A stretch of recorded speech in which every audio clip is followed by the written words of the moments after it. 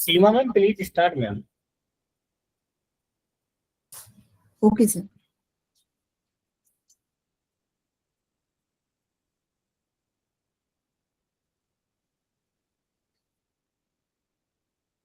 Good afternoon to all. Namaskar and good afternoon to all respected guests, honorable speakers, researchers, academicians, and participants joining us from different parts of India. I'm Dr. Seema Dubey, Assistant Professor at Mahakal Institute of Technology, Ujjain, and convener of this national conference. Warmly welcome to you all. It is indeed a moment of pride for us to organize this 2 days national conference on women empowerment, past, present, and future. Our aim to bring together academicians and researchers from diverse fields to discuss how women's roles have evolved through history and how the future can be made more inclusive and equal. On behalf of Rani Durgavati Shodh Peeth, the Social Science and Management Welfare Association, and the Radiant Group of Institutions, Jabalpur, I extend a warm welcome to our chief guest and distinguished speakers. Dr. Sarika Dikshit ma'am, Registrar IAS University, Bhopal, and Advisory Board Member of Social Science and Management Association of Welfare Association. I welcome to Dr. Savita Mishra ma'am, President of Social Science and Management Welfare Association, Women's Cell, West Bengal, and Principal Vidyasagar College of Education, Darjeeling. I welcome to Dr. Gonjipalli Sunita ma'am, National Head, Social Science and Management Welfare Association, and Principal MRM Institute of Management, Ibrahimpatnam, Telangana. I welcome Dr. Manita Kaur ma'am, Vice President, Social Science and Management Welfare Association, and Assistant Professor and Head of the Department of Political Science, Government College, Chhindwara. I also extend my heartfelt greeting to all researchers and participants who will be presenting their papers in the upcoming session. Now, let's begin our formal session. The theme of this conference is Women Empowerment, Past, Present, and Future. It's not merely a discussion topic. It's a reflection of the journey of women in our society. From the past, where the struggle for identity began, to the present, where women are creating her own space in every field. To the future, where empowerment means equal participation, respect, and opportunity for all. This conference is a platform to share ideas, research, and perspective on this evolving transformation. To start our conference on an inspiring note, I take great pleasure in inviting our chief guest, Dr. Sarika Dikshit ma'am. Ma'am is a renowned academic leader and mentor who has contributed immensely to higher education and women's leadership initiative. We are honored to have you with us. Ma'am, the virtual stage is yours. Thank you, Seema. This wonderful introduction. Thank you, ma'am. So, as our today's national conference topic is multidisciplinary research on women empowerment, past, present, and future. So today I will discuss or throw some lights on these few trends. What has been in a past, what kind of problems and what kind of historical roots in the struggle for the women's empowerment, and what are the present scenario and what kind of future we are envisioning for our future generation. So holistically, I want to deliver, I will deliver the lecture on this. So I think this will give you an insight to understand the research perspective too, while we are discussing all these topics. So with your due permission, I just want to start my lecture. Welcome, ma'am. Welcome. Yeah, thank you so much. So good morning, everyone. So first, I would like to thanks to all the organizers who have given me this opportunity to speak a little bit or share my experiences in front of you. So I think it would be a deep sense of responsibility. So I own this to share my views before you at this national conference in multidisciplinary research and women empowerment. So I extend my heartfelt gratitude for inviting me to share my thoughts on this virtual platform. I firmly believe that this women empowerment is not one of the most compelling social revolution in our whole of the journey, because uh, in which age group I'm lying, too many differences and too many changes we have seen in these last 50 years or in last recent years. So there are three dimensions we can speak about on these things. So the past, we try to trace out the historical roots and the struggles of the women empowerment. The present, that examine the contemporary issues and realities and what kind of challenges we are facing, right? And the future, what kind of we envision our society and pathways for inclusive and a transformative empowerment. And first try to understand also that what we are understanding regarding this empowerment. In my understanding, if I am anytime, if I have given thought, what is empowerment? It is just like to understand just and unjust. If you imagine or create a line between the just and unjust, so I think anyone will be empowered if he is doing or understanding all these concepts in a correct way. It may be anything. It is not related with the gender only. It may be of any stream or anything related with our society. So when we are talking about the past, where we are talking about the women's empowerment in India, because we are taking it's the Indian context right now. So when we revisit the history of the women's empowerment, we recognize that idea is neither new nor borrowed. It is deeply embedded in our civilization. It's a part of, sometimes it's a journey that is embedded in our civilization. So this is nothing else, because we are carrying all these imparities, all these disparities with us as we grow, as we civilize ourselves. These kind of things have happened to us. And sometimes what happened when we create or any kind of social system, we are human beings. So every time in every system, there is a chances of improvement. So why we are here? Just to improve our system where everyone get the equal opportunity, not equal or whatever they want, in the manner of just and equitable. Justice will be always be there when we are talking about the equality, because sometimes these kind of voices have been raised by some people, why women are demanding the equality. So that's why another term has been given by the scholars, that we are not talking about the equality, we are talking about the just and equity. Equity is whatever is justifiable to those people. This is not about the gender only. This is all about those people who are not getting the justice, not getting the right place in the society. So this is about those things too. So when we are talking about the ancient India, women were revered as embodiment of the Shakti. And we all are aware about all these things. These are the divine feminist energy that symbolizes the power, knowledge, and the creativity. And these Vedic period examples always of the learned women, Gargi, Maitreyi, who have participated in the philosophical discourse with the male sages. So it reflects too many times that there is something there is some lacuna in our this whole civilization process and what kind of culture we have developed over a past period of the time. So this Rig Veda that refers the woman, the seeker of wisdom, that suggesting the intellectual equality coexisted with the social respect.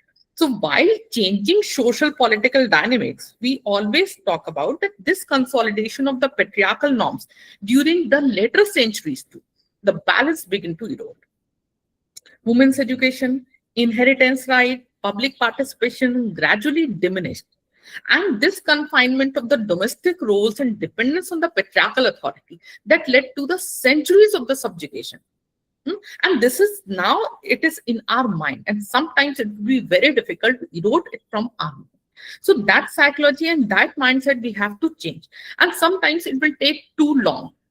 And this change we can only address when we compare after 50 years, 60 years, or over a period of 100 years. Because this kind of changes, these are the slow changes. When we are talking about, these are very slow changes. To change anyone perspective or mind, it would be the toughest task.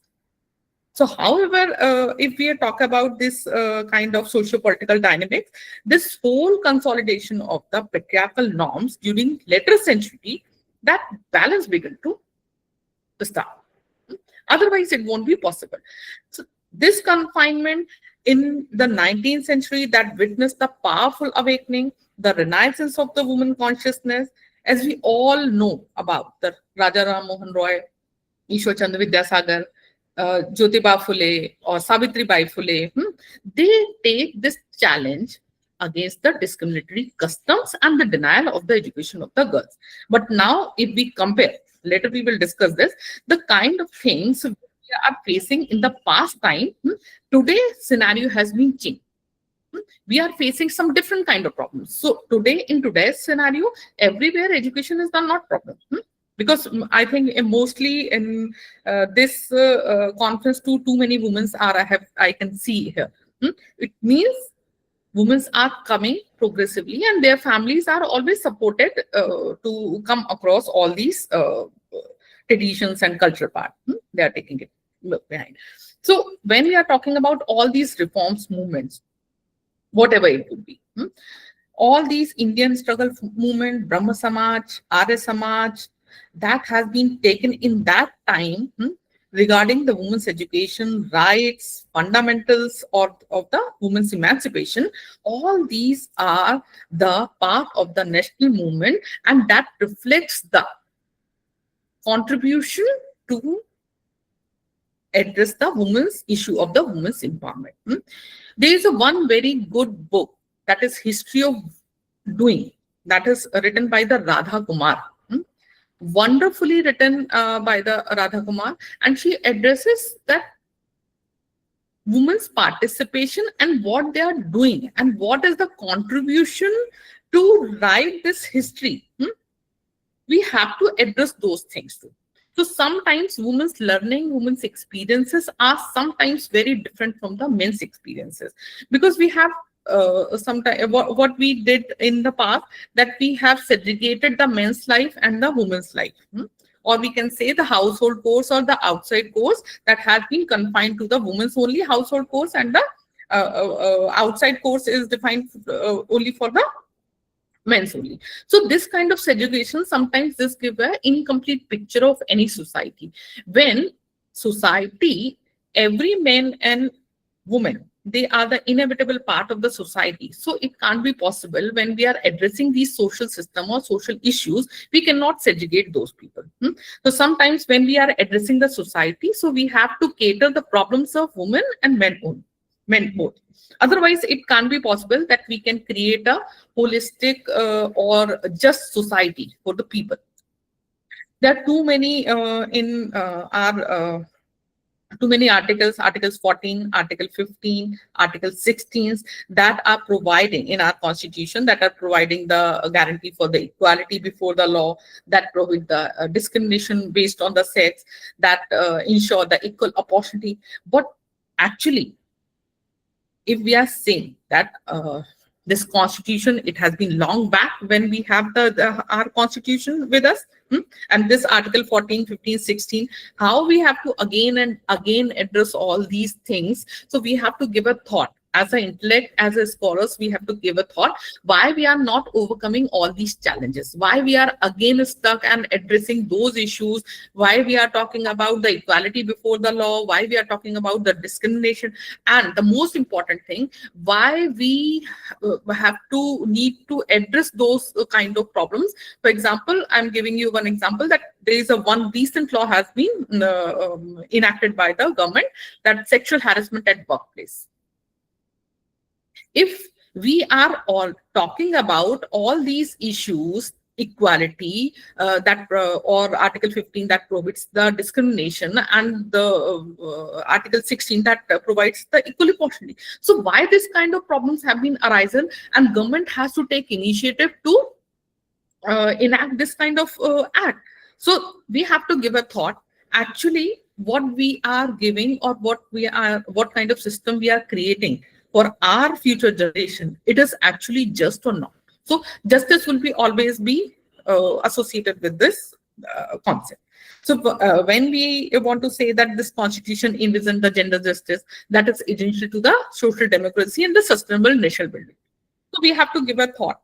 There are too many stages that we can address here. First one is the awakening. Second is the participation. And third one is the rights recognition. But how we are going to achieve this? This would be, I think, again, for future too, it would be a long journey. So when everyone can take the initiative, then we can only do this or achieve these kind of things. But these all process are very, very important, and it will be a time-taking process. So each phase, we are talking about the awakening, participation, or rights recognition, it will be always influenced by the multiple factors. For example, education, law, economy, religion, culture, that demonstrate that women's empowerment always be collective, cross-sectoral, and evolving journey rather than a linear reform. Now, these are some past experiences and past related factors. When we are talking about the present scenario, we can say that now we are in progressive era. Everyone, we are now in 21st century. There are too many changes we have seen. If we compare the 50 years or 70 years back India with the new India, so there are many things we can see that there is a change. But sometimes these kind of progress, these things have been shown sometimes the paradoxes too. So when we are talking about the 21st century, the women's empowerment that has been moved from the philosophical aspirations to the developmental imperatives. So it is no longer limited to the advocacy or limited to the rights advocacy. Now it is a measurable indicator to national progress and human development. And globally, there is a sustainable development goal. This development goal number 5 that articulates the clear vision to achieve the gender equality and empower the all women and girls. And again, empowerment is always related with the justice only. So when we talk about this whole empowerment scenario that has been in today's scenario, we are seeing with the prism of the education, economy, politics, technology, health. So all these are the interconnected sectors and that determine the women's autonomy and the agency. So we have to, because everyone is from the different sectors. So I think as we spread out all these things to everywhere, in every sector, then we only can achieve all these things. Still we are lacking behind. So sometimes I'm saying this, this is a condition of paradox. We are doing something, a few things are on paper, but the actual, what kind of just society we want to create for everyone, that is still we are lacking. If we are talking about the quantitative achievements, we can say that India has a remarkable strides over the past 7 decades. After 70 years or 75 years, we can say literacy rate in 1951, it was 8.86, and now it has been 70%. And one very interesting factor is this literacy rate is in few places, it is better than if we compare the male and female ratio. So in few places, female participation and the education part is better than the male students. So this is an achievement, but still we are lacking behind. Secondly, women constitute the total in higher education. This is again a remarkable thing, that women constitute 46% of the enrollment in the higher education. This data has been shared by the ASH. ASH is, I think, all our academicians here. So this is All India Survey Report, ASH 2023, that highlights that 46% enrollment comes from the although government is taking a very good initiative to enhance this enrollment, but yes, that reflect have been shown in our data too. So when we are talking about this education, and then if we talk about the workforce, nowadays women account for 28% their presence across diverse professions. this is again in increasing mode. If we are talking about the in 1994 or 96, I'm just forgetting that year. In that report, there is a committee on the status of women. There, that report shows that only uh, um, 94% women are working in the unorganized sector. So now if we compare the today's statistics, so there is a difference when we talk about the 1994 report to this. Now we are in 2025. So 6% to 28%, we can say. So workforce participation in organized sector, that has been increased right now, from science or technology or politics or entrepreneurship, that reflects the changing landscape of the gender dynamic. Second initiative that have been taken by the government, that Panchayati Raj system, institution, local governance. So at this level too, government is taking the initiative, and in this area too, we are seeking that there is some increase in the participation. Although sometimes it is we are talking about that this is a pseudo kind of participation, but I think pseudo maybe sometimes we can say this pseudo kind of participation, but sometimes that first step is very, very important. Maybe we are saying that this is a pseudo kind of participation and this is not a real participation, because those women who have been selected through this Panchayati Raj system, they are come as a sarpanch and all, but they took that first step. So I think started, or our journey begins with this first step only. So sometimes we are breaking those notions. So this is again a start of our empowering ourselves too. Secondly, when we are talking about the institutional initiative policy, there are still too many institutional initiative that has been taken by the flagship program, have been taken by the government, like Beti Bachao, Beti Padhao, Stand Up India, Startup India, where women have been supported by the government in different schemes. But the again problem is that we want the society in future that we need no need to of this kind of flagship and this kind of supporting programs. We don't require this. We want that we can achieve all these things with our capabilities.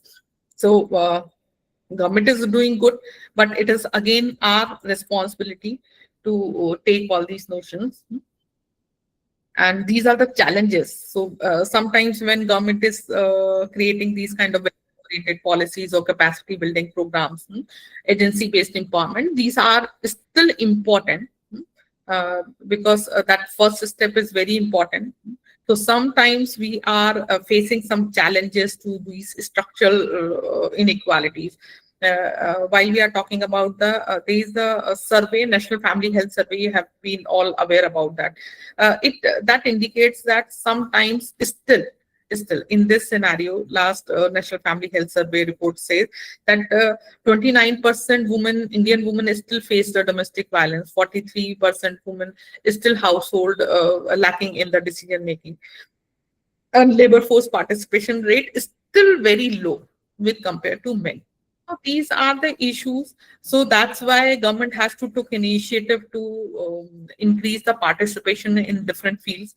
But still, it is just the transition phase. So too many things, and sometimes some negative versions are also coming up from the other different people. But I think this is a transition phase. So we have to accept that how we are going to make what they are not getting, what women are not getting since long. And that is their rights. So we are not giving them anything. That is, we are giving them any kind of opportunity beyond their rights. So this is their right. And everywhere, sometimes anyone is weak in any kind of thing. So we are providing some support. There is a need. We need some push to achieve those success, or some success stories are coming from with only this push only, and this support only. And this support only comes from ourselves. If we are at some positions, so I think everyone have take this call to support all those women who wants to do something, or who wants to achieve something or contribute directly or indirectly to the society. Uh, when we are talking about in this present scenario, this empowerment paradox, so sometimes this all kind of empowerment paradox, that would be a situation where the structural progresses coexist with the socio-cultural regression. So why we are talking about the social cultural regression? Because sometimes this cultural part is very, very discriminating. While we are talking about the policies, laws that expanded the women's formal rights, deep-rooted patriarchal values, social stigma, gender-based violence, that continue to curtail the true empowerment. So when they want to do something, to these kind of cultural paradox and these gender-based or social stigma come across to them.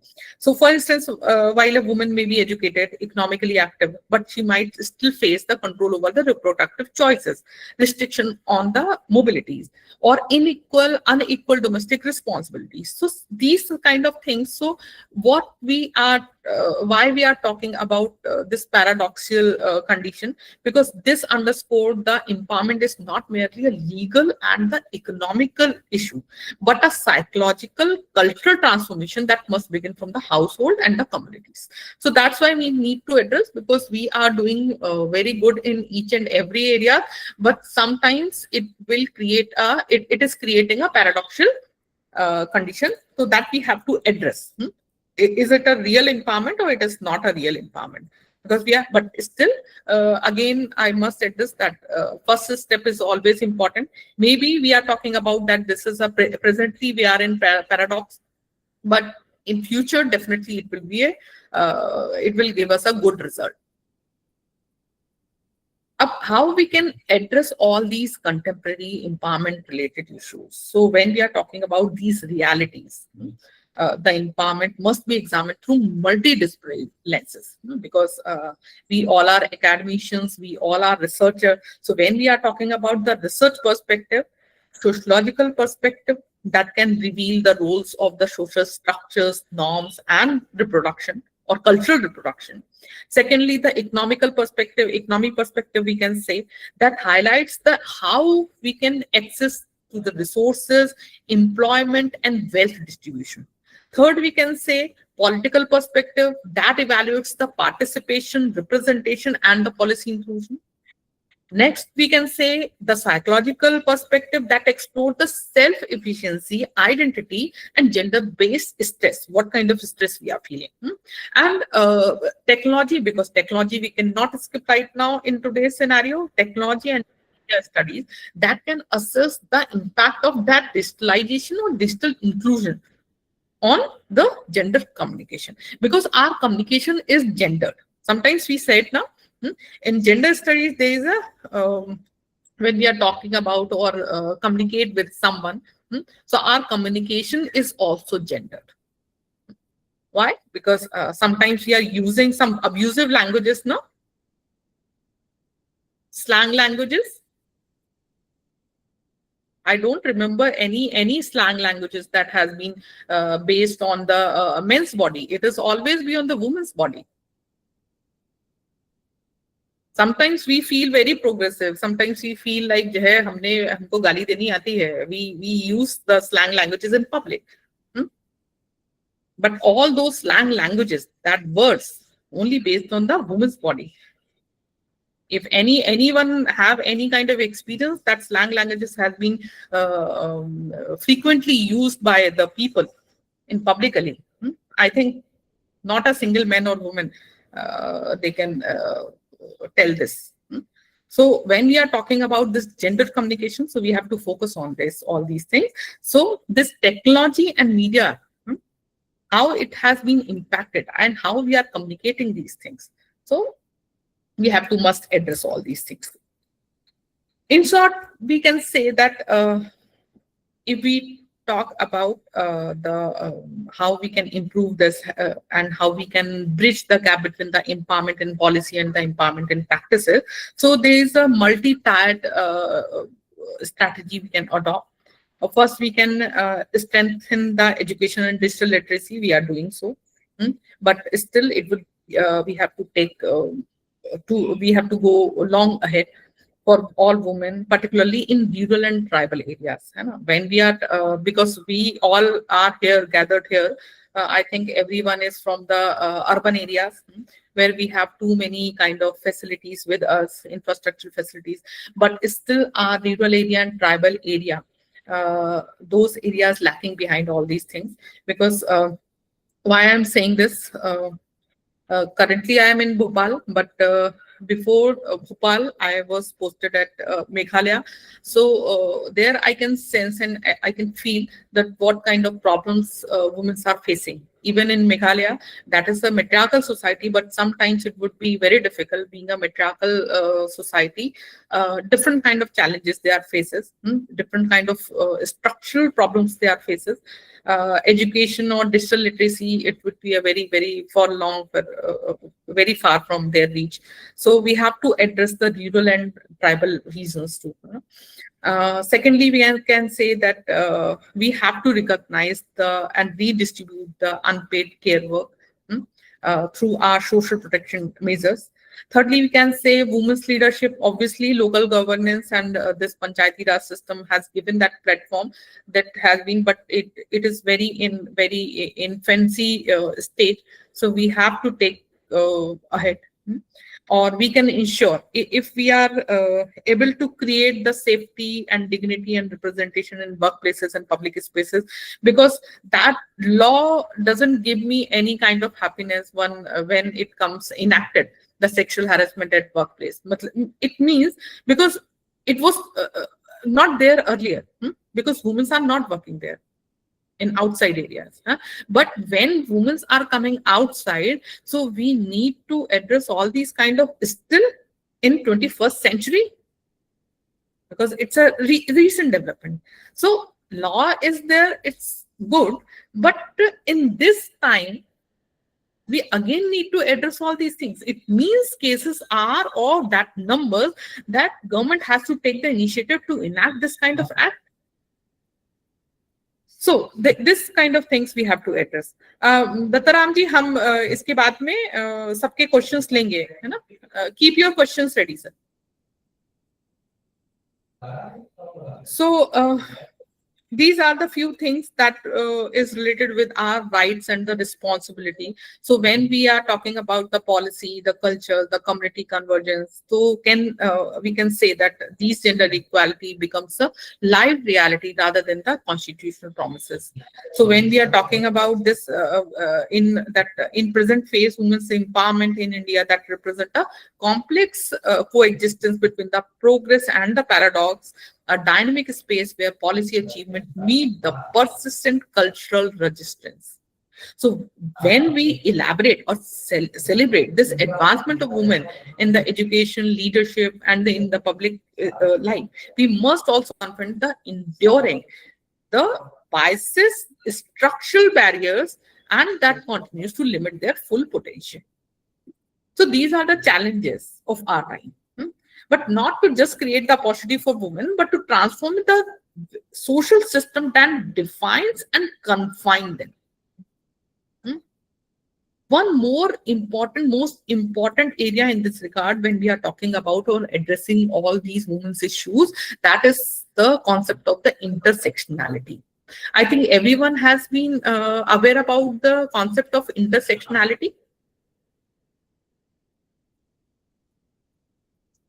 Intersectionality is a gender perspective, feminist perspective, and it is addressing the gender roles that does not operate in the isolation. It is entangled with the caste, it is entangled with the class, it is entangled with the ethnicity, religion, disability, age, religion. All these things have been addressed when we are talking about the intersectionality, because women is everywhere. Everywhere we have the patriarchal society, even in India, Africa, all over the world. Very few communities are there who are practicing the matriarchy. But everywhere the patriarchal society is oh God. But sometimes what had happened, what, for example, we have the caste system here. So sometimes when women are facing the economical problems, the same time they are facing the caste-based oppression too. The same time when we are talking about the African women, they are facing the racial problems too.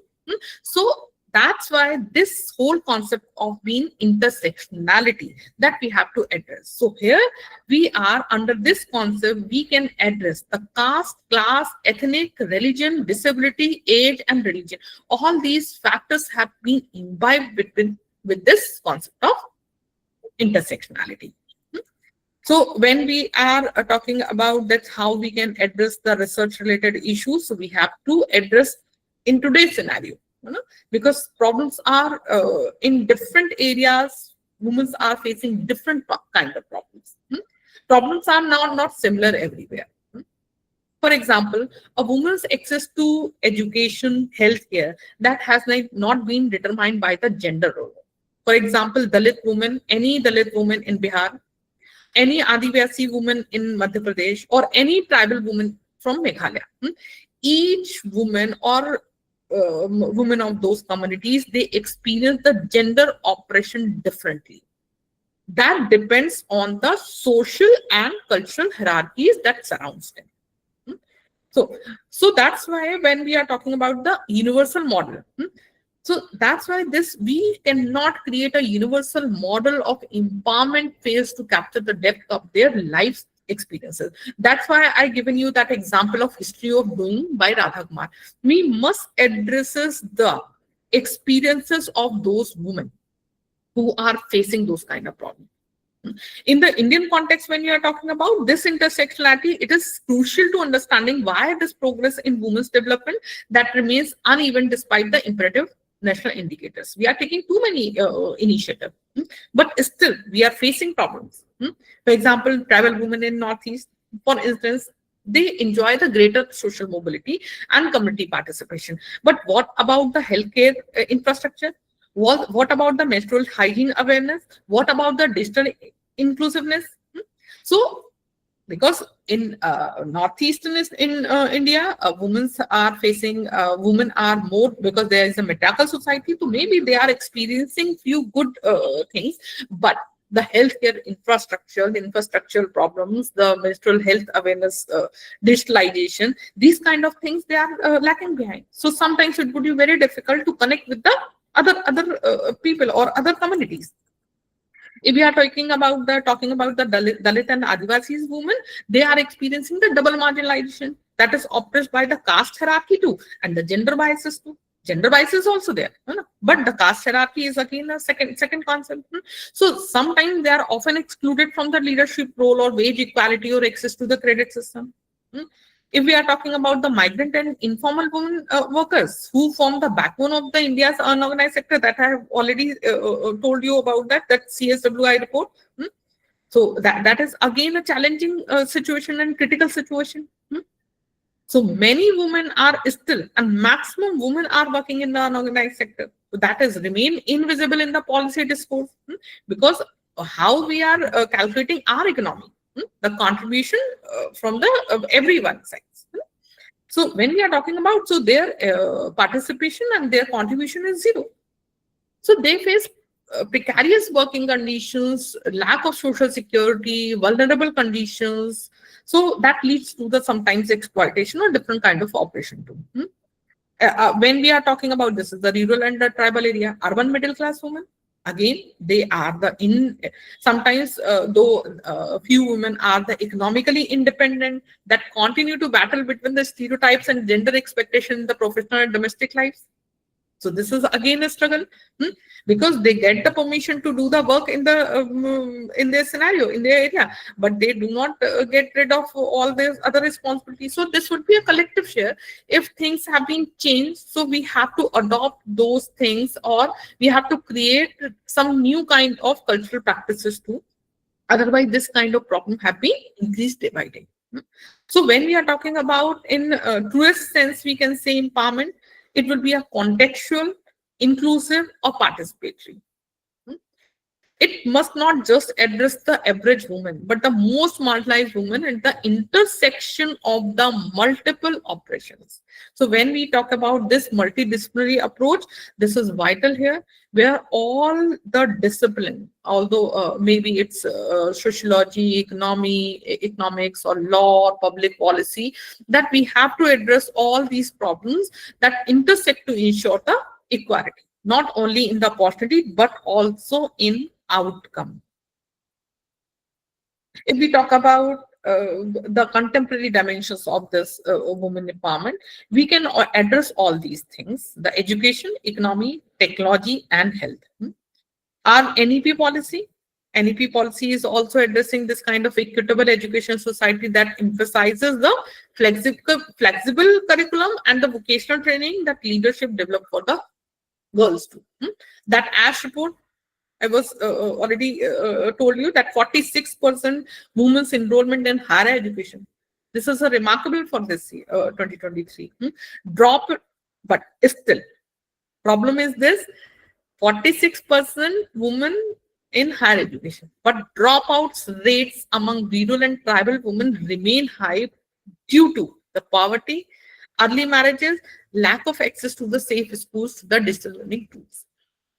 If we are saying that we are providing them the safe environment, everywhere it is not we are getting in a good condition. So these are the still some basic problems that need to again and again address.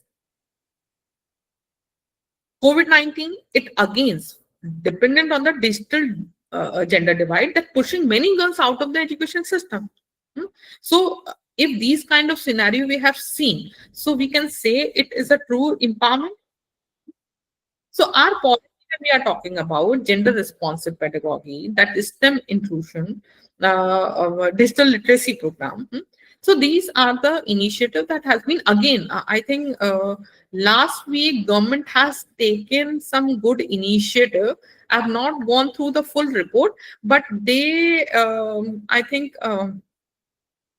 full academic fees, they curtail down for those girls who have taken admission in STEM fields only. So these kind of initiative is still, it has been taken by the government, but still, but that participation, that awareness needs to, it is our responsibility to spread it out throughout the areas, whatever it will be our reach. Second, when we are talking about the economic empowerment, from welfare to agency, I can always be say like this, because when we are talking about the economic independence, that transform the empowerment from the rhetoric to the reality. International Labour Organization 2023, women constitute only 20% of Indian formal workforce, and gender pay gap is remain 28%. So these women continue to overrepresented in the informal sectors like agriculture, handicrafts, domestic workers, small scale trades where wages are low and job security is zero. Government again taken the steps, and they are providing some schemes: Stand Up India, Mudra Yojana, National Legal NRLM, that opened the pathways to the women entrepreneurship, but especially through self-help groups. But sometimes it has to be proven transformative. Again, some challenges we are facing here: enhancing the financial literacy, the credit access, and the capital amongst the rural women. Next, we can say the digital and the technological inclusion that bridge the gender divide. Technology, sometimes the one question is always become arising while we are talking about the digitalization and the technology. It always have been addressed that technology is not for the women. So Internet, the Mobile Association of India that had reported that only 33% of the Internet users in rural India are, that revealing a significant digital divide. But apart from this, the cyberbullying, online harassment, digital illiteracy, these kind of things that discourage the participation too. Again, there are some pros, some cons are there. So that awareness should be comes from our side. So we can say that bridging this whole gap requires the digital gender budget time, the safe online spaces, training programs related to this that prepare the women not to just users, but the creator and the leaders in the digital ecosystem. Few more things and four more important things that we have to address, because this is related with the research too. How we can address this whole problem of problem has been multi-dimensional approach and the intersectionality it is addressing. So we can address that live reality of women and crossroads of the gender, caste, class, and geography. There are the four pillars who can address these kind of all problems: the education, economy, technology, and health. All these are the interdependent factors and the mutually reinforcing.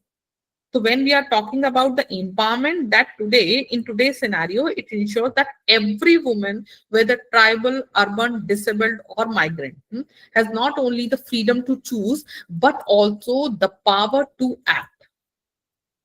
So as an academician, as a researcher, we must work towards the policies and the practices that celebrates the diversity and promote the equality, not as ideal, but as a lived experiences. So as a researcher, we can take this collective responsibility to do create some policy initiative or practice those things. If we are creating or doing some researches, so must ensure that some policies issue must be addressed while we are doing the research. Now, when we are talking about the future one, so how we can address from access to agency, we can say, because education is the most powerful tool that for the transformation, but empowerment through education requires a more than the enrollment numbers. It must accumulate the critical consciousness and the social awareness. And it is our duty, it is our collective duty to address all these things.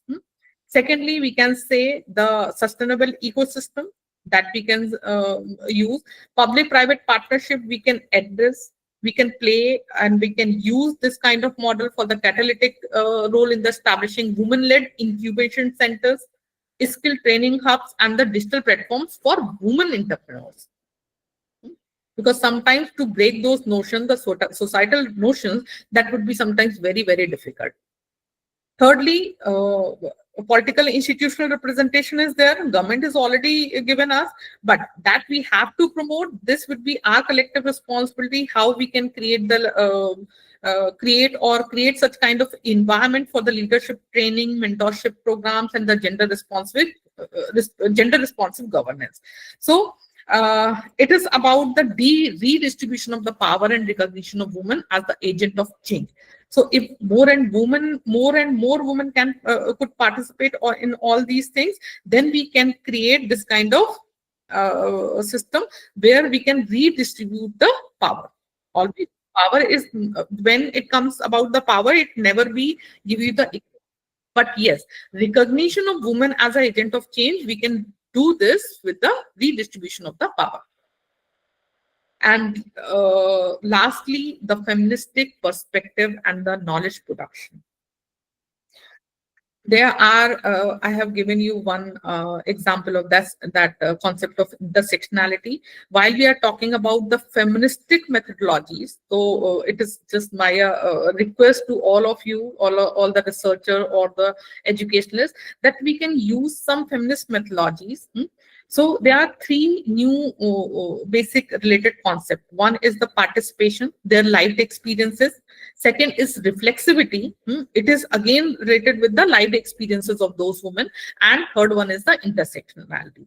So if we are addressing all these basic methodologies while we are doing research in this sector, so I think this must be address some basic problems that still we are facing challenges in this area.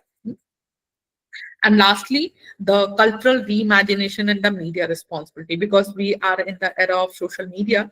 So we have to address all these things, because media, cinema, literature, all this digital storytelling that portray the woman as a leader, innovators, and the change makers, rather than the victim or independent. So while we are promoting our next generation, because we are we all are in education field, so we must address all these things, how we are going to prepare our next generation, that everywhere this is our collective responsibility to understand how we are portraying us too, and how we are creating a supported the next generation too for all these challenges. So at last, collectively we can move the whole holistically, that three things I must address here. That empowerment begins with the empathy that culminates in the equity, not the equality. What is required and what is needed from anyone, we have to provide those things. So it is not about just changing the policies, it is about the transforming the attitudes, values, and the relationship. Secondly, it is the foundation of the national development, because sometimes, always it is a general term, but every time I must very focused on the general terminology. General means it has been prevalent amongst all. This is very common and this is very general. So ये जो general या बहुत common चीज है, ये इतना भी common नहीं है. ये जो common है इसी में, common means it is everywhere, everyone facing the same kind of problem. So जहां पर in terms of women's empowerment या ऐसे किसी भी marginalized section को when we are addressing, so we have to focus on this common and this general terminology. What is general? Who is saying that this is very general problem? General problem, it means it is prevalent everywhere. So do not skip, and it will be stuck in your mind that this is common, this is general. So it is not so very common and general. So representation to recognition is very important. So if we are talking about these common and general problem when we are addressing this, so I think then we can do or create a just society. So this is all about from my side. If anyone has any questions, so he or she can ask me. Mic is over to you, Seema. Thank you. Thank you. Certificate could issue the participant certificate over. Hello, ma'am. Hello. किसी के कुछ questions हो तो पूछ सकते हैं. Hello, madam. Hello. Please, Hello. I want to know what is the basic mental structural difference between a house woman and a working woman, and what do you mean by a disciplined woman? Please explain, madam, once again. Your question is, what is the difference between the What is the mental structural difference between a house woman and a working woman? Mental structure difference, and what do you mean by a disciplined woman? Disciplined woman. First thing, I have never used this word disciplined woman, because discipline is just to maintain any kind of system. But when we are trying to talk about maintain any system, and here we are talking about the structure and the system related problem. Because cultural part is different. Culture is the part of system that we have created, and this is human beings. We are human beings and we have created this. Yes, ma'am. And when we are talking about the women, they are working in the household chores, because what happened initially, there is a collective responsibility when we have created this system, that this is the household chores and this is the outside chore, है ना? Because अभी आज के time में अगर आप अगर देखिए किसी भी महिला की जो रिप्रोडक्टिव जो साइकिल होती है कितने साल से शुरू हो जाती है मैडम? पहले शायद 16-17 साल से शुरू हो जाती थी, 50-55 साल तक रहती थी, करेक्ट? और आज की डेट में ये रिप्रोडक्टिव साइकिल थोड़ी सी और जल्दी शुरू हो गई है, करेक्ट? Yes, madam. Yes, है ना? madam. तो अब अगर हम बात करें, हमारे पास में आज की डेट में टेक्नोलॉजी है और बहुत सारे ऐसे साधन हैं जिसकी वजह से वो महिलाएं जो है एक बच्चा करना है, 2 बच्चा करना है, फैमिली प्लानिंग करते हैं। लेकिन इनिशियल स्टेज में जब इस तरीके के सिस्टम बन रहे थे तब हमारे पास ऐसी चीजें नहीं थी। एकदम मैडम। तो जैसे ही महिलाएं अगर इस तरीके के उसमें आती थी कि उनकी रिप्रोडक्टिव साइकिल शुरू हो गई है तो उनके कितने बच्चे होंगे इसके ऊपर उनका कंट्रोल नहीं था। और शायद हम, अगर आप किस एज में है मुझे नहीं पता, लेकिन मैं अगर बोलूं कि मेरी नानी या मेरे मामा या मेरे रिलेटिव जो थे, मैं बात करूं तो 12 बच्चे थे मेरे मम्मी और हमारे यहाँ जो लोग थे। और शायद आप लोगों में से और जो थोड़े से और ज्यादा एज के होंगे वो देखते होंगे कि it is a very general common trait कि घरों में 10-12 बच्चे होना बहुत कॉमन सी बात है। तो जब ये इस तरीके की व्यवस्थाएं बनाई गई होंगी तो बात ऐसी थी कि भाई बच्चे मदर से कनेक्टेड रहते हैं, तो भाई आप घर की रिस्पॉन्सिबिलिटीज देखिए, आप उनकी टेक केयर कीजिए, बड़े बुढ़े घर में हैं उनकी रिस्पॉन्सिबिलिटीज लीजिए, क्योंकि बच्चे किससे, माँ से अटैच है ना। और जो पुरुष हैं वो बाहर देख लेंगे। लेकिन जैसे जैसे चीजें कई बार जब ये बहुत ऑप्रेसिव होने लगती हैं तो समटाइम्स ये जो स्ट्रक्चरल चीजें हैं इनको हमें एड्रेस करना पड़ेगा। और ये स्ट्रक्चर हमने बनाए हैं, ये नेचर ने क्रिएट करके नहीं दिए। नेचर ने तो कुछ और चीजें अलग क्रिएट करके दी हैं, दैट इज द, उसने प्रोजीनी की व्यवस्था की हुई है। भाई this is the basic natural process, इसमें कहीं पर भी किसी सोशल सिस्टम की बात नहीं करते हैं। तो जब आपका जो क्वेश्चन है कि ये हाउस होल्ड और बाहर की बातें हैं और जिस सिस्टम को हम बदलने की बात कर रहे हैं, बात यह है कि जैसे जैसे हम सिस्टम को क्रिएट कर रहे हैं, सिस्टम में हमेशा बेहतर होने के चांसेस रहते हैं, जो मैं अभी एकदम मैडम, है ना। तो अगर सिस्टम चीजें चेंज हो रही हैं, we are developing new technologies, we are adopting new techniques for the betterment of the society, so we have to focus on the family too, because whole structural part and whole family system and whole economic system that must be family is in the center.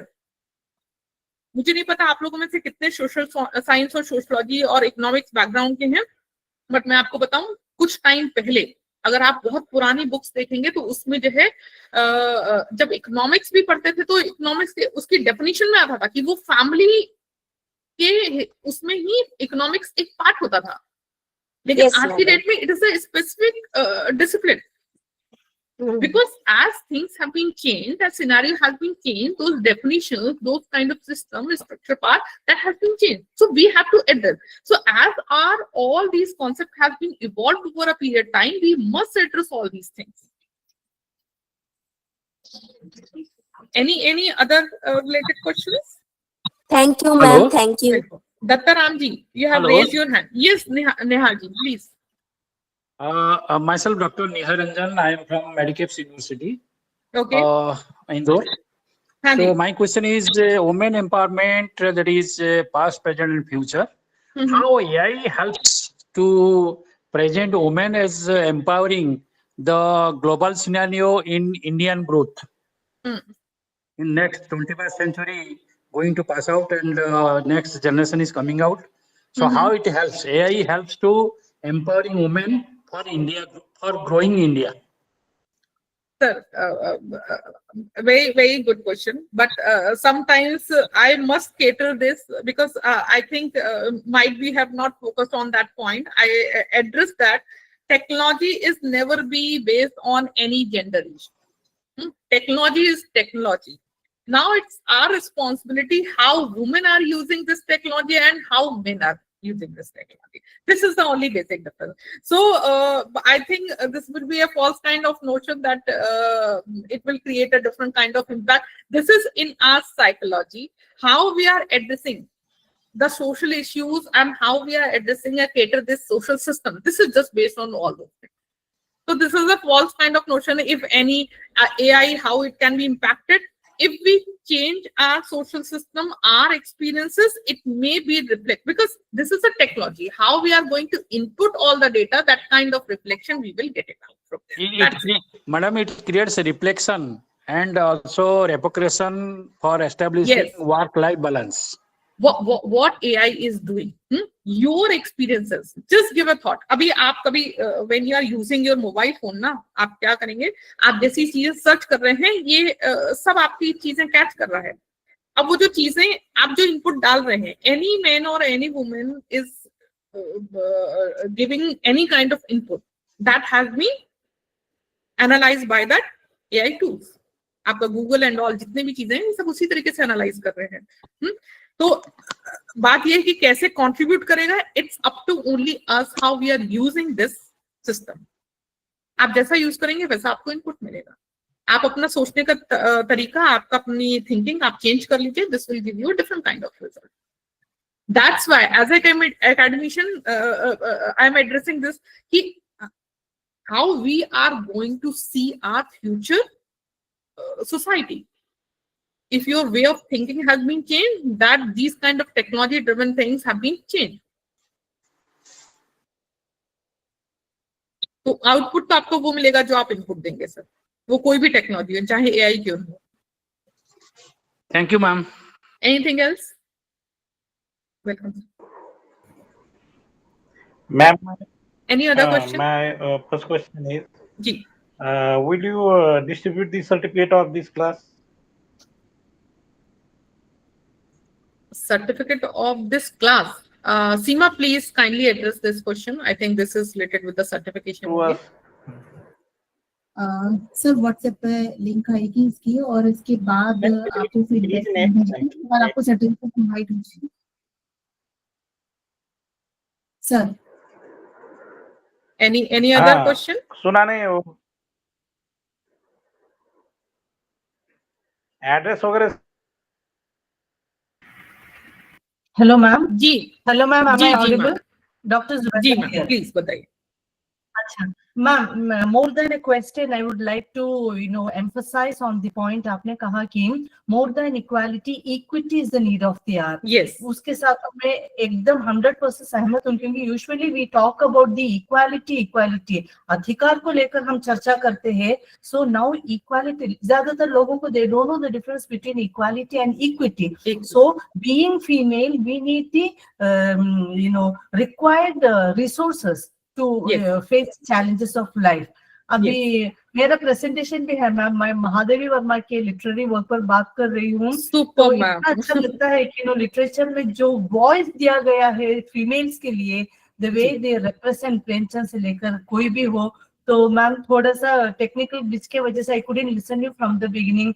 Hats off to you. And one thing you repeatedly used, collectively. जब तक हम साथ मिलकर काम नहीं करेंगे, modern आवाज उठाना, अपने राइट्स के लिए काम करना हम सभी को जरूरत है। Thank you the organisers for organising such a wonderful session. Sarika ma'am, thank you so much. मैं यहाँ पे एक और चीज एड्रेस करना चाहूंगी जो मैं शायद इस बार नहीं कर पाई।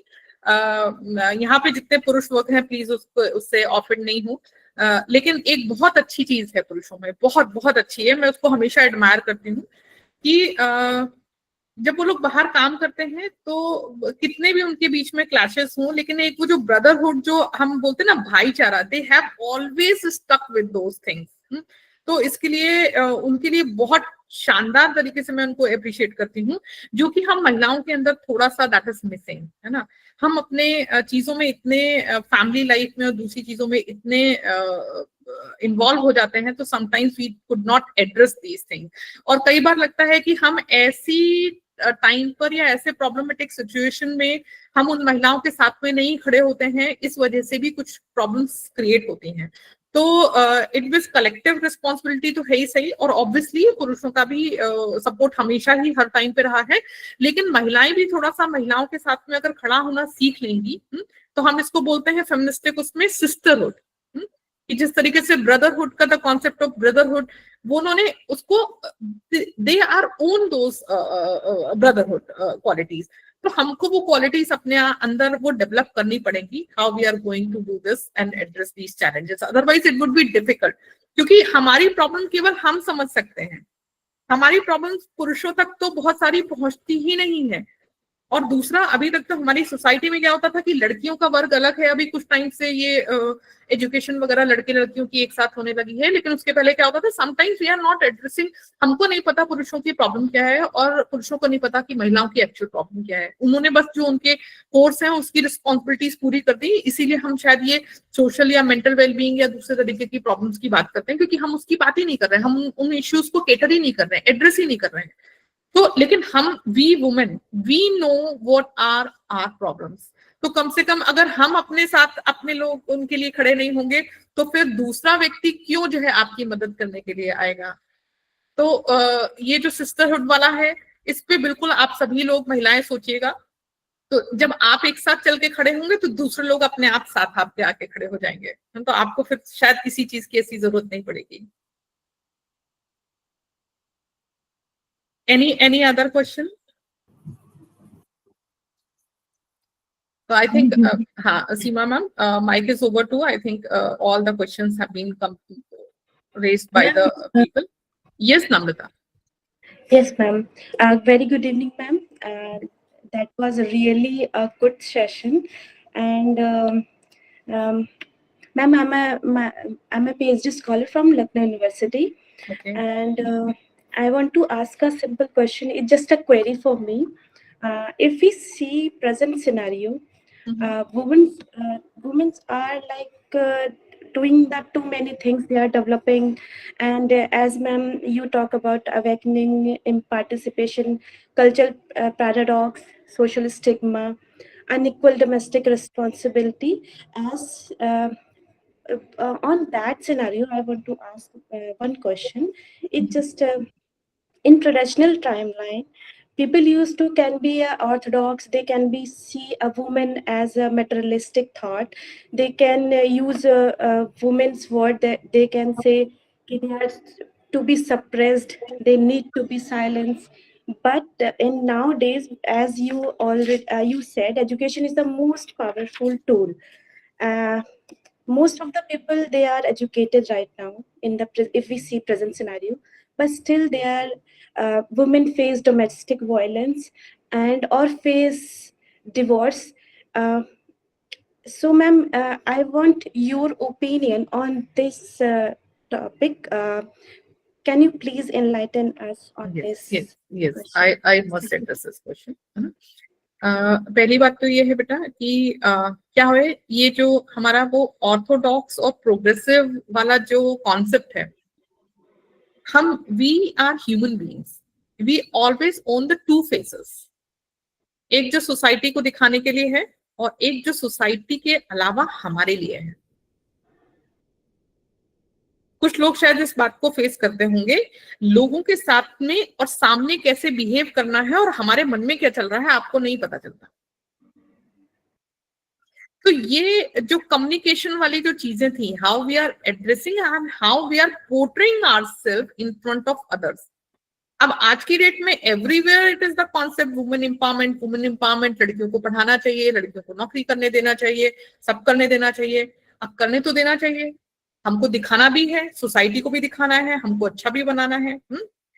साइकोलॉजी में कुछ वो है, साइकोलॉजी के कितने लोग हैं यहाँ पर, हैं कोई कुछ लोग हैं साइकोलॉजी से रिलेटेड?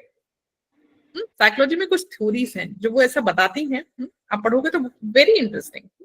आपको बताते हैं कि जब लोग दो तरीके के फेसेस को करते हैं, एक छोटा बच्चा अगर 6 महीने का है, मैं एग्जांपल से लेकर बताऊंगी फिर हम इस पे एड्रेस करेंगे। 6 महीने का बच्चा है छोटा, अगर उसको भूख लगेगी तो क्या करेगा? वो खूब जोर जोर से चिल्ला चिल्ला के रोएगा, क्योंकि उसको बोलना नहीं आता है ना, चिल्ला के रोएगा ना। अब अगर वहीं 6 साल का बच्चा होगा जो बोल सकता है और अपनी बात कह सकता है, और अगर वो सेम सिचुएशन में वो अगर चिल्ला चिल्ला के रोए तो क्या होगा? हो सकता है उसके पेरेंट्स उसको थोड़ा सा डांट लगा दें या थोड़ा सा जिस भी तरीके का वो हो, जिस भी तरीके से वो उसे सिखाना चाहें कि अभी। और ये सिचुएशन कैसी हो सकती है कि हो सकता है हमारे घर में गेस्ट बैठे हों, तो अगर सेम सिचुएशन हो, घर में गेस्ट हैं और वो 6 महीने का बच्चा रो रहा है और 6 साल का बच्चा रह रहा है या 16 साल का बच्चा रो रहा है, तो दोनों ही सिचुएशन क्या एक जैसी होगी? नहीं होगी।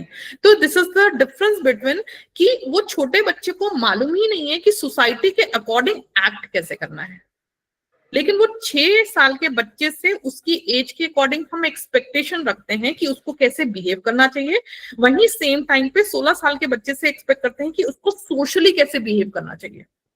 इसीलिए एक कॉन्सेप्ट बात करते हैं social animal, we all are social animal. हम चीजों को सीखते हैं, क्या चीजें सीखते हैं? सोशल बिहेवियर सीखते हैं, हमको लोगों के सामने कैसे एड्रेस करना है। तो ये जो कॉन्सेप्ट है, जो व्यक्ति पर्सनली इन चीजों को जैसे सोशल सिस्टम को अडॉप्ट कर लेता है, उसकी वो व्यक्ति कैसे अपने आप को शो कर रहा है दूसरों के सामने, इसके ऊपर डिपेंड करता है कि वो पैराडॉक्स ऑर्थोडॉक्स की उसमें सिचुएशन में आएगा या अपने आप को प्रोग्रेसिव दिखाने के लिए कुछ चीजों को तो कर रहा है लेकिन बाकी दूसरी चीजों को अडॉप्ट नहीं कर पाया है। तो कुछ लोग आपको दिखेंगे जो आपको परमिशन भी दे देंगे और आपको दिखाएंगे, पब्लिकली दिखाएंगे कि भाई वी आर वेरी प्रोग्रेसिव, हमने हर तरीके की छूट दी है, लेकिन बैक ऑफ द माइंड जो उनकी पुरानी लर्निंग्स हैं वो उससे छूट नहीं पाती। तो this is about the basic thing, how we are learning the social behaviour, और हमने उसको किस लेवल तक अडॉप्ट करके रखा हुआ है। तो ऐसा वाला कुछ कॉन्सेप्ट नहीं है कि हम प्रोग्रेसिव हैं या ऑर्थोडॉक्स हैं। दिस इज जस्ट अबाउट दो तरीके की चीजें होती हैं। एक तो ये कि जो सोसाइटी ने जैसा सिखाया हमने वैसा सीख लिया, हर व्यक्ति का अपना वो होता है ना। तो this is just about the social behaviour. इसलिए बात करते हैं आपका इन्वायरमेंट बहुत अच्छा होना चाहिए। आपका अगर इन्वायरमेंट जैसा है आप वैसी ही चीजें सीखेंगे। तो ऑर्थोडॉक्स ये तो हमने चीजों को दिखाने के लिए हमने उसको कैटेगराइज करके रखा हुआ है। But the idea behind this, it is just about the social learning, how we are learning। आपका फैमिली का एनवायरनमेंट अलग होता है, आपका रिलीजन बेस्ड एनवायरनमेंट अलग है, आपका कास्ट बेस्ड एनवायरनमेंट अलग है, ये सारे कल्चर का इम्पैक्ट पड़ता है। Why we are talking about this intersectionality. तो ये जो हम कैटेगराइजेशन कर रहे हैं कि प्रोग्रेसिव और orthodox, this is just related with our social learning. आप इससे रिलेटेड कोई भी कॉन्सेप्ट जो आप क्लासिफाई करते हैं, that is also related with that learning part. Yes. Thank you so much. Yes. I think Seema, now questions are over, so now mic is over to you. Your session is very great for all of us. Thank you so much, Sarika ma'am, for your inspiring and thought-provoking address. Your words on equality, not just equity over gender. Leadership and empowerment have truly set a positive tone for this conference. So thank you so much, Sarika.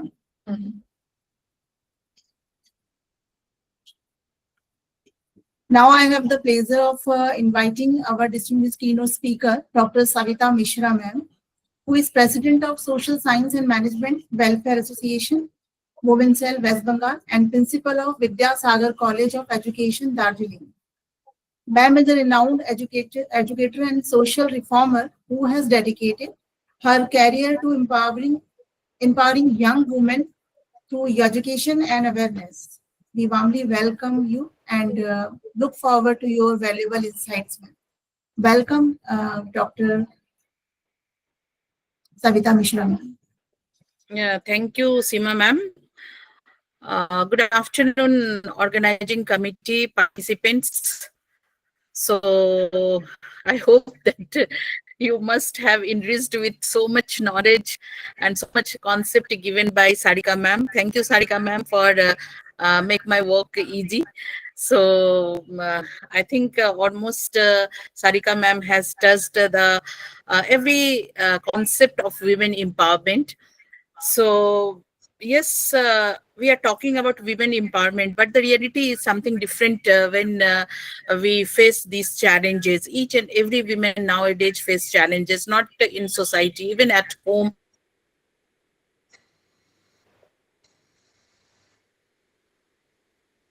In working place and in education, in every sector, in organization, their professional life. So, but still, we have to talk about this. We have to issues that these issues have to raised everywhere, because if we talk about something, then only some changes will take place. So, thank you once again, Sarika ma'am, and once again, very much thanks to organizing committee to organizing this national seminar on this important topic.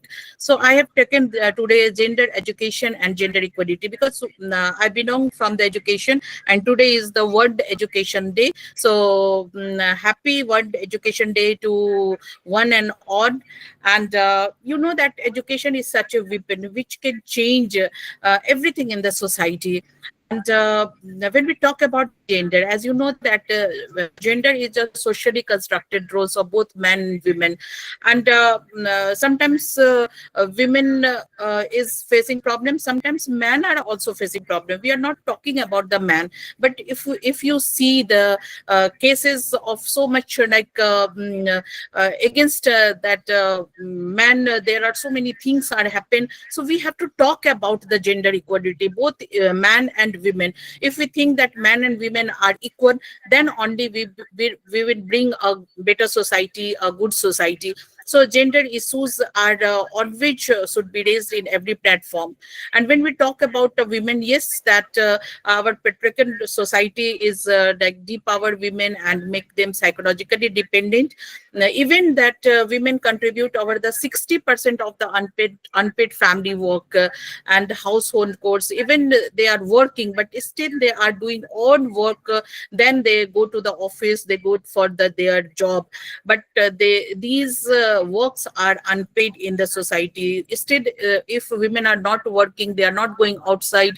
So the family member says that what you are doing the whole day, means they are doing the whole day for the house, but still they are not counting as a work. So these are the problem, these are the challenges every women are facing, working women also, and even the housemaker also.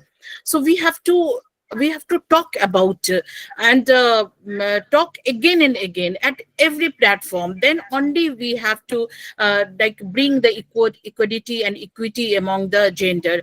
So gender discrimination is still there. You know that after 78 years of independence, where we are now, still we are facing the problem. Still there are so many challenges. If you want to do some work, there are so many obstacles come. You are not you are a woman, so you don't do this work. You should not go that side, you should not go like this way. There are so many obstacles will come, and from the family, from the society. So gender discrimination is still prevalent in our society, whether we are educated or not educated. But education helps us to take our own decision, and it is very important that we have to go ahead the gender stereotype that this work only man can do or this work only women can do. No, that we are above that gender stereotype. But gender biasness is also there. We favor that, yes, that you know that even the Indian families, they have 2 daughters, 3 daughters for waiting for a boy. You have seen in many like villages and many educated family also, they are waiting for the boy. So why this gender biasness? Why boy can do, why girl can't do? And now everything girl and boy can do, but still this is gender discrimination is there. And when we talk about the women empowerment, yes, we talk about the women empowerment because these issues we have to raise again and again, and it is very very necessary to talk about the women empowerment. Because if you want to develop your society, if you want to see your India as at the global level, if you want to develop each and every citizen develop, then you have to take the development of 50% of population, and that is the women. So what is the position of women now? As you know that when we talk about the equality of educational opportunities, women education, it's a significant role for the development of the country, for any nation, not India, even the all nations of the world. If the women is not educated, any nation can't be developed. But in India, if you see that female literacy is 74% in 2011 census, and this is why disparities between the state and other state also. In some state, women are almost above 90%. In some state, almost only 60%. So these disparities in India is there by state. Around 245 million Indian women who can't read or write. You can think that even in India there are so many women, they can't read and write, and they constitute the large number of illiterate population. So we have to work on that. We have to work on the illiteracy. We have to work on the education of the women, girls of the women. If women are educated, then only they can fight about their right. They don't know. There are so many programs given by the state government, central government, but these women don't know about this right and responsibilities. So how they can demand for that? And only education is the way who can tell them that these are the rights given by the state government, given by the central government. You have to work for you, you have to fight for you. So like the literacy, female literacy have increased. You can see in 1961 18.3, but 2011 74. But literacy gap male and female also decreases. And Indian government, many state government is working on that enrollment and retention of girls in education. So even national education policy has given emphasis on the education of girl child. And because you know that the children who do not go to school are more vulnerable to poverty, hunger, violence, abuse and exploitation, trafficking, and the HIV AIDS. These are the said of research of the UNICEF's global chief of education. And you can see that in some villages or in some areas of states, if the population, girls population are not educated, the poverty are more there, human trafficking are more there, and they are facing the lots of gender discrimination. So we have to work on the education for both male and female, and especially on the girls education we have to focus that. And because you know that it's in patriarchal society, what happened that every right goes to the boys, like property, and on they said that they forwarding the kund, they are the main part of the family. But when they born a girl child, when born, they are still unhappy, and they are waiting for the main child in most of the society. So we have to change, because women's participation in economic and political empowerment is very important for the women empowerment, for the development. And when we talk about the gender equality or gender equity, that is very important. The decision making, women in the family should be involved in the decision making. What happened when we take any decision in the family, whether for the education of the child, or like to buy anything in the family, or making or buying a property. So the only maid husband or father will take decision.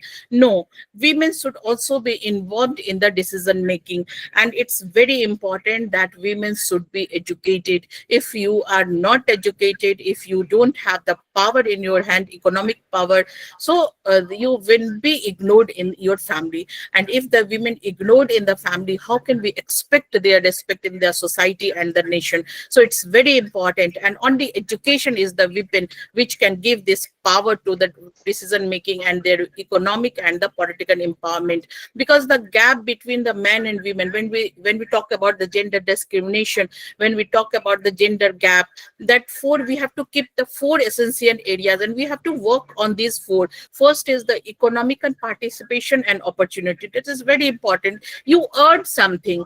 It is not always necessary that you should be like gained higher degree, PhD and all that, then only you go for the earning. Even if you are illiterate, you work for you, you earn for you. You can't always for a penny you talk to your husband and your son that give me 5 rupees, give me 500 rupees. You have the economic power and you earn, then only you gain the respect in your family. And it is very important that women should be respected in their own family, because if you are not respected in your family, society will never respect you. So for that, to gain the respect in your family, you have to be economically empowered. And that's why in each and every family, girls should be educated, and they can be they can be empowered in the economic sector. And second is the education in attainment. You study, as far as you study. If you want to do PhD, go for PhD. If you go for the UPSC, you go for the UPSC. UPSC. So families should encourage for the education and attainment. That is very important. Third is that the health and survival. You know that health is wealth, and if the women is working from morning to the evening and 24/7, so you must care about your health, because you have to reproduce the child. So your health is very important. And fourth, that is the political empowerment. And if you see that if the women is politically empowered, that country is always a developed country. And lack of education is the root cause of exploitation and negligence of women in any country, in any nation, in any state. So it is very important. And in Kothari Commission also they have said that is the very important that we have to give the equal opportunity to the women as man, and education give this power. So if you see the right to education act, that also given the free and compulsory education to all children in the age group 6 to 14 years, we have to follow that. If we see the national education policy to 2020, they also extended the realm of RT include the education and primary education and secondary education, because it is very important. And Ministry of Education, Government of India has also that extended this RT Act to all children between the age 3 to 18 years, like universalization of pre-primary education and foundation and literacy and numeracy skills for all. So wherever you see, and you know that it is integral part of RT till 2030 that all the students enroll and participate in quality school education till they complete grade 12. Because if there is no education, the all things what if you sustainable development goals, that is the gender equality is one of the important goal, and that we have to achieve till 2030. So like if we see the stages of women, we pass through the 5 stages, and in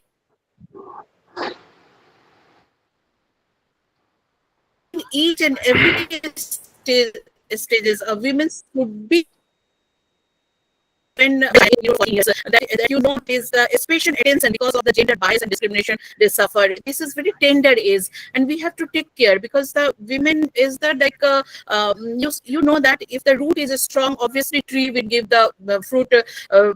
That's why that this is the root, and we have to take care of the girls at that stage. Then second is the adolescent age, that is the 15 to 19 years of girls, and that is very sensitive from the viewpoint of planning, because that is the preparatory stage of their future productive roles in the society and the family. So that we have to take care. The third stage we are achieving that 15 to 44 years, and that you need the special care and attention because of their reproductive age. In this age 15 to 40 years, that is the reproductive age, and the women will give birth to child. They need the special care from the family, especially from the husband, from their in-laws, from their own family member. So because you know that if your health is okay, then only you can give your 100% to the family and to the society. And the fourth is very important, that is called the economically active age group, that is the 15 to 59 years. We are in that years, economically active. We think about the society, we think about the nation, how we contribute our 100% for the development of the society, for the development of the nation. And at this stage also we have to take care of ourselves. We have our expectation that we have to take care from the society and from the family, because this stage is the education stage, employment, income generation, and participation in the developmental process, decision making. So this stage is also important. And fifth stage, that is the elderly women, that is the 60+ age. And as you know, that is that also need so many health problem, and that age also need attention in the healthcare, financial and emotional support. So you know that if women will be cared in the society, in the family, family. And if the women will be powerful, any nation, any like country will be powerful. And that is very important, that we have to take this written things. So when we talk about the status of the women in India, our father of the nation that said, women are the companion of man, gifted with equal mental capacities. See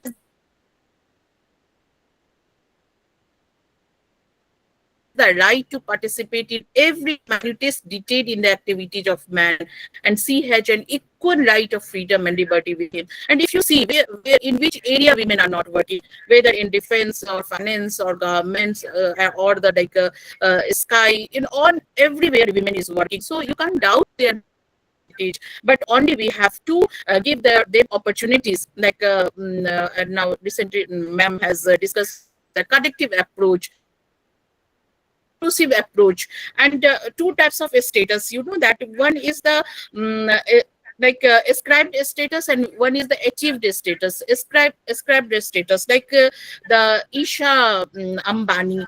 She is the daughter of the Ambani. You know that she has the ascribed status. She took the status from their family.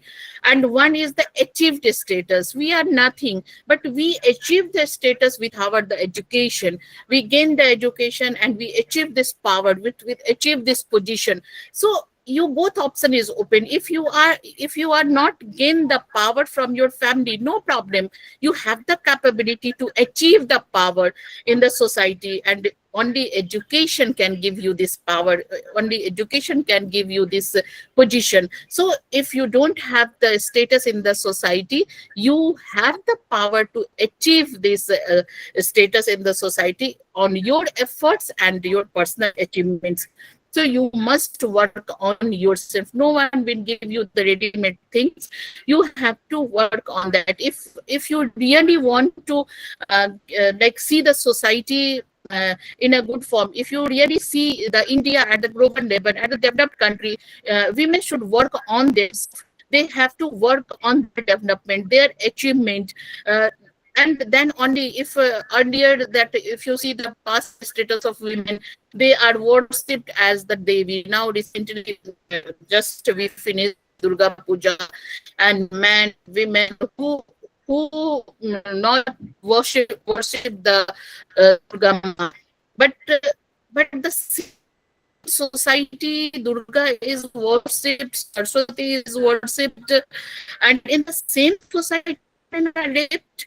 In the society, women are discriminated. Violence against women. So why this discrimination? Women, if you see the women in the form of Durga, if you see the women in the form of Saraswati, so why this discrimination? Why this violence against women? So we have to think about that, and we have to remove this discrepancy from our society. And when we talk about the status of women, please keep in mind that we have to take care about these things. First, the decision making, and how the women are participated in the decision making in the family, in the society, or in the institution. If you are working in the colleges, universities, how you are participated in the decisions of the institution. Is the head of the institution is asking you about any decision, or are you taking in decision making? So we have to fix your position in the decision making. And there are so many resources, like material resources, including food, income, land, and other forms of wealth. Your father has so many property, whether you are gaining that property or your brother is gaining only that property. You are social resources, knowledge, power, and prestige. So these, whether you are gaining these material resources or social resources in the family and in the society, or you have so many things. Your family is so many powerful, but you are struggling for the material resources and social resources. So where we are gaining this empowerment. So we have to work on that. We have these indicators. We have to work on this. So changing status of women. If you see that in the Vedic period, women enjoyed the higher status, but their status declined. And medieval period, there you can imagine status in the Mughal period, and that during British period, the status of women didn't picking up due to the education and introduction of number of measures and policies. So the status of women is changing, and it depends upon a host of factors, like including her own efforts, value system of the society, and what you are working, how you are you're doing your duty for the economic,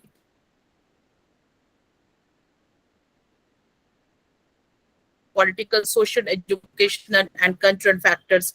So it is very important that you have to fight for your own right. And obviously, this is male superiority society, and we can't deny that. We are weak. We are in some, we are psychologically weak. We are physically weak. If we are very powerful, but if we see that we, by the nature of women, we are kind-hearted. We can't so many keep in mind so many things. If someone tell us, someone can help us, can demand us help, we can give it easily. But we have also know that what is good for us, what is bad for us. So this digitalization, there are so many crime you can see. So you have to knowledge, that knowledge is powerful. You have to gain the knowledge about this, on violence, on discrepancy, or on that violence against women.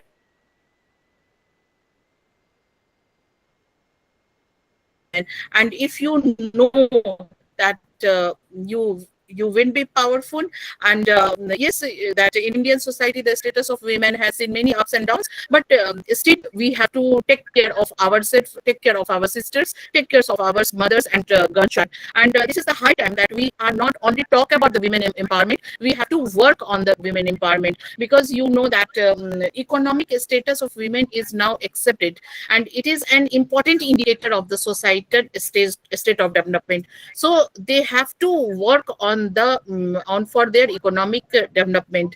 Then on the other wind, listen to us. And this changing status of women in India, that that in developing countries, women work 16 to 17 hours. Even in tea garden area, if you see that women are working 17 to 18 hours. But what is their status?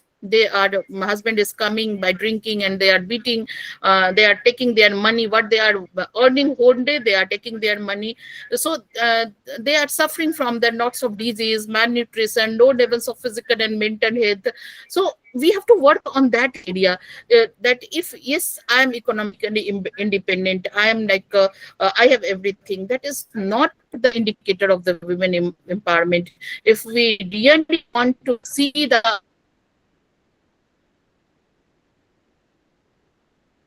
our India as a global level, we have to work on the ground level, where these women are suffering lots of problems. Then only we go for the gender equality. So we have to see that where there are gender equality, in which area the women are not gaining the respect, they are not gaining the proper power. So we have to work on that, and we have to give them political, economical, social, and cultural power. And you know that if they are suffering from treatment, violence, and discrimination, we never achieve such women empowerment, and we never achieve such development in our country. So we have to work on that, and we have to achieve the gender equality and gender equity. That is very important. Suppose I have everything, I am not needed such things. So okay, but if the women is needed economic empowerment or the education, we have to give them. So we have to work on the gender equity basis. That is also very important. So this is on ma'am has discussed. I'm not going in detail. I'm just going on few things. Gender equity or no gender equity, that same that if they are needed, then we have to give them.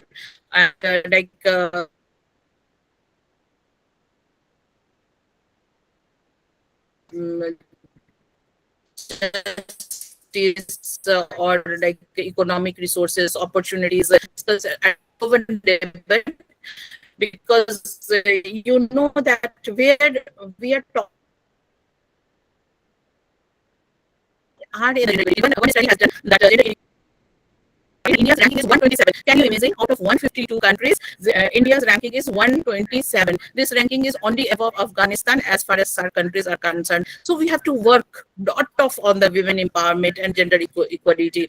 One report that World Economic Forum's Global Gender Gap Index, that is also on 2014. And here, out of 142 countries, India's rank at 114. That is also like very poor. And we have to work on 4 major areas. This is the high time that we have to work if we really need the women empowerment, and that is the economic participation and opportunities, educational achievements, health and life expectancy, and political empowerment. So India's position on these indicators: economic participation and opportunity 134th, that is the 142 countries, economic 134th, educational achievement 126th, health and life expectancy 141, political empowerment 15. So we can see that on the political empowerment, we are a little bit far ahead from other countries. Otherwise, health, education, and economic, we are very like a poor condition. So we have to work on these 3 areas. So yes, role of education in women empowerment is not, and only I'm telling again and again that only education is such a weapon which can bring the women empowerment and which can change the status of women in the society. So NEP 2020 has also given emphasis on the women education, and several steps have also taken from the state government and the government of India for women education, so that women get each and every women from remote areas also get proper education, they get employment. There are so many policies, there are so many things like given for the development of the girl child, and different you know that for their fundamental rights there are different articles for the women empowerment. So like how they can get their rights and responsibilities. There are directive principles of a state policy. They can say that all men and women are equal, and they have to like equal pay for equal work, given the equal status of health and strength and justice. So in so many things, there are so many government schemes and programs for women empowerment, like women empowerment and livelihood program. But what happened? What is the problem? These are the schemes, these are the programs from the government of India, from the state government. But our women from remote areas, from even the from like cities also, they do not know about these schemes and programs. So how they can like go for these programs? So as an educated women, we have to, our responsibility is that we have to tell them that these are the schemes given by the government of India, given by the state governments, and you have to achieve the even these opportunities. Like there are so many things: Indira Gandhi Matriva Sahyog Yojana, like Rajiv Gandhi's scheme for empowerment of adolescent girls, Ministry of Women and Child Development, like support to training and employment program. But if they know, then only they can avail this. So through awareness program, through seminar, through like door-to-door campaign, we have to tell them that these are the programs: Beti Bachao, Beti Padhao, gender budgeting schemes. See, you can see that there are a lot of things government are doing, but even the combating trafficking of women, there are a lot of things, but they don't know and they don't use these legal rights, and that they like against crimes, rape, or like torture, or domestic violence. There are so many legal provision for women in India they are given, but they have to avail this, and we have to arrange the awareness program to know these women, know about these rights and responsibilities. And like even in some states, in some cities, we have seen that still there are dowry system is there, like there are are still that what we have left now, we think that there is no dowry system or there is no child marriage, but still in some places in India it is there, and we have seen in social media or newspaper these are happening. So we have to work on that, and we have to that awareness program, we have to do this criminal note. So what are our roles from education, and what are the roles of the schools and society? We have to first provide the equal opportunities, then we have to irrespective of gender, we have to mandatory participation in particular task like awareness program, in seminar, in workshop. We have to raise these issues and we have to educate them, we using non-biased language that only girls can do, only boys can do, and man cannot cry. Why man cannot cry? They don't have the feelings. So then these are the some girls have this intelligence, women should be soft-hearted. Why we have soft-hearted? If you torture me, why should be I soft-hearted? So we girls have this intelligence. Why no one has this intelligence, and gender has no on in the intelligence? So we have to avoid to telling these things. And some books are we have to avoid these non-biased books, working are we also work.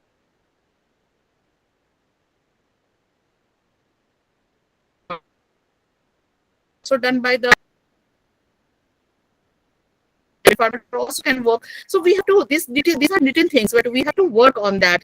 And through parents teacher meeting, we have to discuss in these issues so that the parents should know that they should because there are in all the societies we see that social members are promoting the gender biasness. So we have to raise these issues. They should not go for the gender biasness. So when we talk about the women empowerment, yes, again I am telling that we have to talk again and again on the women empowerment till we don't achieve the women empowerment. And we have to talk about the education, girls education, because only education can empower you, and no one can empower you. So you have to work on your education, you have to work on your achievement, because you have to fight for yourself. No other will come and fight for yourself. If you really want each and every woman in the society, in the nation, so they have to work on that.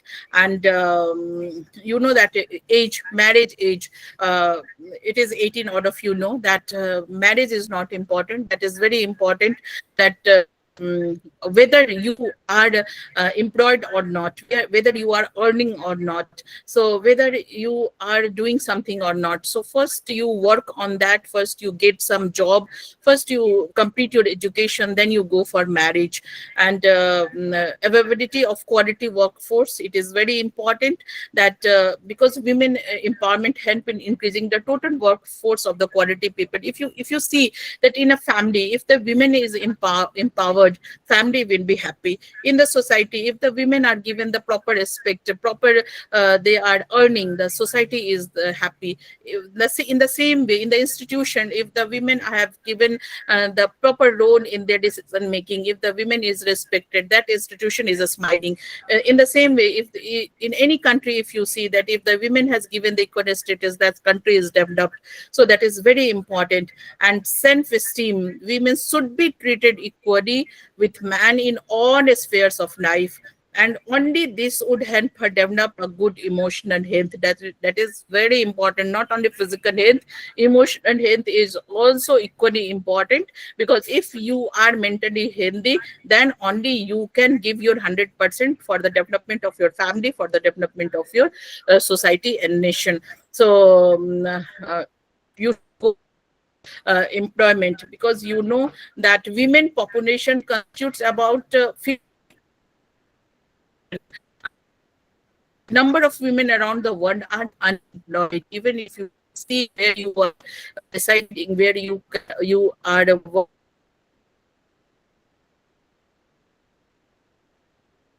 working, not even the mental for 5,000 or 10. But I have seen that some women are telling, no, in my home. Yes, if you're about your life, no one, God will come on the earth, not not important you. So employment is not employment. Employment gives you from home. What is the work? Is like uh,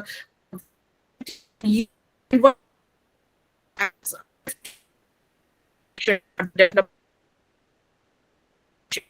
you have to work for that and to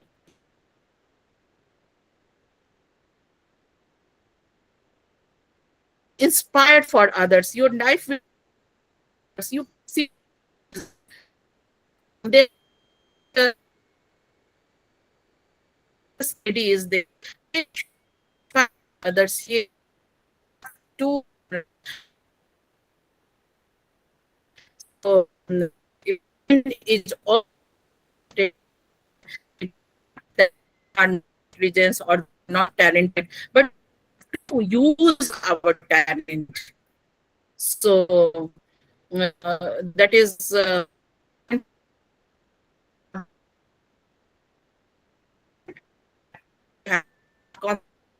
economic values reduction in crime is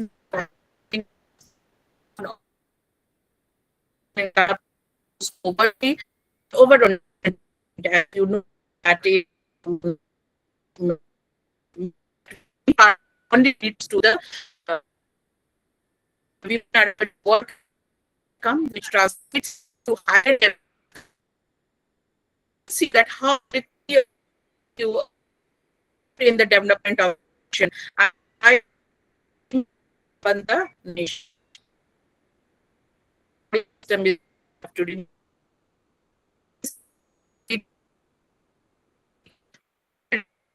Should be there.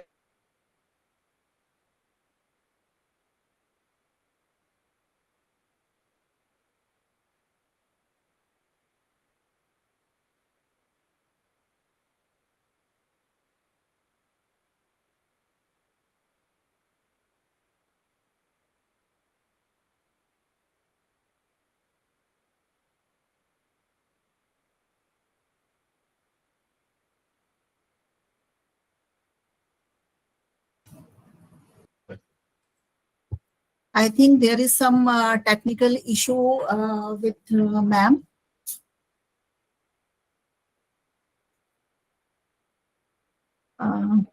Can I move on the session?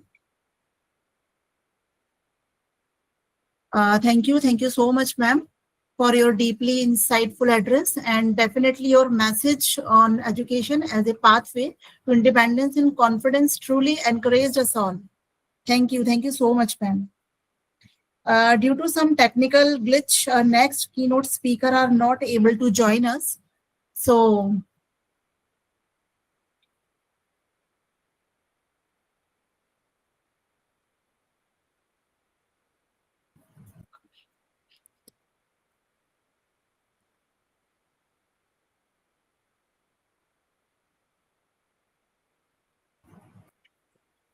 so I would like to give the vote of thanks, the first session.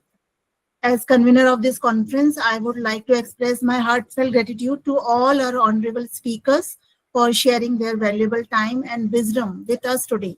I also thank the Social Science and Management Welfare Association team, the organizing committee, technical support members, and all participants for their support and active presence. Your contribution has made this inaugural session a great success. Thank you. Thank you so much.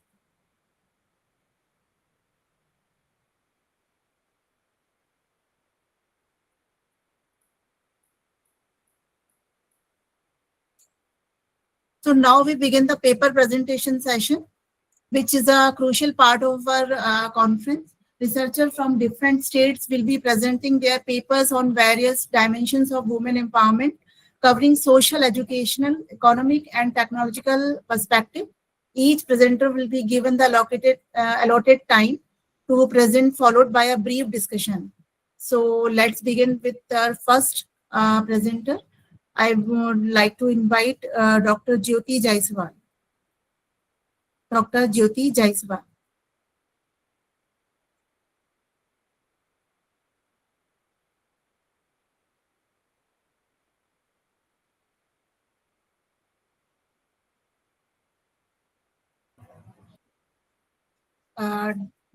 Dr. Jyoti Jaiswal is here.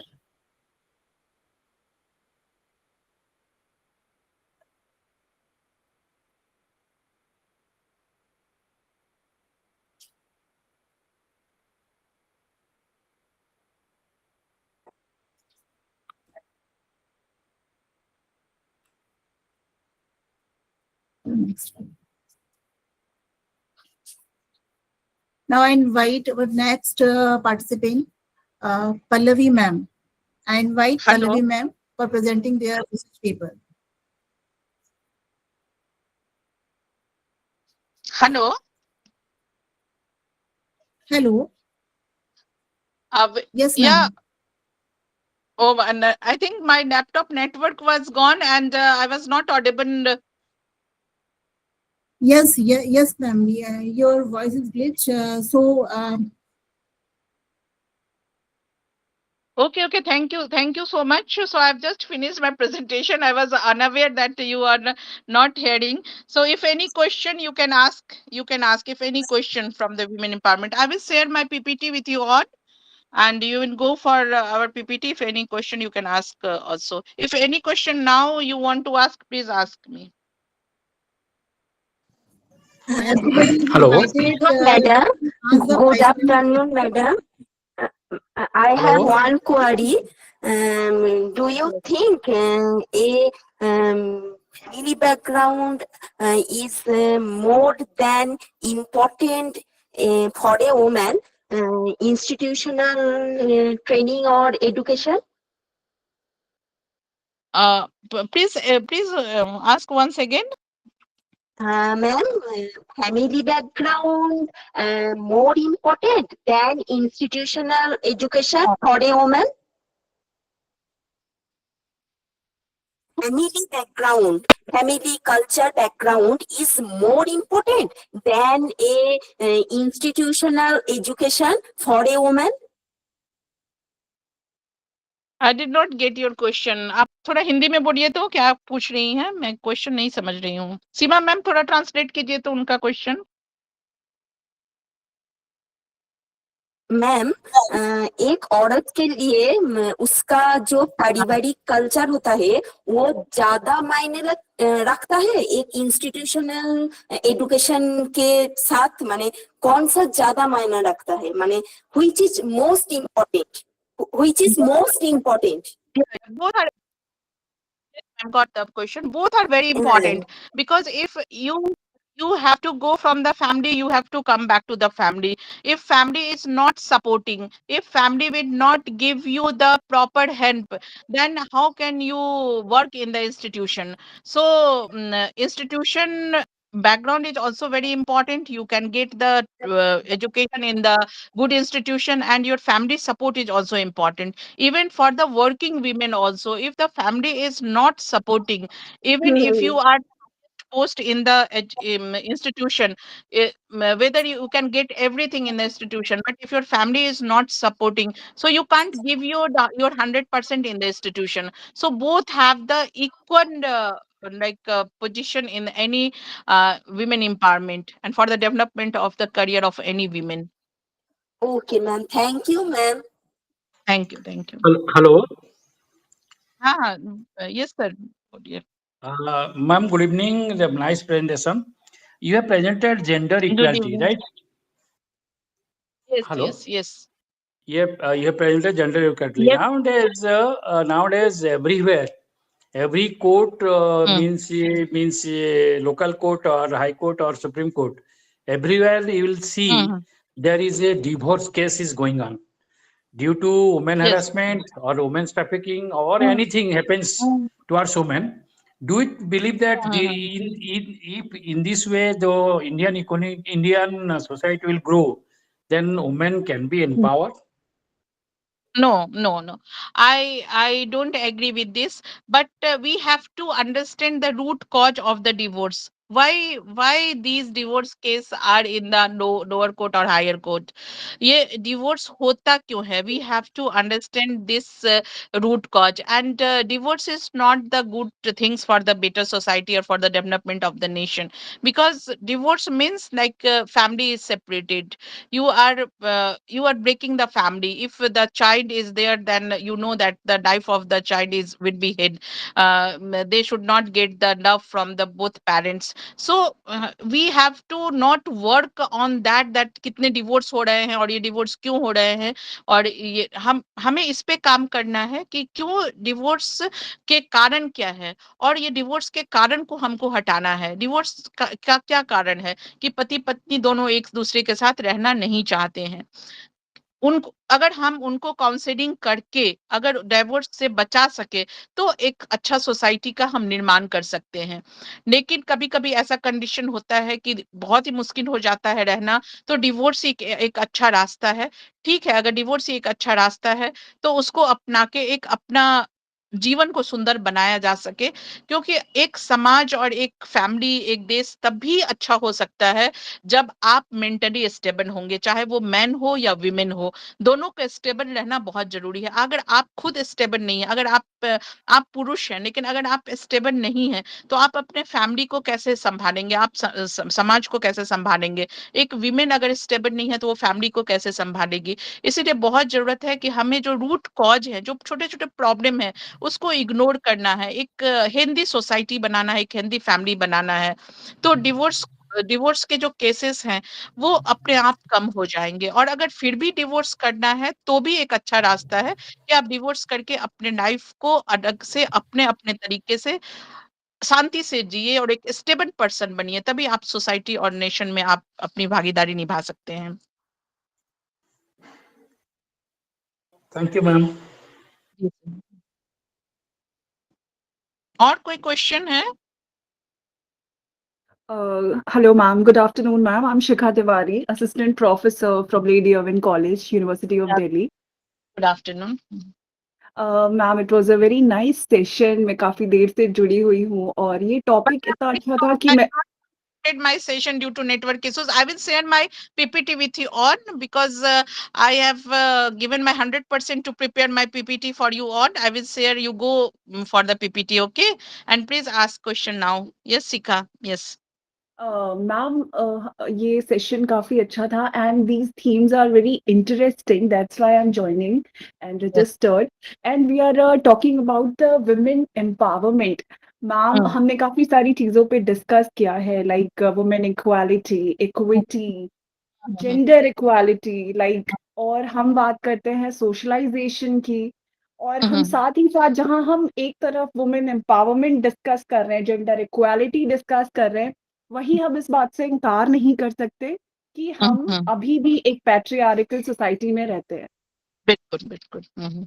और ma'am मेरा ऐसा मानना है कि इस women empowerment, feminism, आजकल बहुत बड़े बड़े शब्द हम इस्तेमाल करते हैं और इन पे चर्चा भी होनी चाहिए, जरूरी भी है. लेकिन जहां तक हम बात, यहाँ अभी भी बहुत सारे लोगों ने ज्वाइन किया है, डॉक्टर्स, प्रोफेसर्स. तो मेरा मानना है कि इन सारी चीजों के साथ साथ सबसे पहले अगर हम मेन एम्पावरमेंट, उनके सेंसिटाइजेशन की बात करें तो शायद इस चीज को इतना ज्यादा एम्पावर करने की जरूरत ही ना पड़े. बिल्कुल सीखा. मैं बिल्कुल ही सहमत हूँ. और मैं एक मदर हूँ, मेरे 3 बेटे हैं, मेरी बेटी नहीं है. लेकिन मैं अपने बच्चों को यही सिखाती हूँ कि लड़की जो है उसको रिस्पेक्ट करना सीखो. अगर ये सचमुच पुरुष के सेंसिटाइजेशन की जरूरत, अगर हर माँ अपने बेटों को, बेटी को तो सिखाती है कि तुम रात को बाहर मत जाओ, लड़के के साथ मत जाओ, या यहाँ मत जाओ, वहां जाओ. हम हजार सिखाते हैं अपनी बेटियों को. लेकिन जब बेटों की बारी आती है तो हम भूल जाते हैं कि हमारा भी कुछ कर्तव्य है. उनको भी सेंसिटाइजेशन की जरूरत है. जब गुड टच बैड टच की बात होती है तो हम बेटी को सिखाते हैं, हम बेटों को नहीं सिखाते. हमें बेटों को भी सिखानी है कि गुड टच बैड टच क्या होता है। अगर हम हर एक माँ अगर अपने बेटों को सेंसिटाइज कर दे तो हमें विमेन एम्पावरमेंट की बात करनी नहीं पड़ेगी, हमारा विमेन एम्पावरमेंट अपने आप अचीव हो जाएगा। जी अगर मैम। क्योंकि देखिए हम तो दो ही है ना, हम पुरुष और स्त्री हैं इस दुनिया में। जी स्त्री को इज्जत कौन करेगा? पुरुष ही करेगा ना। लेकिन जी अगर हम औरतें ही अपने आप को अगर नहीं कर सकती हैं इज्जत, तो हम पुरुष से कैसे एक्सपेक्टेशन रख सकते हैं? तो इसीलिए बहुत जरूरत है कि विमेन सेंसिटाइजेशन के साथ साथ, इसीलिए मैं जेंडर की बात करती हूँ, जेंडर में पुरुष और स्त्री दोनों ही आते हैं। जी बहुत जरूरत है कि हमारे बच्चे जो घर में ग्रो हो रहे हैं, हमारे मेन चाइल्ड जो हमारे फैमिली में ग्रो हो रहे हैं, तो एज ए मदर हमें उनको भी सेंसिटाइज करना है, ताकि बाहर जाके वो काम ना करे जिससे हमें बदनामी हो या हमारे हमारे समाज की बेटियों का कुछ खराबी हो। क्योंकि ये जितने भी ये जो क्राइम करते हैं, ये किसी ना किसी के बेटे हैं, किसी ना किसी जी फैमिली से बिलोंग करते हैं। तो हमें इस पे काम करने की जरूरत है और कलेक्टिव रूप में काम करने की जरूरत है। तो है बहुत काम करने की इस पे जरूरत है। इस पे तो इसीलिए मैं बोलती हूँ कि इस पे बोलना है, बोलेंगे तो काम भी होगा इस पे। जी जी मैम, अभी आपने कहा कि जो ये क्राइम करते हैं जो लड़के या जो लोग भी इसमें इन्वॉल्व होते हैं, वो किसी ना किसी फैमिली से ताल्लुक रखते हैं या होते हैं किसी फैमिली से। तो मैं एक चीज आपके साथ साथ कंक्लूड करना चाहूंगी, I am also a teacher, कि अगर ये चीज, इन सारी चीजों की शुरुआत, इस अच्छी या बुरी सोच की शुरुआत हमारी फैमिली से होती है, तो बिल्कुल। अगर हम अपनी फैमिलीज में ही बच्चों को ये culture, specially the boys, not the girls, it's not about the girls, it's not hmm about the women empowerment, please hmm empower your boys also. Hmm क्योंकि एक अच्छे समाज का निर्माण एक स्त्री और पुरुष दोनों मिलके करते हैं। इसलिए मेरा मानना है कि अगर आप वुमेन एम्पावरमेंट जैसी जैसे एक बहुत अहम मुद्दे पे हम चर्चा कर रहे हैं, तो सबसे पहले जरूरत है कि हम अपनी फैमिली से ये सेंसिटाइजेशन स्टार्ट करें for the both. Thank you.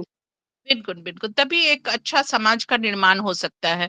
क्योंकि जी ये जो छोटी छोटी बातें हैं ना, वो हमें घर से ही शुरू करनी पड़ेगी। जी जी घर से शुरू होके तब समाज में उसका रिफ्लेक्शन दिखेगा। लेकिन जब घर में ये एजुकेशन नहीं होगा तो बाहर में उसका निगेटिव इफेक्ट ही हम देख पाएंगे। और हाँ इसीलिए जी बहुत जरूरत है कि हम विमेन को एक प्लेटफॉर्म पे आके अपने लिए काम करना पड़ेगा। अगर हम अपने लिए काम करते हैं तो हमारे बच्चों के लिए भी काम हो जाएंगे, हमारे मेन मेंबर के लिए भी काम हो जाएंगे। तो जी काम करने की जरूरत है और इसके लिए वही है कि हमें सभी को जोड़ के करना पड़ेगा। मैं एजुकेटेड हूँ, आप एजुकेटेड हैं, हम अगर बात करते रहे तो हम नहीं सुधार सकेंगे। हम उन महिलाओं को भी दे जिनको इनके बारे में पता नहीं है, जो जो ये सोच रही हैं कि हम विमेन हैं, हमें यही मिलेगा या हमें मतलब ऐसे ही जीना है। उनको सेंसिटाइज करने की जरूरत है कि उनको भी सभी कुछ पाने का अधिकार है और कैसे वो जी उन अधिकारों को पा सकती है। अवेयरनेस की जरूरत है, काम करने की जरूरत है। रिमोट में जो हमारे गांव हैं वहां पे जाके काम करने की जरूरत है। Thank you Shikha ma'am, thank you. Thank you ma'am. So once again, thank you, Seema ma'am, organizing committee, Brajesh sir, for giving me opportunity to share my viewpoint in this national seminar. Once again, thank you, everyone. Thank you. Thank you. Thank you so much, ma'am, for your deeply insightful address and definitely your message on education as a pathway to independence and confidence truly encourage us all. Due to some technical issue, our next speaker are not connecting with us. I really thankful to Dr. Sarika ma'am and Dr. Savita ma'am for your grateful presence and valuable insight shared with us. So now we are starting our paper presentation session. And for this, I invite our first presenter, Dr. Jyoti Jaiswal. I invite Dr. Jyoti Jaiswal. Am I audible, ma'am? Yes. Ma'am, kindly show my PPT because I have shared earlier. If it would be possible, kindly share it.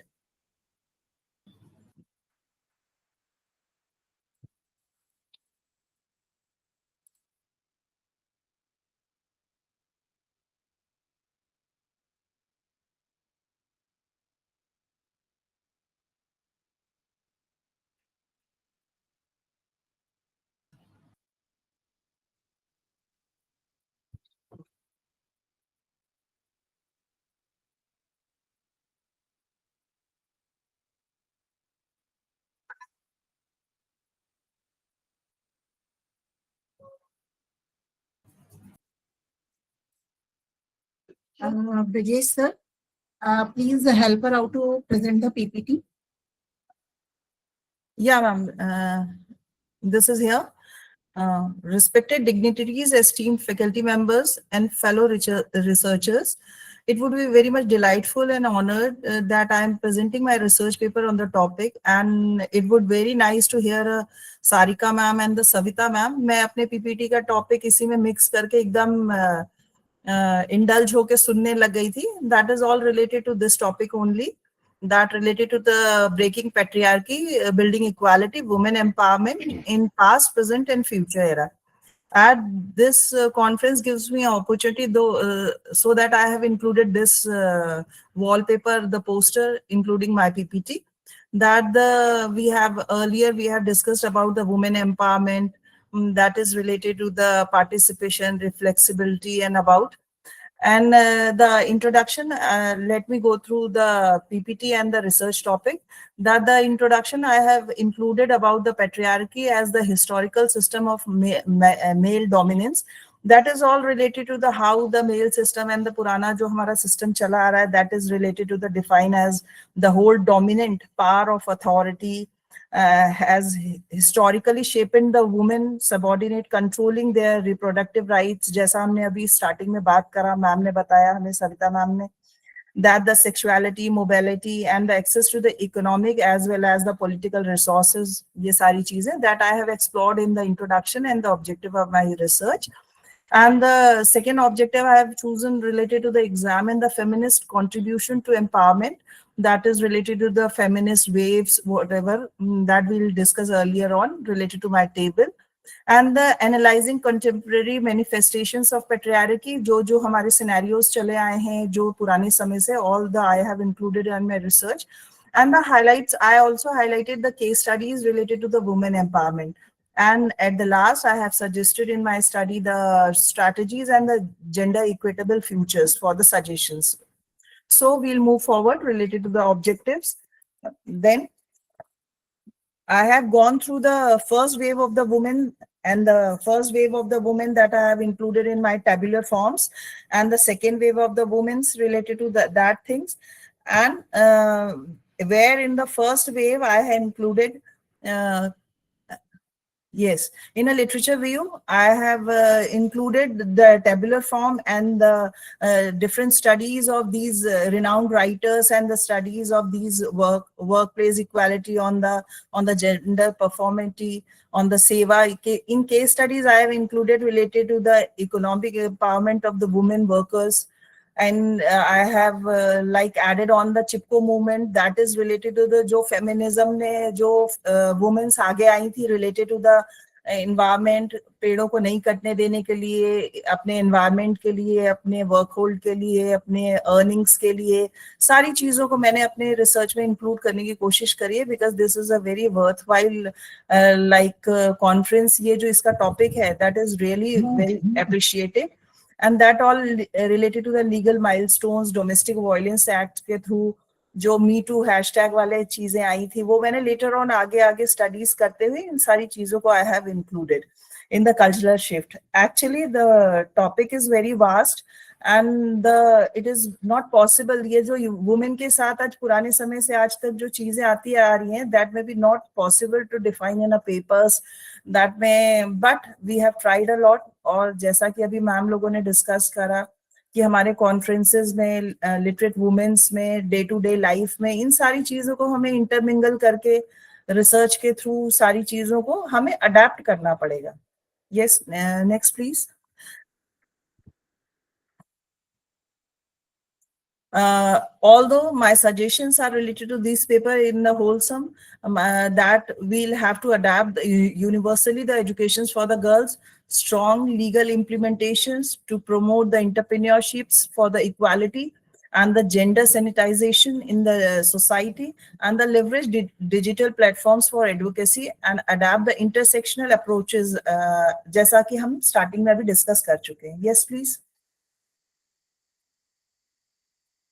At the conclusion of my paper, in a short, I am just defining women empowerment as a continuous journey. जैसा कि मैं अभी आपको फिर बोल रही हूँ कि ये किसी पेपर पेन के द्वारा या किसी कॉन्फ्रेंसेस के द्वारा but we'll have to adapt it in a day-to-day life, so to empower the women and to journey, जैसा कि हम अभी बात कर चुके हैं, हमारे घर में हमारी बेटियों के साथ हम जेंडर सैनिटाइजेशन की बात करते हैं, जगह जगह हम ये चीज फील करते हैं, बहुत सारी चीजें हैं इसके लिए।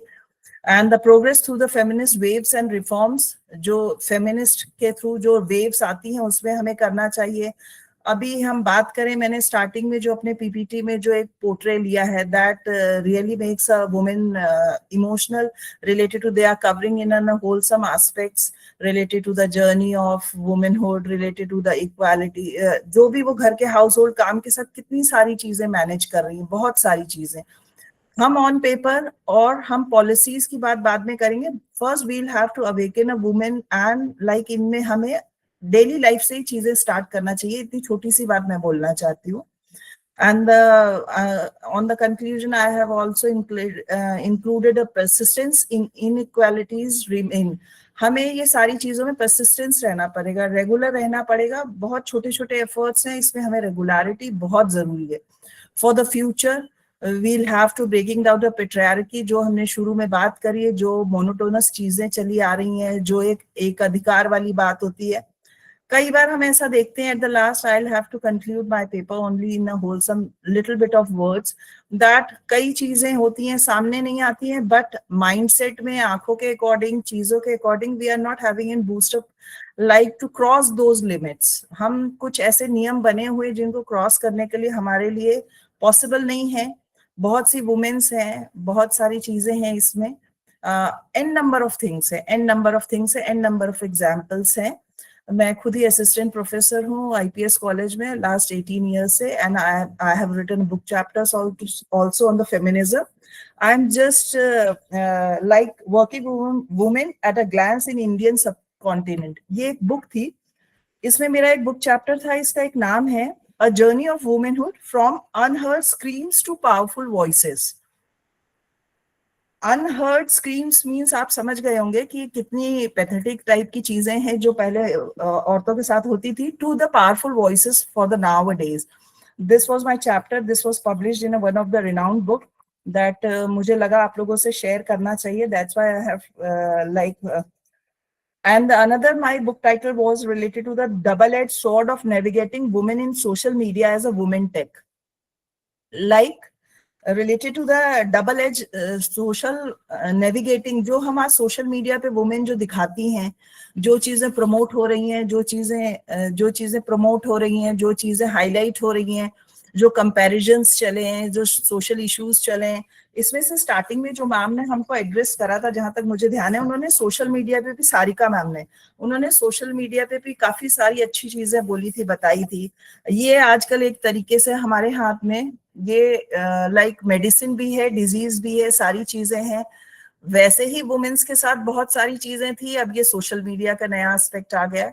सो last but not the least, I am concluding my paper with the boosting words, and I have written so many things, and near about the 12 pages paper, and at last the conclusion was the journey of women's empowerment demonstrate the resilience and the resistance against the patriarchal structure.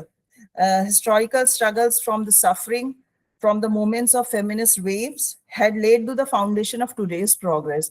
And here I am ending up my PPT in a very short I have presented due to the like the concentrate of time. So thank you, and thank you all for listening me. If anybody want to discuss me anything or ask any question to me, please come forward. Thank you.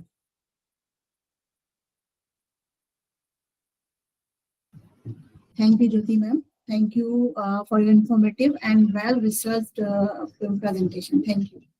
Now, I'd like to invite Pallavi ma'am for your paper presentation.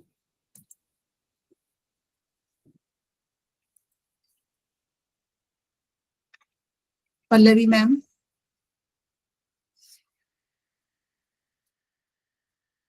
Okay, I would like to invite our next presenter, Dr. Jasbir Singh. Yes, ma'am. Dr. Jasbir Singh. Yes, ma'am.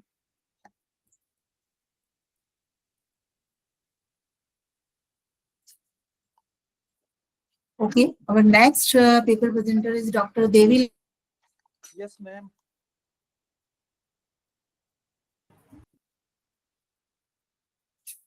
Dr. Jasbir Singh is here.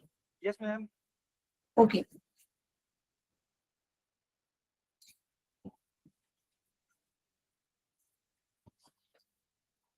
Good afternoon to everyone. I am Dr. Presentation topic is Ayurveda as a catalyst for the women empowerment, past legacy, and the present opportunity and the future prospect. And first of all, the abstract of this study that of the Ayurveda historical empower the women as healers and the custodian of the knowledge and present opportunity, health, education, and entrepreneurship and leadership, and study integrate the historical review plus case study plus the statistical analysis and chi-scale test show the significant association between of the Ayurveda and the women empowerment and aligned with the Sustainable Development Goal 3 for health and the Sustainable Development Goal 5 for the gender. Sir, your voice is not audible properly. Yes.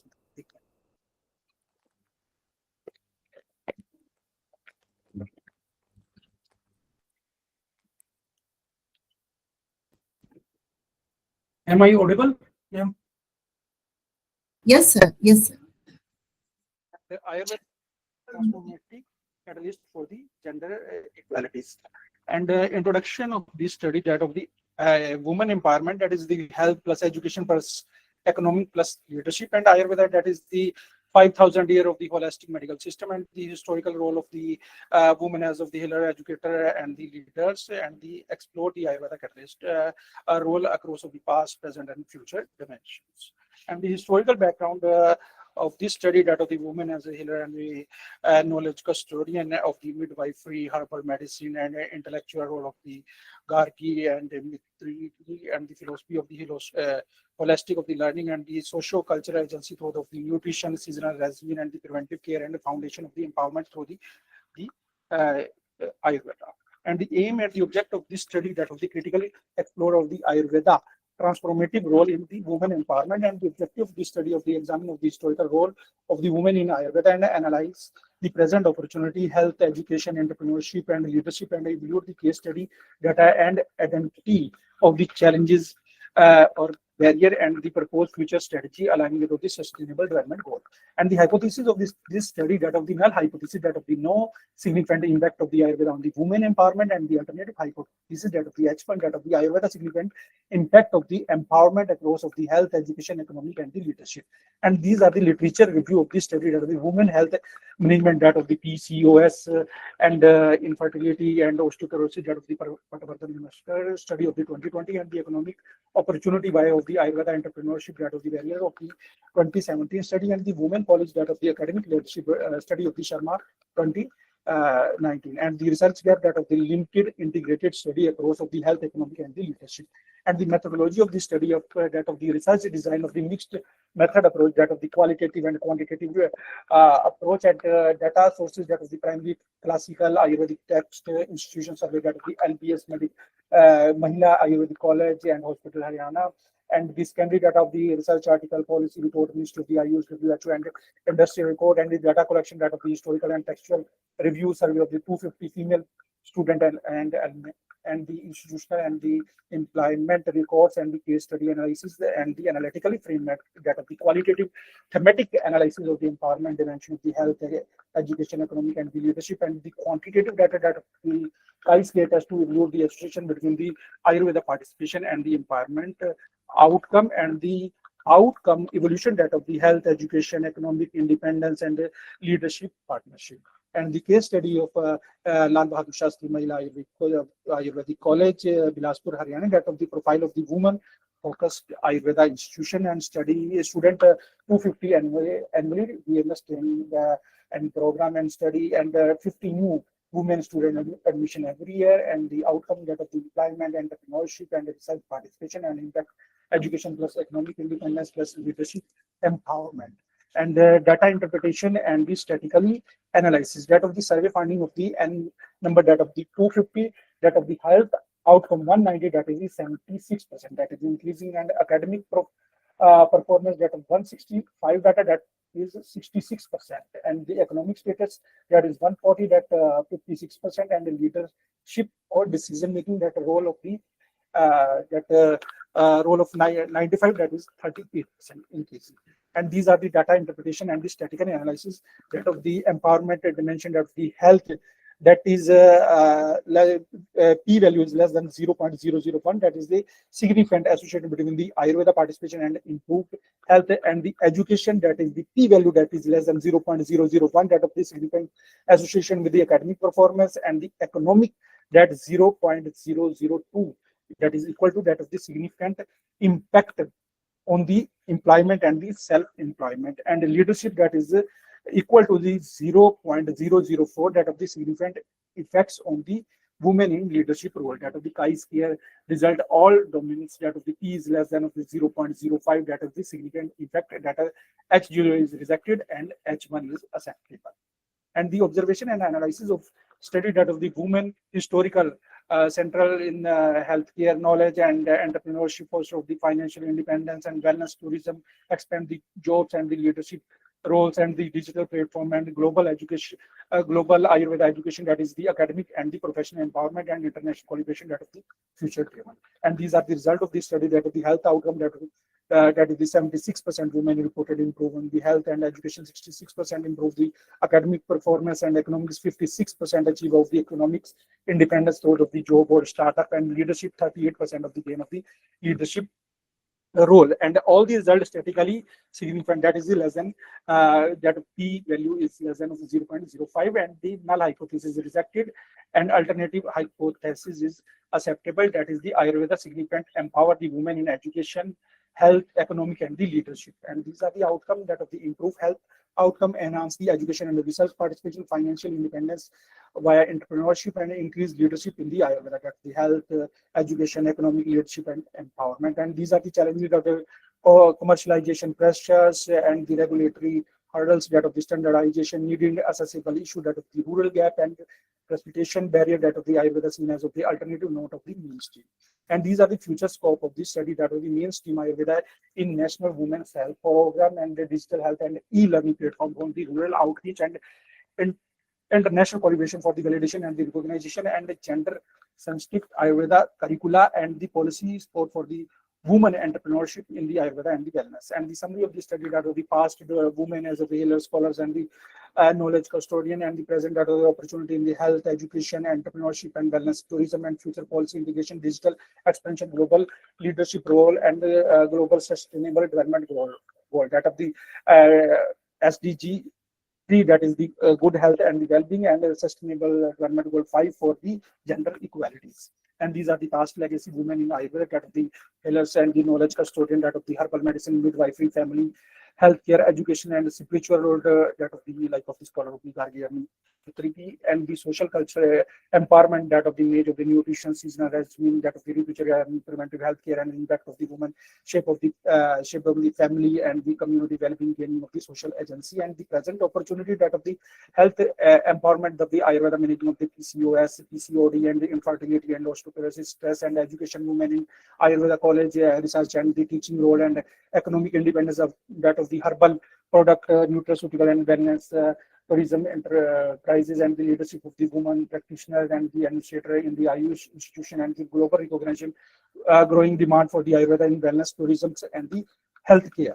And the future prospect, that of the policy integration Ayurveda in the women's health program, that of the maternal and reproductive and digital empowerment, that of the e-learning, telemedicine, AI-based Ayurveda apps, and the global collaborations, that of the research validation and the international participation, and the leadership development, women in the decision making role in Ayurveda councils and the institution, and sustainable development alignment, that of the support of the SDG 3 for the health and the SDG 5 for the gender equalities.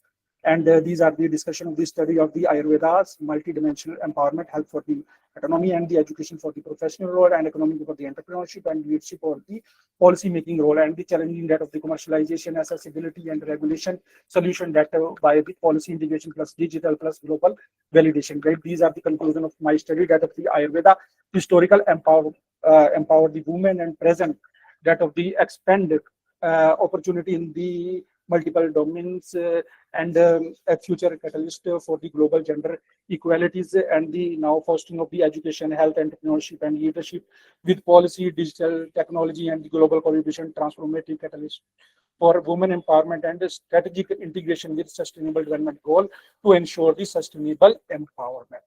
And these are the references used in my study. And thank you. Thank you very much. Thank you, ma'am.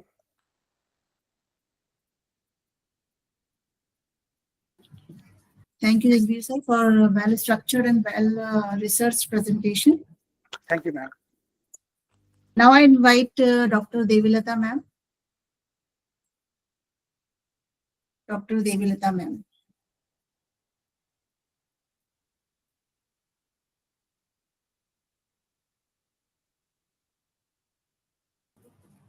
Ma'am, you are not audible.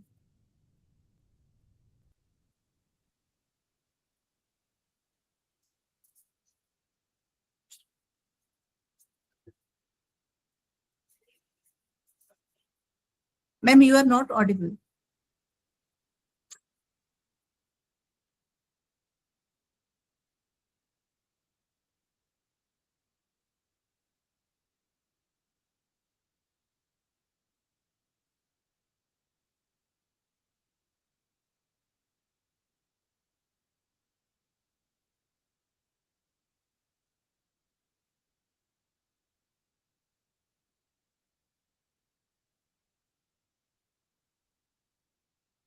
Ma'am, if you have any technical issue, then I will call you again. Okay. Now I will call Dr. Manoj Kumar Mishra. Yes, ma'am. Yes. Yes, ma'am. Ma'am, Bajaj sir can share my PPT, which I sent earlier.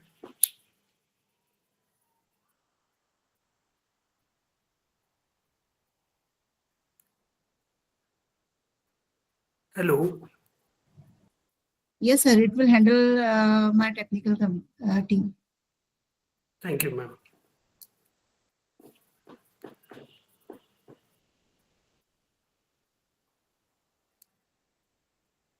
So till the PPT is shared by technical persons, once again, I am thankful for organizing committee to organize women empowerment, past, present, and future in collaboration of Durgavati Sansthan. Women empowerment is a very vital topic in India regarding the economic development of a nation, because my topic is crime against women and the scope of women empowerment. Thank you, sir, for sharing the PPT. My topic is crime against women and the scope of women empowerment. Women empowerment, the need of women empowerment itself a question mark or indicate the socioeconomic profile of a nation or development. Because women is an integral part of any economy, because it collaborates with man and then the development is possible. Less women empowerment resultant in crime against women at every segment or level of society. It is very much accepted by all the persons that less women empowerment is resultant in crime against women from initial हम कह सकते हैं कि भ्रूण हत्या से लेकर ये शुरुआत हो जाती है कि वुमेन एम्पावरमेंट कितना जरूरी है और what is the overall psychology regarding women कि वो कमजोर हैं और they are sometime in India it is felt by all the person that women as a burden, but never it is defined that why women remain weaker in terms of men and overall society. It take place वो भ्रूण हत्या से place शुरुआत होती है इसकी और उसके बाद से हम जहां भी देखते हैं तो वुमेन को लेकर के बहुत सारे डिफिकल्टीज आते रहते हैं वुमेन को आगे बढ़ने में उसे कुछ बिल्ड करने में और peoples were always criticize them. तो ये है। उसके बाद से सोर्स ऑफ एनर्जी फ्रॉम, अगर हम पास्ट की बात करें तो in past women is always regarded as source of energy and generation. That is the much important role of women. And women nowadays, if we talk about economy, agriculture sector, industrial sector, there were not any sector where women contribute much more than men.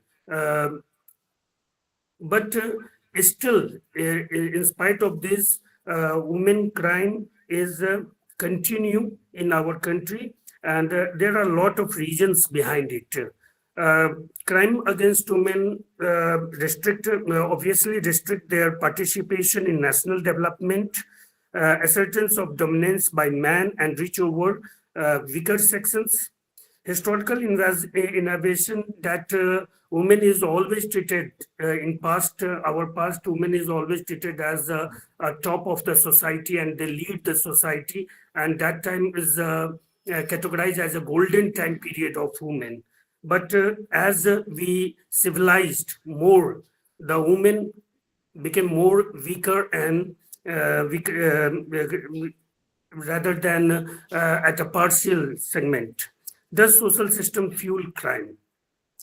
Participation, our social system जो traditional हमारी चले आ रहे हैं, dowry system, marriage system, बहुत तो इसमें कम हो गए हैं, जैसे जो बाल विवाह था या फिर सती प्रथा था, लेकिन अभी भी dowry system is a much big obstacle in the way of women empowerment, and it is I personally felt that it is accepted by all. Women is also become a very weak segment of the society, because our rules and regulation were much, there were on paper, because every year government formulate and generate a lot of policies towards women wellness, women protection, women police recruitment and exclusive. These are all girls' school, their education, the scholarship is given to the women. But the main thing that we still not able to change the psychology of society. Society in terms that society which is mentored by main persons. So that is psychology should be changed, and then only we can talk about women empowerment. Women empowerment is not only provide the equality to women. Women empowerment refers that we must have to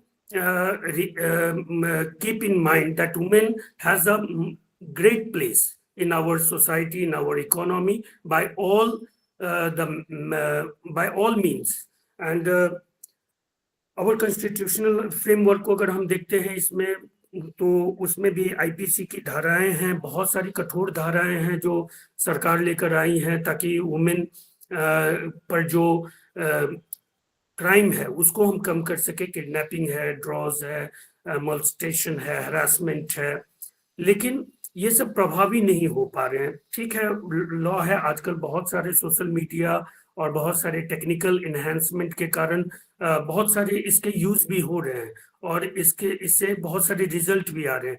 लेकिन खास करके rural areas में अभी भी इसकी बहुत ज्यादा पहुंच नहीं है, और वहां पे क्राइम ज्यादा होते हैं. अगर हम बात करें क्राइम की तो, या भ्रूण हत्या की, तो आपको हम बता दें कि 34% जो भ्रूण हत्याएं हो रही हैं, जिस कारण से भी मेडिकल रीजंस हों और अदर रीजंस हों, लेकिन उसमें जो सबसे बड़ा रीजन है कि ड्यू टू गर्ल चाइल्ड के कारण वो, और बहुत ज्यादा उसकी रिपोर्टिंग नहीं है.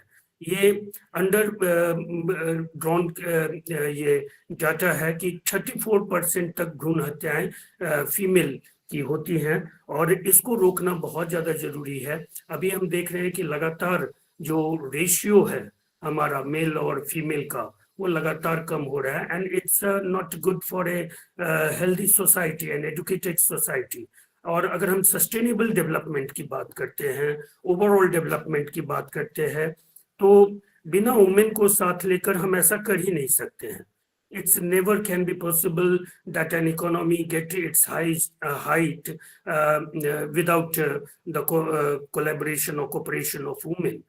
तो ये बहुत ज्यादा जरूरी है कि समझना, और इसके लिए रियल एजुकेशन को हमको बढ़ावा देना पड़ेगा. हाँ, एक जो मैम ने कहा कि हमें बच्चों को, मेल चाइल्ड को भी ये बताना होगा कि गुड टच क्या है, बैड टच क्या है, और उन्हें भी हमें बहुत ज्यादा वुमेन और गर्ल के प्रति रिस्पेक्ट के बारे में उन्हें बताना होगा. अगर स्टेट वाइज हम डिस्ट्रीब्यूशन देखें तो इससे हमको पूरा पता चल जाएगा कि education, the graph of education and women crime were positively associated, negatively associated. It means that higher the education, lower the crime against women, and lower the education, higher the crime against women. And scenario should be changed in coming years. Highest crime in Uttar Pradesh, 13.3%, followed by Madhya Pradesh, 12.1%, Maharashtra 10.9%, Rajasthan 9.3%. Rajasthan has the highest rate per 10,000.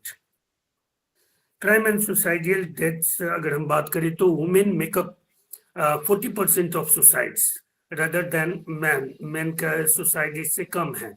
तो women के suicide के chances क्यों ज्यादा हैं? इस पे एक बहुत ज्यादा सोशल सर्वे होना चाहिए. और इस 40% में भी हमको लगता है कि मोर देन 80% वर रिगार्डिंग डॉरी सिस्टम. तो वो सिस्टम जो है, वो सिस्टम आफ्टर, अभी हमारे यहाँ बिहार में भी 35% reservation were given to women for in government jobs. And a lot of NGOs and private sectors also promote women regarding their job. But still, our psychology were not able to adopt it. So, psychology पे बहुत काम करना है इसके.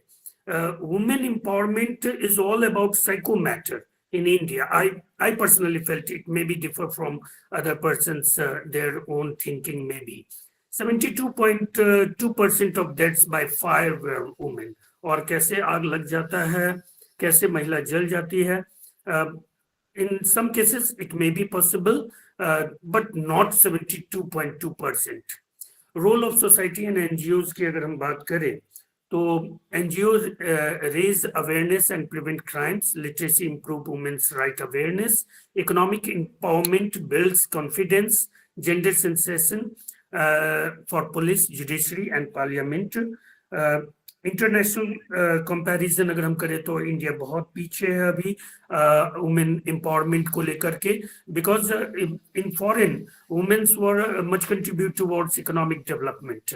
दे hold a lot of big post in politics and everywhere. But in India, very few, in spite our honorable president is a woman, but in spite of that few examples, we unable to find a lot of women on a high position.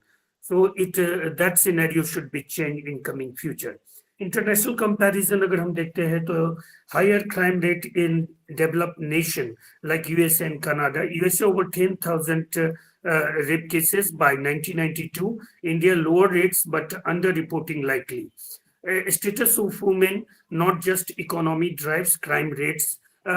Economy में जो हमारे यहाँ women के जो empowerment या उनके प्रति जो क्राइम के जो आंकड़े हैं उन आंकड़ों को हम एब्सोल्यूट नहीं ले सकते हैं, because almost 60 to 70% cases were not reported in police or in a particular channel. So,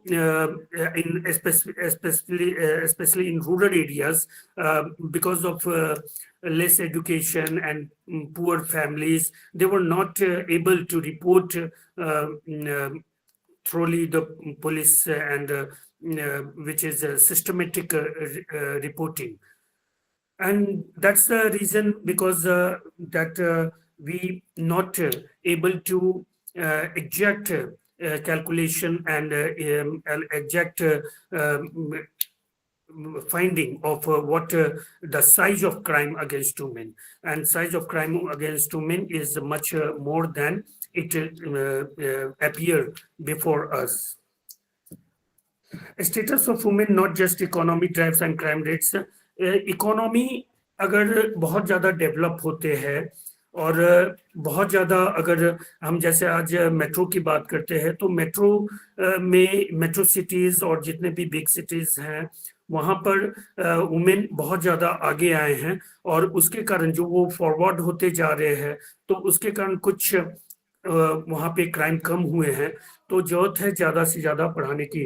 last conclusion हमारा है कि Indian women at cross road of empowerment. It is a transition stage. In few years, we can hold that situation where our women were much empowered herself.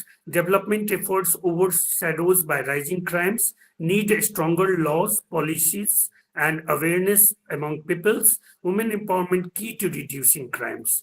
Women empowerment को अगर हम ज्यादा करेंगे तो एक महिला का ज्यादा हम बोलते हैं कि एक महिला जब शिक्षित होती है, एम्पावर होती है तो उसकी आने वाली 7 पीढ़ियां बहुत संतुलित होती हैं और बहुत समझदार होती हैं.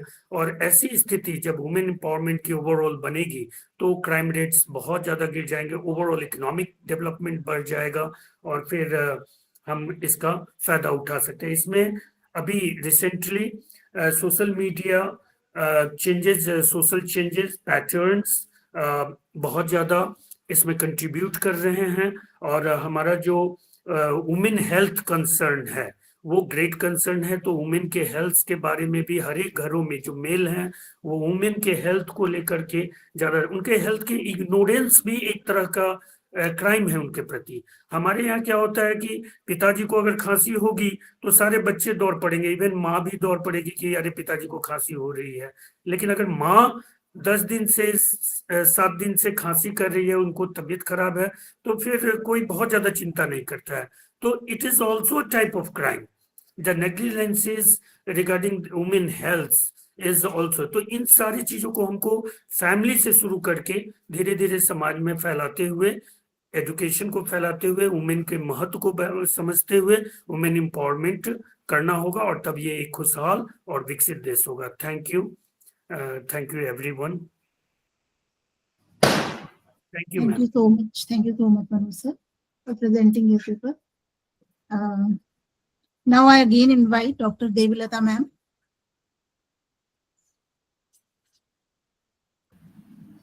Thank you very much ma'am, thank you very much. मेरे यहाँ इंटरनेट का कुछ इशू है इसलिए मैं वीडियो ऑफ कर रही हूँ ma'am. Kindly allow me to share the PPT.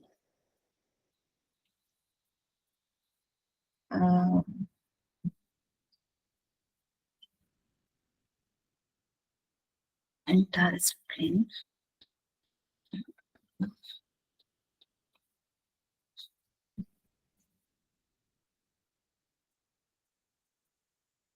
There is also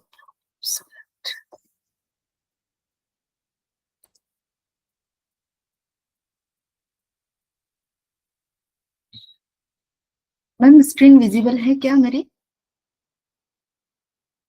No ma'am, it's not visible.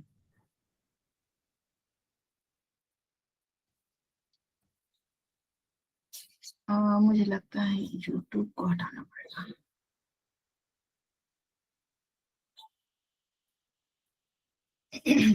हमेशा आ रहे हैं मैम मेरे यहाँ. जो choose what to share with Google Meet आ रहा है. The site will be able to see the contents of your screen. तो मैं entire screen को भी कर रही हूँ. अच्छा शायद अब आ जाएगा.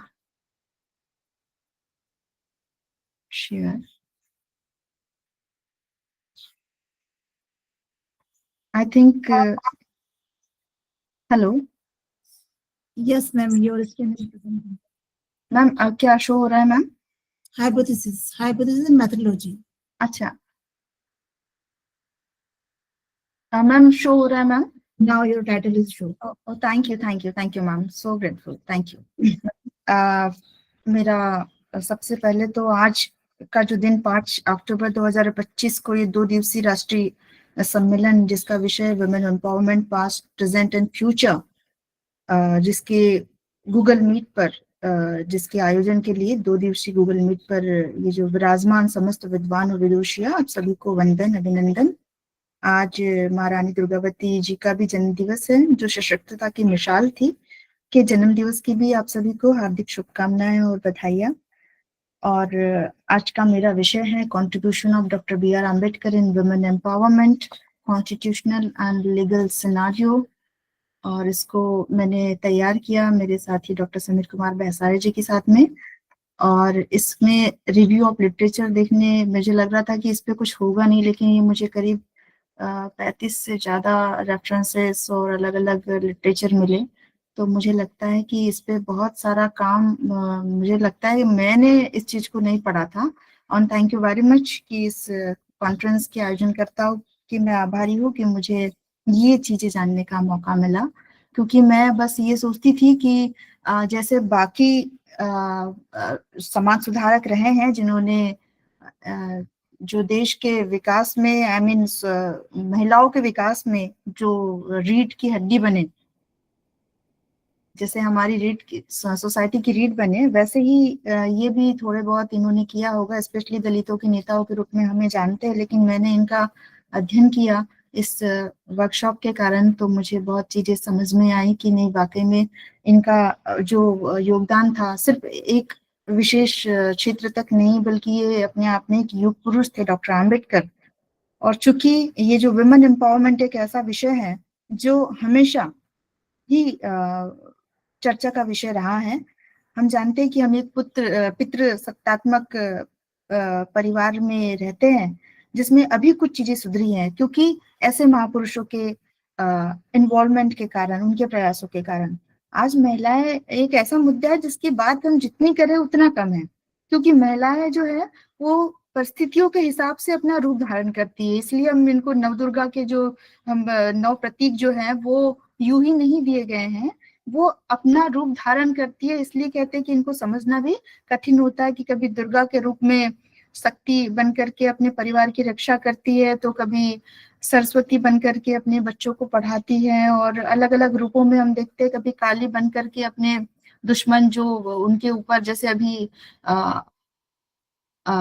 ई क्राइम या साइबर क्राइम जैसा चल रही है व्यवस्था, तो इनके ऊपर भी, इनसे बचने के लिए भी अपना अलग अलग रूप धारण करती है। इसलिए वुमेन एम्पावरमेंट अगर हम देखें तो आज हर जगह दिख रहा है। दुनिया का हर कोना, हर कोने को महिला छू चुकी है, किंतु पितृसत्तात्मक व्यवस्था का प्रभाव आज भी हम देखते हैं, और उसके दुष्प्रभाव भी हम देखते हैं। लेकिन अगर हम ये देखें कि पास्ट में महापुरुषों ने क्या किया, तो अलग अलग महापुरुष थे जिनमें डॉक्टर आम्बेडकर का योगदान हमें भुलाना नहीं चाहिए। इसलिए मैंने आज ये अपने जो रिसर्च का जो टॉपिक का हाइपोथेसिस और मेथडोलॉजी, डॉक्ट्रिनल मेथडोलॉजी का यूज किया मैंने, और ये देखा कि डॉक्टर आम्बेडकर, पहला जो हाइपोथेसिस है कि डॉक्टर आम्बेडकर का जो मिशन और विजन जो था, ये हर धर्म और जाति की महिला का उत्थान करना था। सेकंड, आम्बेडकर जी ने पितृसत्तात्मक मानदंडों को चुनौती देकर महिला सशक्तिकरण का समर्थन किया, और इसके परिणाम ये हुआ कि अनेक कानूनी सुधारों की वकालत की। इसके परिणाम स्वरूप आज हम देखते हैं कि बहुत सारे कानून हैं जो महिला को सशक्त करने में महत्वपूर्ण भूमिका निभा रहे हैं।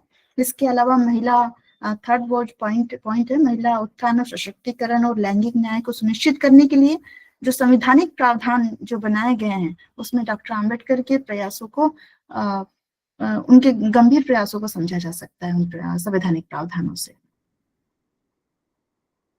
अब हिस्ट्री ऑफ वुमेन अगर हम देखते हैं, तो जिस समय बाबा साहब ने जो भारतीय नारी को जितने भी अधिकार प्राप्त थे उस समय, तो नारी को प्राप्त अधिकारों की मीमांसा के आधार पर डॉक्टर आम्बेडकर ने स्पष्ट किया कि जब समाज में नारी को स्वतंत्रता थी और उसे पुरुषों के समान समाज में आत्मविकास के अवसर प्राप्त थे, तब भारतीय समाज प्रगति के सर्वोच्च शिखर पर था। किंतु जब जब नारी के अधिकारों की उपेक्षा हुई, तब तब समाज की प्रगति अवरुद्ध होती गई।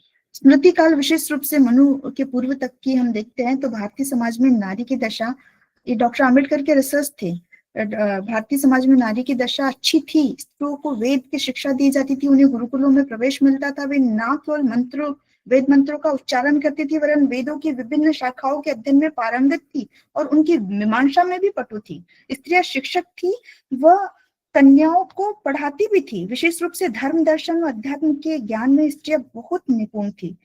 जनक, सुलभा, याज्ञवल्क्य और गार्गी आदि के बीच जो संवाद हुआ था, वो स्पष्ट है कि प्राचीन काल में ऐसे अनेक अवसर आए जब स्त्रियों ने पुरुषों के साथ सीधी खुली बहस में भाग लिया सक्सेसफुली। ये डॉक्टर अंबेडकर की रिसर्च थी, जिसे मानव संसाधन विकास मंत्रालय हायर एजुकेशन ने मध्य प्रदेश हिंदी ग्रंथ अकादमी ने इसको पब्लिश किया, जो डॉक्टर अंबेडकर सामाजिक आर्थिक विचार दर्शन के रूप में के नाम से बुक है, जिसके पेज नंबर 143 पर यह प्रकाशित किया गया।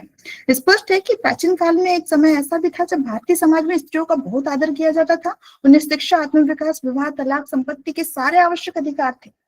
वे बड़ी सशक्तता के साथ अनेक कामों को बड़ी सफलता से करती थी। अनेक उदाहरण इतिहास में अपने पड़े हुए हैं, जैसे कि अनेक नाम है, मैत्री, माता जीजाबाई, सावित्रीबाई फुले, मुक्ताबाई, मीराबाई, रजिया सुल्तान, झांसी की रानी झलकारी बाई, रमाबाई, अम्बेडकर, महारानी दुर्गावती जी, रानी कमलापति जी आदि कितने नाम हैं जिन्हें उंगली के पोरों पर गिन पाना असंभव है।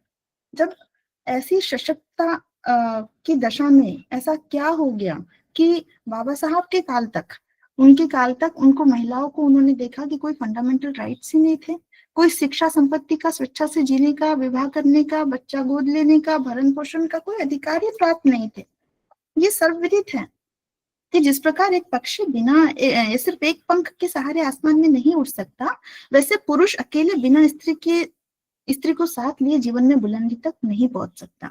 अतः स्त्री पुरुष दोनों ही परिवार रूपी गाड़ी के मजबूत स्तंभ या पहिए हैं। एक की अवहेलना करेंगे तो गाड़ी डगमगाएगी निश्चित ही। इस बात को बाबा साहब भली भांति जानते थे, इसलिए उन्होंने सामाजिक न्याय के लिए महिला उत्थान का होना जरूरी है, और तभी जब महिला का उत्थान होगा, महिला सशक्त होगी, तभी हमारे जीवन का जो उद्देश्य है, समानता, स्वतंत्रता, बंधुता, सभी को सामाजिक, आर्थिक, राजनीतिक न्याय मिलेंगे और उन्नति के समान अवसर मिलेंगे। ऐसे समाज का पुनर्निर्माण करना चाहते थे वो, जिस कार्य में महिलाओं को सामने आना जरूरी समझते थे। उनका मानना था कि नारी के बिना नारी की प्रगति के बिना समाज की प्रगति संभव ही नहीं है। उनका स्पष्ट कहना था कि मैं किसी समाज की प्रगति इस आधार पर मापता हूँ कि उस समाज में नारी ने किस सीमा तक प्रगति की है। महिलाओं के सशक्तिकरण में शामिल था उनकी मुझे लगता है कि ये हिस्ट्री ऑफ वुमेन हो गया।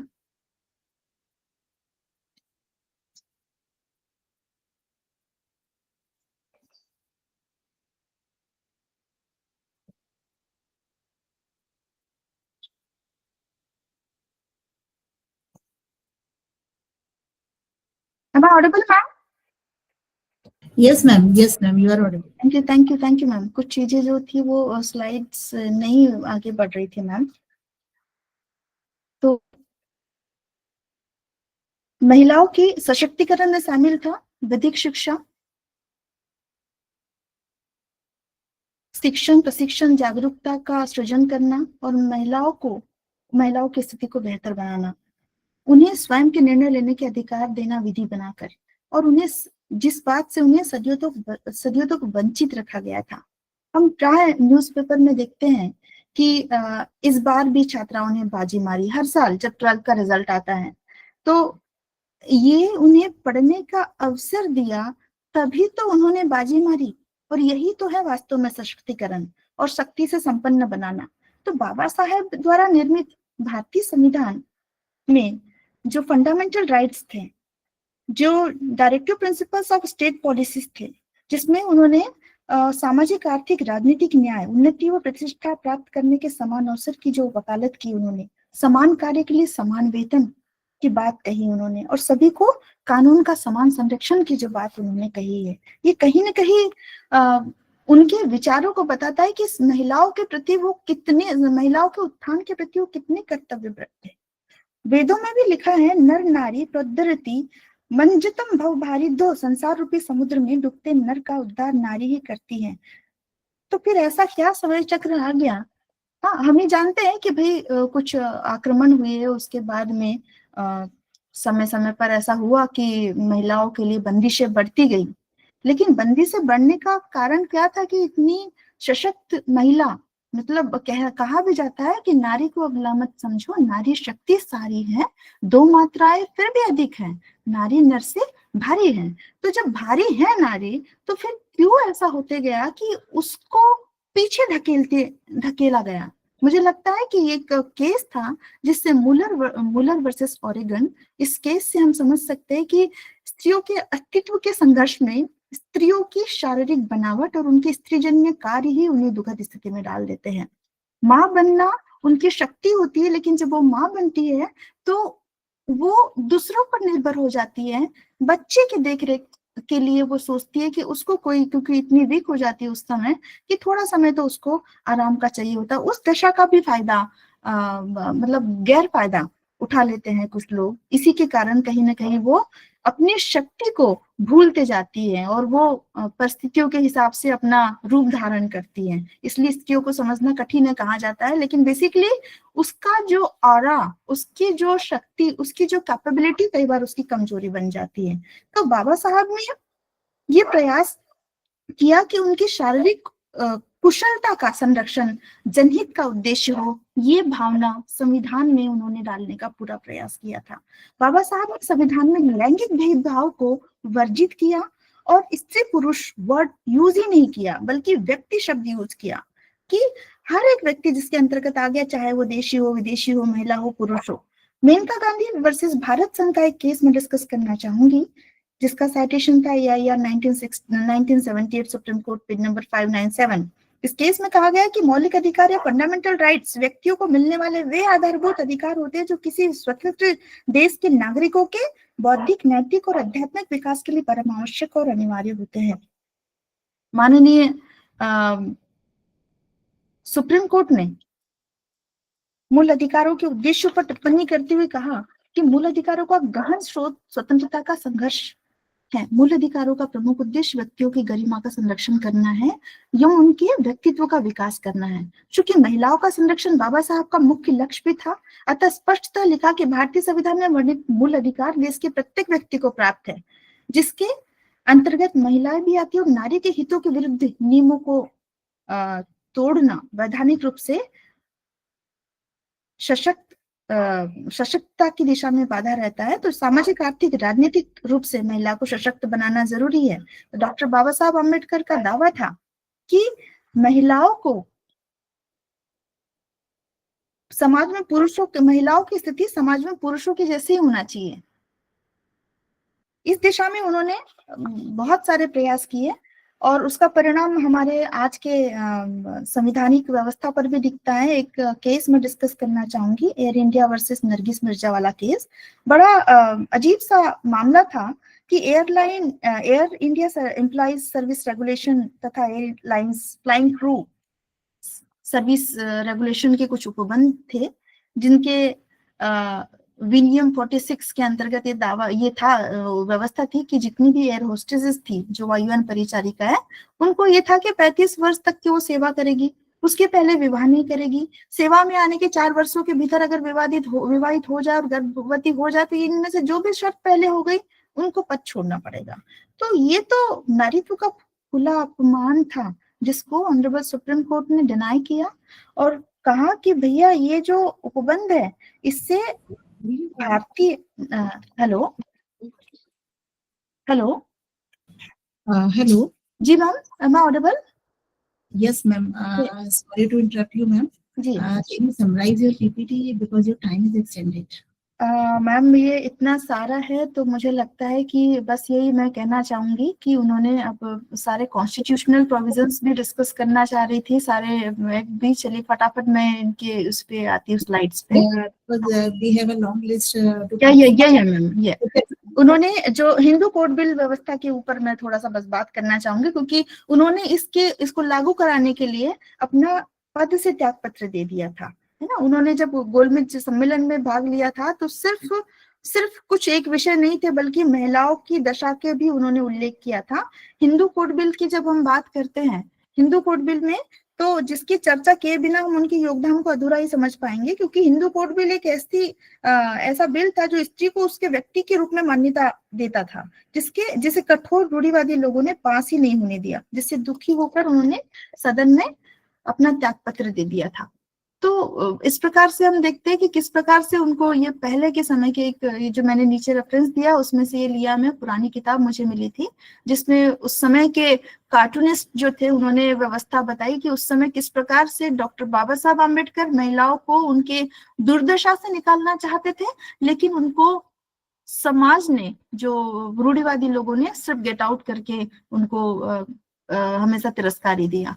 अंततः जब उन्होंने त्यागपत्र दिया उसके बाद भाई सच्चाई तो सच्चाई होती है, उसको एक्सेप्ट तो करना ही पड़ता है। बदलती समय की स्थितियों के हिसाब से संवैधानिक व्यवस्था ऐसी बनाई गई कि समय के हिसाब से जो चुनौतियां आती है उसके हिसाब से हमें अपने लॉ में चेंजेस करने ही पड़ते हैं। इसलिए अब उन्हें जो सरकार थी उनको ये केसेस, जो नए नए केसेस आ रहे थे, परिस्थिति आ रही थी, उस हिसाब से उन्होंने उन जो कोड बिल था उसी के आधार पर अनेक एक्ट बने और भारतीय नारी को उत्तराधिकार के अधिकार भी मिले, उसको मैरिज की स्वतंत्रता भी मिली, स्पेशल मैरिज एक्ट भी बना, हिंदू विडो मैरिज एक्ट भी बना, डाउरी प्रोहिबिशन एक्ट भी बना, कास्ट डिसेबिलिटीज एक्ट भी बना, और इतने जो एक्ट बने इसके साथ साथ उन्होंने कॉन्स्टिट्यूशनल प्रियम्बल को भी हम देखते हैं। पूरे कॉन्स्टिट्यूशन को ना देखते हुए वैसे प्रियम्बल पे बात करती हूँ मैं, क्योंकि सारे संविधान का सार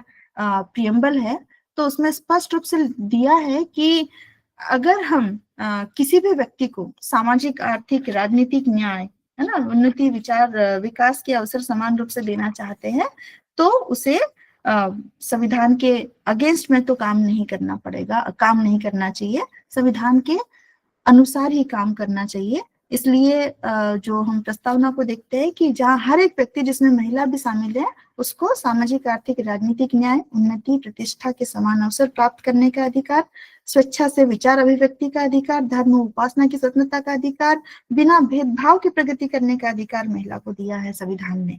तो इस प्रकार से हम देखते हैं कि इन संवैधानिक प्रावधानों के साथ साथ अब ये मैं समराइज करना चाहूंगी कि बहुत सारे केसेस आने के बाद भी, बहुत सारे रिवॉल्यूशन होने के बाद भी, जो लीगल क्षेत्र में कॉन्स्टिट्यूशनल प्रोविजंस को देखकर हम देखते हैं कि भारतीय संविधान ने महिला विषयक मानवाधिकारों को पर्याप्त संरक्षण और प्रत्याभूति प्रदान की, लेकिन मात्र विधिक प्रावधानों के अस्तित्व के आधार पर यदि हम ये मान ले कि महिला संबंधी मानवाधिकारों के हनन व उत्पीड़न को पूर्ण रूप से निवारित किया जा सकता है, तो ये केवल एक दिवा स्वप्न होगा। क्योंकि लगातार हम देखते हैं कि विमेन एम्पावरमेंट के ऊपर काम तो लगातार होता है। अभी मैं कुछ दिन पहले देख रही थी कि एक पेपर में एक न्यूज आई थी जिसके आधार पर मुझे ये जानकारी मिली कि केरल उच्च न्यायालय ने एक आदेश में कहा कि एक महिला की मोटर दुर्घटना में हुई चोटों के लिए मुआवजे से इस आधार पर वंचित नहीं किया जा सकता कि वो एक गृहिणी बस है। एक दुर्घटना में रीढ़ की हड्डी में चोट पाने वाली एक महिला को 40,000 रुपए के मुआवजे पर आपत्ति जताते हुए विरोधी पक्ष ने कहा कि चूंकि वह एक गृहिणी थी, उसकी कोई आय नहीं थी, इसलिए उसे अधिक मुआवजा देने की जरूरत नहीं है। हाईकोर्ट ने इसे अपमानजनक करार देते हुए आदेश दिया कि गृहिणियों के मुआवजे को कामकाजी महिलाओं के बराबर माना जाना चाहिए। हाल के चुनाव के दौरान राजनीतिक दलों के घोषणा पत्रों में महिलाओं के सशक्तिकरण के लिए आय समर्थन, मासिक भुगतान के विभिन्न रूपों का वादा किया गया था। इन वादों ने महिलाओं की लैंगिक असमानताओं पर बहस छेड़ दी। गृह कार्य में महिलाओं की दक्षता उन्हें आर्थिक गतिविधियों से दूर कर रही है। देखभाल का काम करने वाली महिलाओं के पास वैतनिक कार्य में शामिल होने के लिए समय कम होता है, जिससे उनके जीवन भर की कमाई कम होती ही है और गरीबी का खतरा अधिक होता ही है। 2020 में अगर हम देखते हैं कि कोविड समय चल रहा था तो स्कूल और डे केयर बंद हो गए थे। ऐसी दशाओं में जो विश्व स्तर पर अनुमानित करीब 512 अरब अतिरिक्त घंटों की अवैतनिक चाइल्ड केयर जो हुई है, जो महिलाओं ने अपने घरों में की है, तो महामारी और लॉकडाउन का पुरुषों की तुलना में महिलाओं के रोजगार पर अनुपातिक रूप से प्रभाव ज्यादा पड़ा है। अंतर्राष्ट्रीय श्रम संगठन का अनुमान है कि अवैतनिक देखभाल कार्य महिलाओं को कार्यबल में शामिल होने और बने रहने से रोकने वाली सबसे महत्वपूर्ण बाधाओं में से एक है। तो गृह कार्यों को महिलाओं की जिम्मेदारी के रूप में देखा जाता है, और इसलिए अवैतनिक देखभाल कार्य में लैंगिक असमानताएं दुनिया भर में देखी जाती है।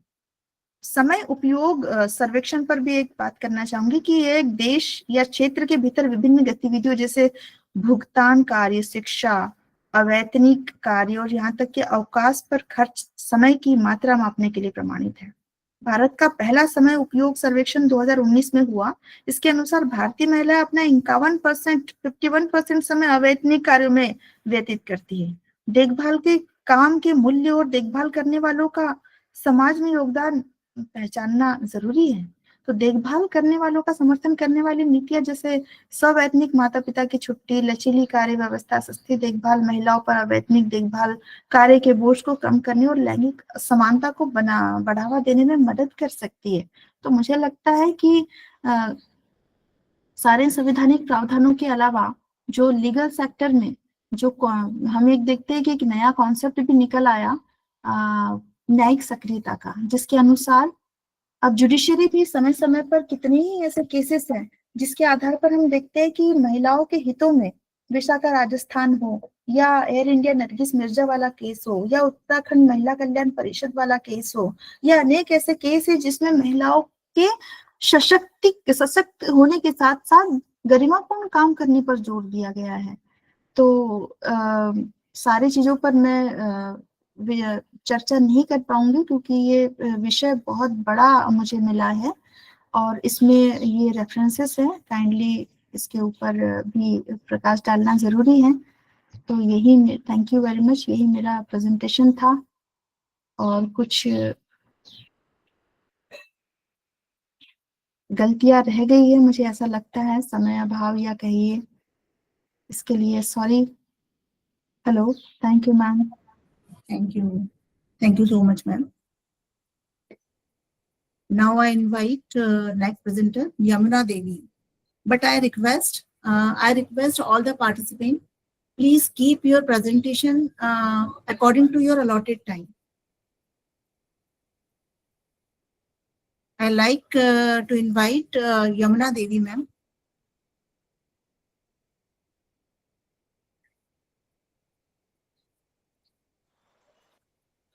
Yamuna ma'am is not here. Okay. I invite next presenter, Mr. Mittal. Mr. Mittal, sir. Yes, ma'am.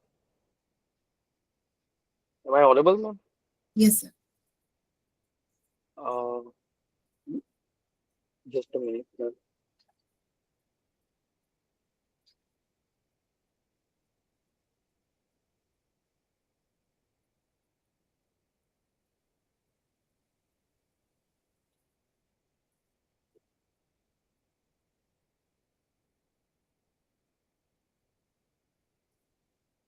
First of all, I really thank to join us this 2 days national conference on multidisciplinary research in women empowerment, past, present, and future, organized by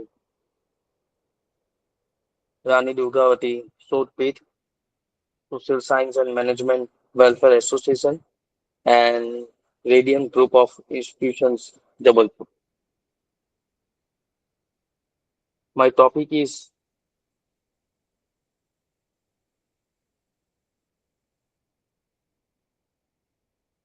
women sustainables in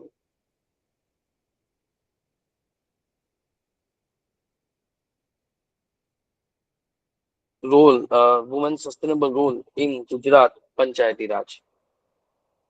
The Panchayati Raj system is Gujarat has proven a strong platform for women to participate in grassroots governance and contribute to sustainable development. With the implementations of constitutional reservation, a large number of women have entered a local self-government bodies, serving as a sarpanch, ward members, and committee leaders. Their participation has brought new perspective to decision making, particularly in areas such as education, healthcare, sanitation, drinking water, environment conservation, and livelihood promotions. Women leaders often priorities community welfare, transparency, and inclusive policies, which directly strengthen sustainable rural development. Many case studies in Gujarat show that women lead panchayat have been more prospective in implementing government schemes, managing natural resource, and addressing social issues such as child marriage, nutrition, and domestic violence. However, challenges like practical attitudes, lack of training, lack of financial condition, political interference, and still hinder their effectiveness. Now, many literature review I read them, but that is so Gujarat sustainable development for women, su- sustainable rural development for women is missing, limited empirical advances is missing for research in many research, integrated research for cultural norms, family restrictions, and community perceptions, limited assessment. So the research gap is in Gujarat Panchayati Raj. The contribution and sustainability are more missing in Gujarat for women because of government also decided in Lok Sabha and Rajya Sabha and also Assembly to 33% uh, mm, seats available for women, but each and every parties and also government are not particularly uh, उसको implement करने में थोड़े असक्षम रहते हैं. Now we going to going to objective of the study to examine the extent of women's participation in the Panchayati Raj system in Gujarat, to analyze the role of women leaders in promoting sustainable rural development through Panchayati Raj institutions, to identify the challenges and barriers faced by women in local governance, such as the social, cultural, and political limitation, to evaluate the impact of women leadership and community welfare issues like health, sanitation, education, and environment, to explore success stories of women sarpanchis and panchayati members in Gujarat as example of sustainable leadership. Hypothesis of the study: women participations in the Panchayati Raj system in Gujarat has a positive impact on sustainable rural development. The second hypothesis: women leaders in Panchayati Raj institutions focus more on social welfare issues such as health, education, sustains, sanitation, and water compared to male leaders. Third, high level of training and capacity building improve the effectiveness of women comprehensive in Panchayati Raj. Fourth, social and cultural barriers reduce the independencies and decision-making power of women in Panchayati Raj institutions.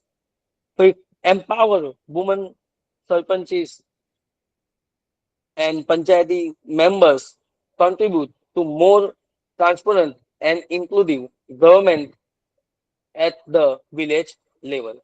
The main questions of the research area is that uh, what role are women playing in Panchayati Raj institution in Gujarat? The second question is, how does women participation affect sustainability outcomes? And third one is, what social, institutional, and economic factor support or hinder sustain participation? In this research area, I use mixed method design quantitative and qualitative research design also.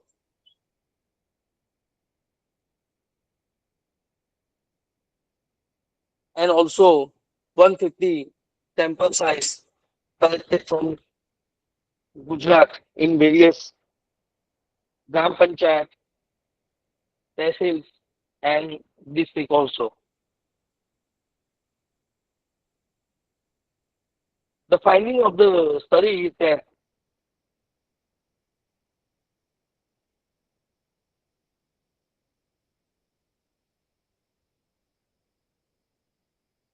women representative panchayati officials and committee members,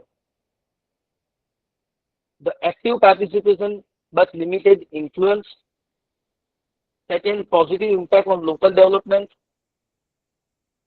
Third one is capacity building, improve confidence. Fourth one is barriers due to social and cultural factors. And fifth one is supportive environment, boost sustainability. And need for continuous training for women empowerment and improve self-identity and empowerment. The conclusion of the paper, the study concludes that women play a vital and sustainable role in Gujarat Panchayati Raj institutions, especially in promoting inclusive and environmentally conscious rural development. Their participation goes beyond representation. It contributes to real social change through its still face structural and cultural challenges. Women involved has led to more transparent and need-based decision-making, increased attention to health, education, and livelihood issues. Stronger community bond and inclusive local governance has improved women empowerment. However, sustainable empowerment requires continuing institutional support, gender-sensitive training, community level attitude change to ensure that women are not just participation but equal partners in governance. This is why conclude the paper. Thank you so much.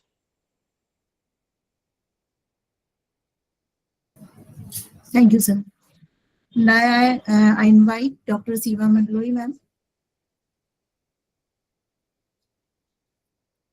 Dr. Seema Mandloi, ma'am.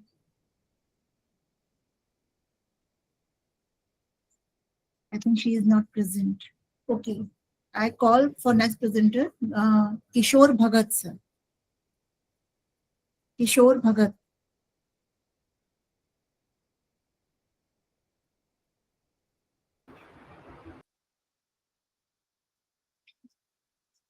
I invite Dr. M. Ramani. Good evening, ma'am. Am I audible, ma'am? Yes, yes, you are audible.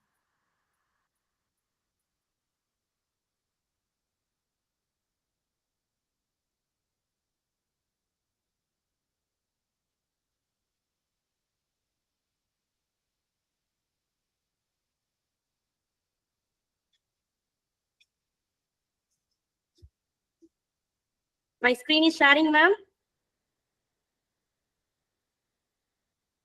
Yes, ma'am.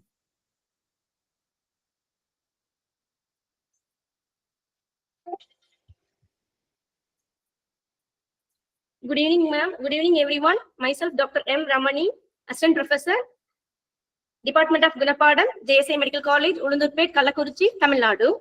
First of all, I would like to thank the organizing team, Rani, Durgavati, Shodh, Peeth, SSMWA, Social Science and Management Welfare Association, Radiant Group of Institution, Jabalpur, Madhya Pradesh.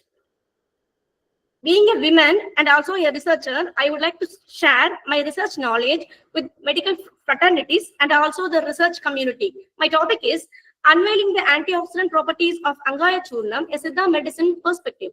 Introduction. Siddha medicine is one of the oldest medical systems in the world. It originated in southern part of Tamil Nadu. Traditional Siddha medicines are recently attaining worldwide acceptance for its health benefits, rejuvenation, and synergistic properties, less side effects, cost effectiveness, and it is easily available. Angaya Churnam comes under the division Kayakarpam. Kayakarpam means prevention of the body from diseases. In this study, gastric ulcer correlated with Angaya Churnam. Angaya Churnam was prepared as per the Siddha literature, Marasai Yelam Kalayum. Angaya Churnam is Siddha polyherbal formulation containing 8 herbal ingredients indicated for treating gastric ulcer, improves appetite, heals mouth ulcers, and expels intestinal worms. This research study exhibits in vitro antioxidant activity of the test drug Angaya Churnam through DPPH assay, nitric oxide assay, and ABTS and nitrogen oxide peroxide assay. The aim and objective. The primary objective of this study is to evaluate the antioxidant potential of Angaya Churnam, a classical formulation, Siddha literature, Marnasai Iyalum Kalayum, which is traditionally indicated for treating gastric ulcer, improves appetite, heals mouth ulcers, and expels intestinal worms. Materials and methods. Already I have told about you.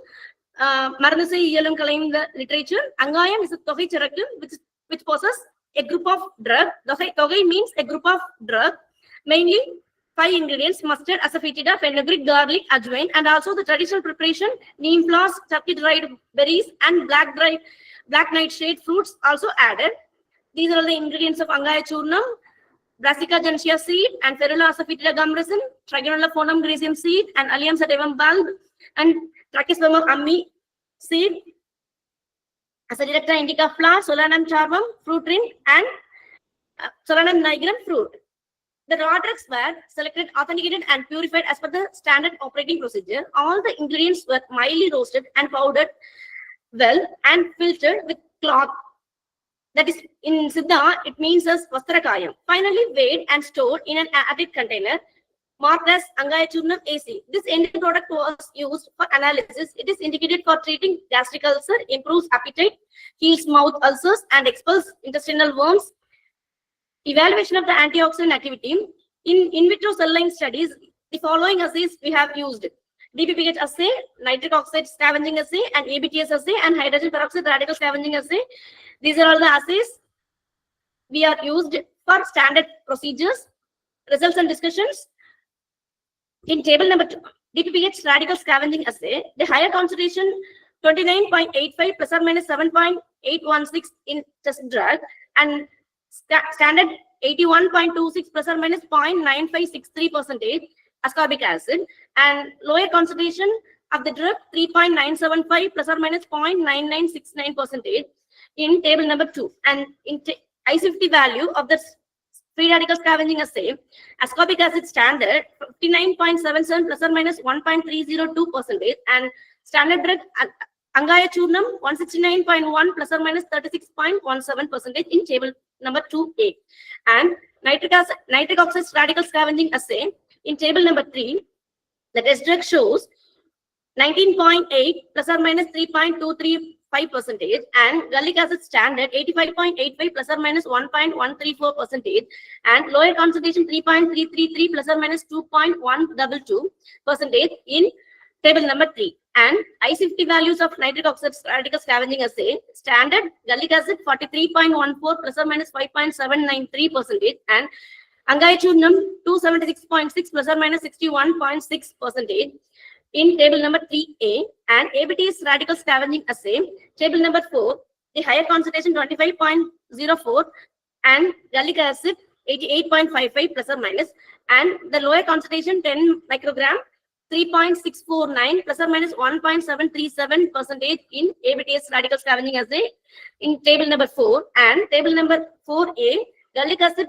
in IC50 value, gallic acid 41.83 plus or minus 5.002, and test drug 205.6 plus or minus 18.18%. Hydrogen peroxide radical scavenging assay in higher concentration 22.68 plus or minus 2.181, and butylated hydroxy acid standard 83.62 plus or minus 5.807%, and lower concentration 3.101 plus or minus 0.7684% in table number 5. And in IC50 values of standard butylated hydroxy acid 54 plus or minus 5.155%, and test drug 231.1 231.4 plus or minus 28.13% in table number 5A. Now coming to the conclusion. The above findings indicate the therapeutic potential of antioxidant to be used as an effective gastroprotective agent. So the system concentrates mainly on preventing the disease and enhancing the healthy aging. This can be achieved through consumption of Angaya churnam during gastric ulcer. These are all the references. Thank you for your patient hearing. Thank you, ma'am. Thank you very much for giving this great opportunity to me in this auspicious occasional day. Thank you, ma'am. Thank you very much. Thank you, everyone. Thank you so much for nice presentation.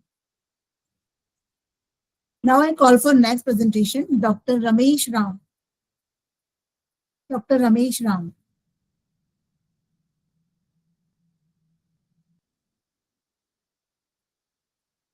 Next presentation, Dr. Kuber Singh Gurupanch. Dr. Kuber Singh Gurupanch. Next presentation, Ruqayya Ali. Am I audible, ma'am? Yes, ma'am. Yes. I kindly request the technical team to present my PPT.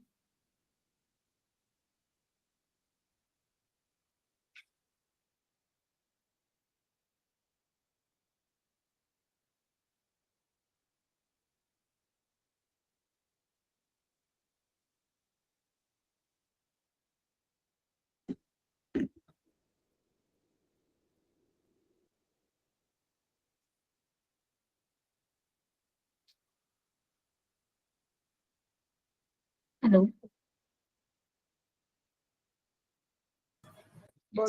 Vijay sir, please help her. Show her PPT.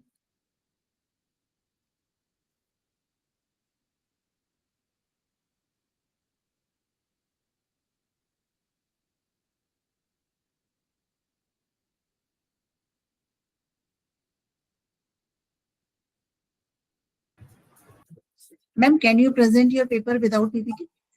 Yeah, ma'am, I can present the paper, but actually I needed PPT. Let me try to share my screen so that it would be easier for everyone.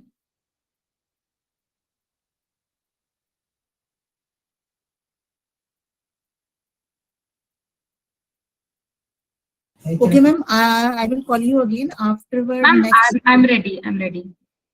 I'm sharing my screen.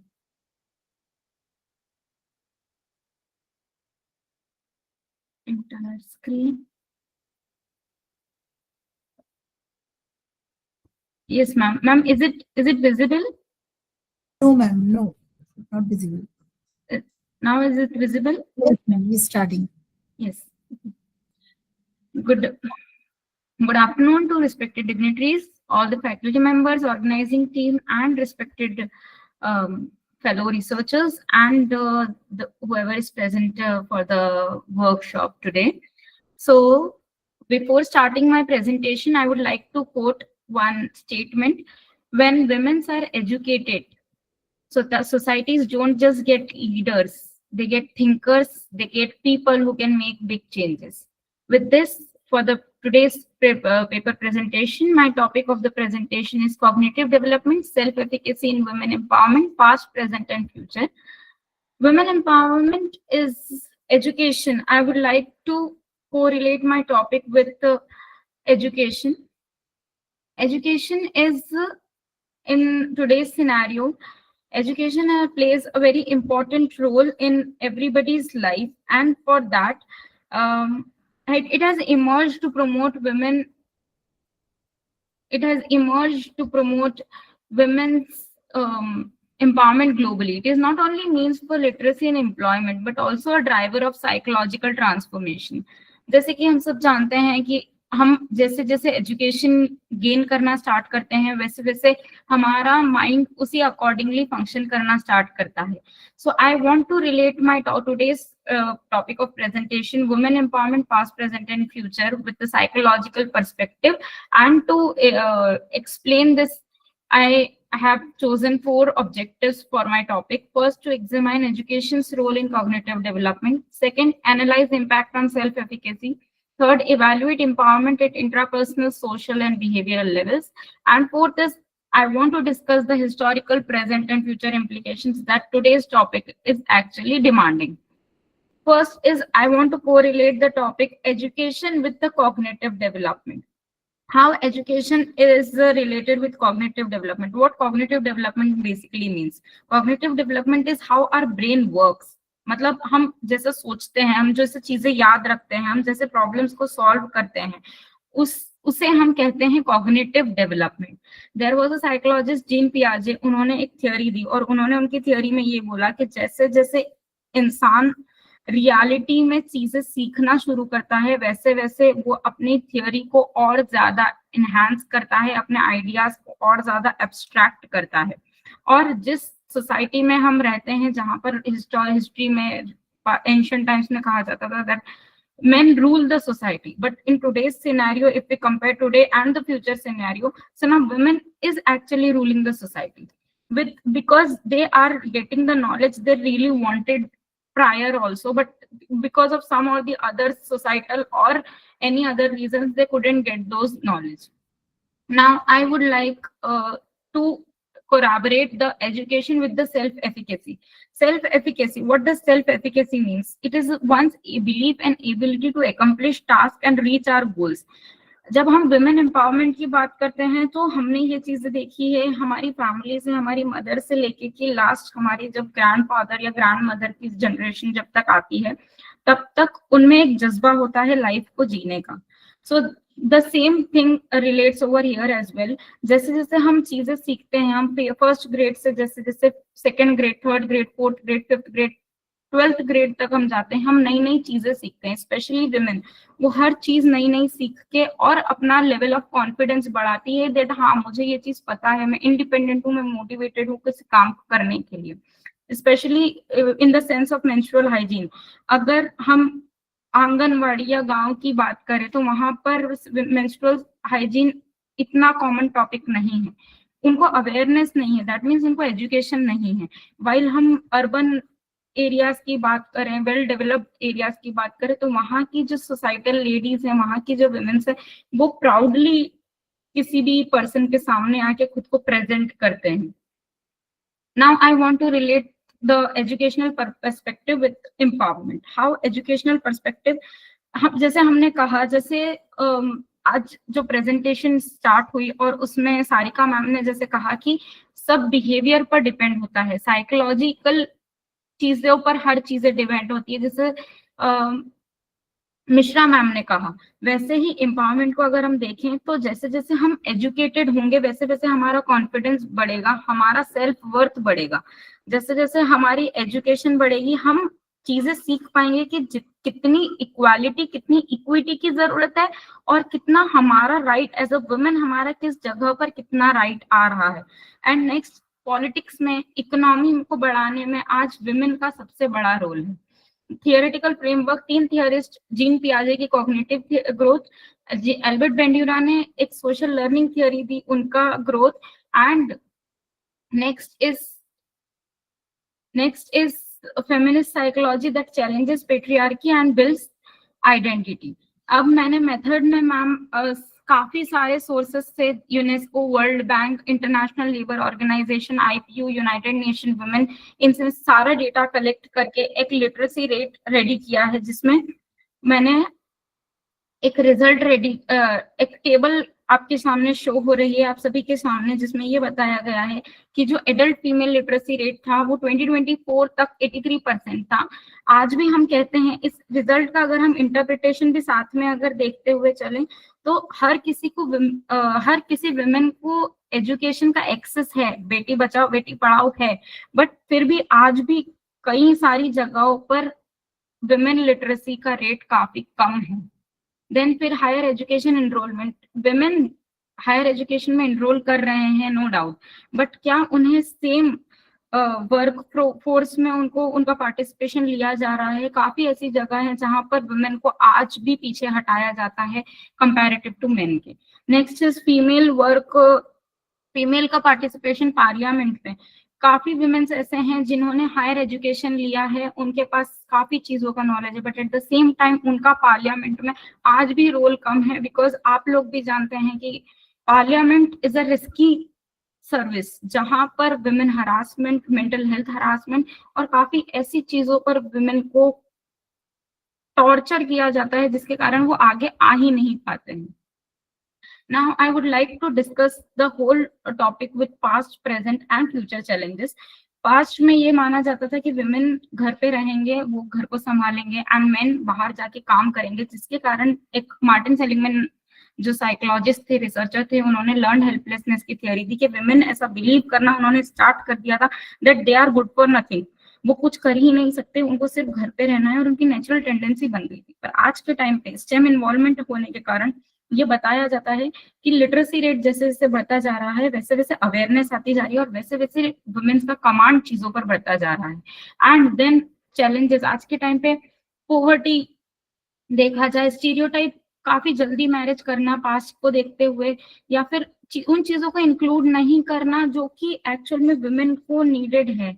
हम अगर future को लेके बात करें तो कुछ ऐसे future directions हैं जिससे और ज्यादा हम विमेन एम्पावरमेंट को आगे ले जा सकते हैं. First is mentorship programmes. आप विमेन को गाइड करिए, उन्हें सपोर्ट कीजिए उनके डिसीजंस में, उनके इन्वॉल्वमेंट में, उनकी लीडरशिप. आज के टाइम में जितना फ्लुएंट एक विमेन है, जितना फ्लुएंटली विमेन हैंडल कर सकती हैं किसी भी तरह के वोकेशनल ट्रेनिंग को, किसी भी तरह की लीडरशिप ट्रेनिंग को, उतना मेन नहीं कर पाते हैं, बिकॉज उनका एक प्रैक्टिकल ओरिएंटेशन रहता है, वहीं विमेन्स का प्रैक्टिकल एंड इमोशनल ओरिएंटेशन दोनों रहता है. हर स्कूल में एक मेंटल हेल्थ टीम की जरूरत है जो कि विमेन को गाइड करे that they can achieve whatever they want to. Digital literacy, आज के टाइम में जितना मेन को पेटीएम, गूगल पे चलाने का राइट है, उससे कहीं ज्यादा विमेन को चलाने का राइट है, because women are the holders who are creating and making the home lively. Then gender sensitive teacher training. Women और मेन कहीं जगह पर बहुत ज्यादा इक्वालिटी और इक्विटी कहा जाता है दैट हमारे यहाँ सब कुछ इक्वल है, बट कुछ ऐसी जगहें हैं जहां पर स्टिल डिस्क्रिमिनेशन होता है. एंड जो पार्लियामेंट की जैसे मैंने बात की, इट्स अ रिस्की थिंग, वहां पर ऐसी पॉलिसीज, ऐसे लॉज बनाए जाएं जो कि विमेन सेफ, विमेन वहां पर जाके सेफ फील करें. And now I would like to conclude with the presentation कि आज के टाइम में एजुकेशन एक ऐसा टूल है जिससे हमारा कॉग्निटिव ग्रोथ, हमारा मेमोरी, हमारा थिंकिंग, हमारा परसेप्शन और हमारा एम्पावरमेंट हो रहा है. वुमेन कॉन्फिडेंटली अपने आप को ग्रो कर रहे हैं, उनको बिल्ड कर रहे हैं, और हर तरफ से जो गैप थी, economic growth, economic gap, political gap, ये सब कुछ अब धीरे धीरे हटती जा रही हैं, और काफी ऐसी प्रैक्टिसेस आ गई हैं, child care practices, safe spaces जहां पर लोग आराम से चीजें समझ पा रहे हैं एंड सुन पा रहे हैं. एंड नेल्सन मंडेला जी ने ऐसा कहा था कि education is the most powerful weapon to change the world. हमारा ज्ञान ही हमें, हमारी दुनिया को बदल सकता है. With this I would like to stop my presentation and also like to thank all the members for cooperatively listening my presentation. Thank you so much. Thank you. Thank you so much, Rupiya ma'am. Now I invite next presenter, Dr. Radha Narayan. Dr. Radha Narayan. She is not present here. Okay, next presenter is Zubeda Anwar. Zubeda Anwar. Yes, I am present.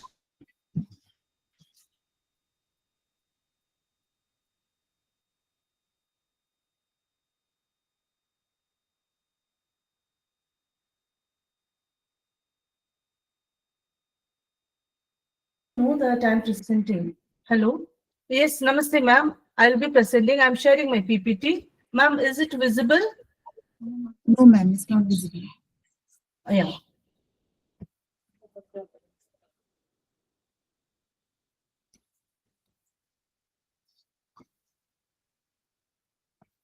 Ma'am, I'm sharing 2 minutes. Yes, ma'am. Yeah.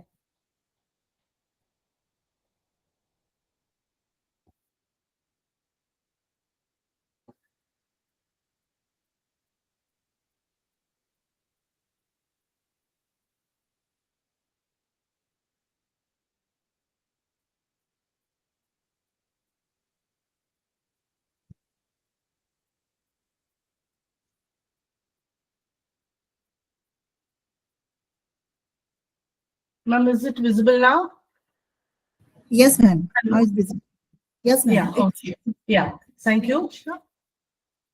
First of all, good afternoon and namaste to one and all present here. This is Dr. Zubaida Anwar from Montfort College, Bangalore. Today's my topic is diverse dimension of women empowerment in context to Mahadevi Verma's literary work. I would like to give a brief introduction about what is the difference between power and empowerment.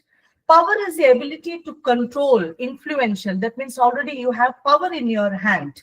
Whereas empowerment is, it's a process of giving individual, a group, the tools to gain confidence. It is very important to have the tools to gain confidence. So I have taken literature as a strong tool to amplify the unheard voice of women. जो आवाज हम तक नहीं पहुंच पा रही है उसको समाज तक पहुंचाने का एक समर्थ साधन के रूप में मैंने साहित्य को लिया है, क्योंकि साहित्य हित के वजह से जो कुछ भी लिखा गया है, समाज के हित के लिए जो कुछ भी लिखा गया है उसे साहित्य कहते हैं. And more over we believe that literature is a reflection of the society. So exploring how literature serves as a powerful catalyst for women's empowerment, creating pathways to equality, self-expression. I would like to emphasize this point, self-expression. Until and unless you express yourself, your thoughts, you won't be able to proceed. And societal transformation. Transformation, again, I would like to say here that from a cocoon to a butterfly, though there are different stages, but at the end, the outcome will be a colorful society. So what is women empowerment? When I have gone to the main aim of my research paper is to bring out the major barriers what is stopping a woman to express herself. So main aim and objective, and here the literature review I have taken from Mahadevi Verma, Krishna Sobati, Manu Bhandari, and Shivani's writing. So what do you mean by women empowerment? In what way a women has to be empowered? So first of all, economic power, gaining financial independence. Nowadays, we all talk about digital literacy and gaining financial independence, equal pay, and control over economic decisions. Until and unless she is economically powerful, her decisions will not be heard. Second is social authority, challenging gender discrimination. हर तरह की जो भेदभाव जो है उसे मिटाना चाहिए. And people should acknowledge the commitment, the caliber, the potential of a female, not by her gender. Political participation, as we have seen before during the keynote address itself, accessing leadership roles, voting rights, and influence in policy making process. जब तक ladies का अधिकार political movement में नहीं आता, until and unless we have a strong leader to follow and bring our voice to the society, it is quite difficult to bring changes also. So empowerment is rooted in freedom, equality, and fundamental rights, essential pillars for creating sustainable development. Let us see why did I use power of literature in women's empowerment? What role the literature has played to empower the women folk. Literature serves as a powerful tool for self-expression. It connects women to their rich histories, shared struggles, and collective wisdom across generation and culture. Through reading and writing, literature inspires critical awareness, creating awareness. Nowadays, at least we have all type of gadgets to know that what is happening in and around the society. But once upon a time, it was only through the reading, the literature, the society was. That is the reason even today, the 11th, 12th centuries के दोहे अगर हम students को पढ़ाते हैं, it consists of lots of social message, life skills, etc. So through reading and writing, literature inspires critical awareness, challenges societal norms, and catalyze. Only through education, if you are not aware about what are the rights and what are the duties, you won't be able to raise your voice. So literature acts as a bridge to connect individual struggle with a massive group. जो भी कहानी में character को अगर हम बताते हैं, so that is not the story of one particular person. That may be the story of a group, a society. So the stories and essays written based on the real incidents played a pivotal role and has helped transform many. The research methodology which I have used here is, it is a qualitative and analytical method Mainly, I have analyzed literary books, literary works of these poets and writers, their themes and poems, and the primary sources were directly the literature works, short stories, and essays. Mainly, I have taken Mahadevi Verma. Then, historical evolution of women's empowerment is,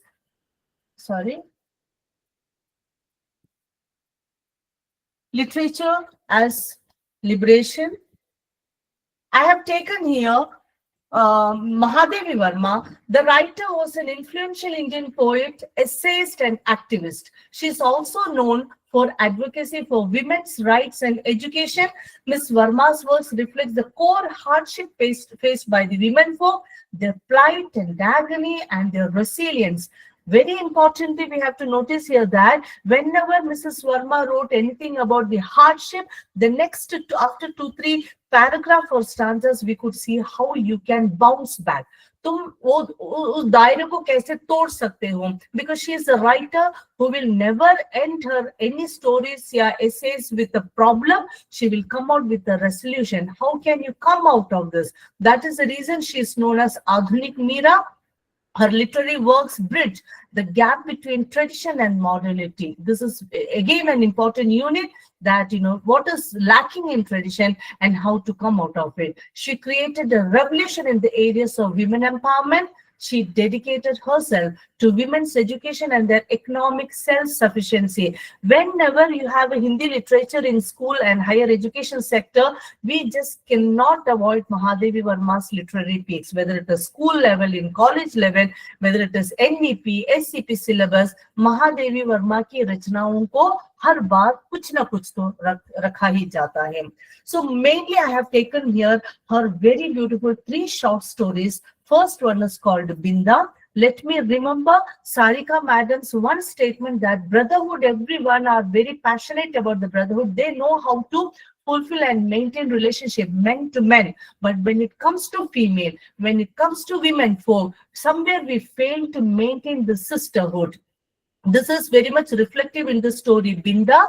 This is an emotional and poignant narrative about the harsh realities of a child's life with a cruel stepmother.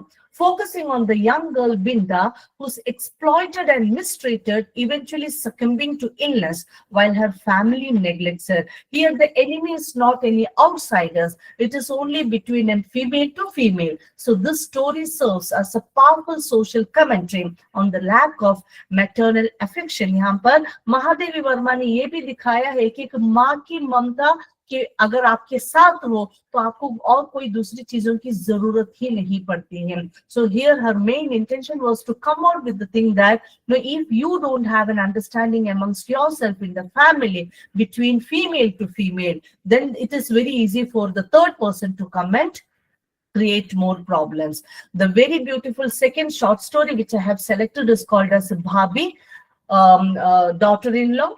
It's a memoir. Bhabi, it's a memoir. That memoir in the sense उसको हम कहते हैं कि रेखा चित्र स्मृति भी बोल सकते हैं. That recounts the experience of oppressed women. It talks about emotionally and physically abused child widows. So when she was writing, she took up all the contemporary issues of child marriage. The story depicts a young girl who's an orphan and a child widow, is isolated and subjected to abuse within a mausoleum-like house. So when you read, this is the power of literature, that if you are dealing with any tally sheet, any balance sheet, any formulas, any calculations, it will not have the power to create tears from your eyes. So this is the beauty of the literature, which has created awareness among the society to make a person to think 1,000 times, where do we stand? The third short story I would like to say about Balika Ma. This tells a story of a young, determined mother who embodies resilience and courage by taking the responsibility of raising her child despite facing social constraints and traditional barriers. Again, through the story, उन्होंने ये बताने की कोशिश की है कि चाहे कितना भी पहाड़ जैसे दुर्घटनाएं उनके सामने हो, लेकिन माँ की ममता के सामने वो बहुत कुछ काम कर सकते हैं. So the story challenges regressive norms that confront confined women and highlights the mother's optimistic outlook. तो आशावादी दृष्टिकोण के साथ इस कहानी को उन्होंने लिखा है, जिसे पढ़ने के बाद बहुत सारे ऐसे लोगों को लगा है चलिए प्रॉब्लम तो आते ही रहेंगे लेकिन हमें उससे आगे उभर कर जीना भी तो चाहिए. So empowerment through education and literature accesses, it just dramatically increases women's economic participation with each additional year of schooling, raising earnings 10 to 20. These are my findings. So the real world impact of empowered women changing societies. How nowadays the impact, the role of women have changed the society. So 25% more political representation we were able to do it. So countries with women in leadership show 25% higher investment in education. But when we talk about India, it is less than this. India, we need more women political representation. 90% community investment. This is another one more important factor, that women reinvest 90% of earnings back into the family and community development compared to 35% of men, and 40% violence reduction. This is very happy to know that literature-driven awareness campaigns have contributed to 40% reduction in gender-biased violence reporting gaps. तो आशावादी उम्मीद रख लेते हैं कि awareness की वजह से creating awareness is very important. Next, this is the challenges. What are the things? Again, we have to find out. Traditional barriers. This is not very easy. Economic obstacles, literary gaps, policy integration. And let me come to the conclusion that empowerment through words and action. We have to educate the women folk. First, let them know what is the power of knowledge. Let them understand and identify between the right and wrong. Then we can talk about equality. Then we can raise our voice. And finally, we can become the leadership, take up the leadership. So I would like to conclude with a beautiful quote by Malala Yousafzai. I don't want to be remembered as the girl who was shot. I want to be remembered as the girl who stood up. So have a great day. Thank you for a patient listening. Oh, thank you so much, Zubeda ma'am, for very correlative, informative, and very well-defined presentation. Any questions? Thank you so much.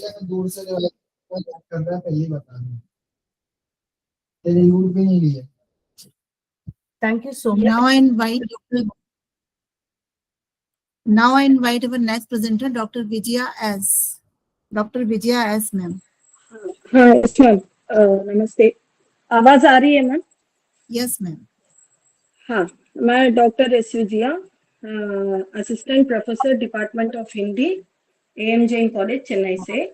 मेरा शीर्षक है आज का महिला सशक्तिकरण, महत्व, चुनौतियां और समाधान.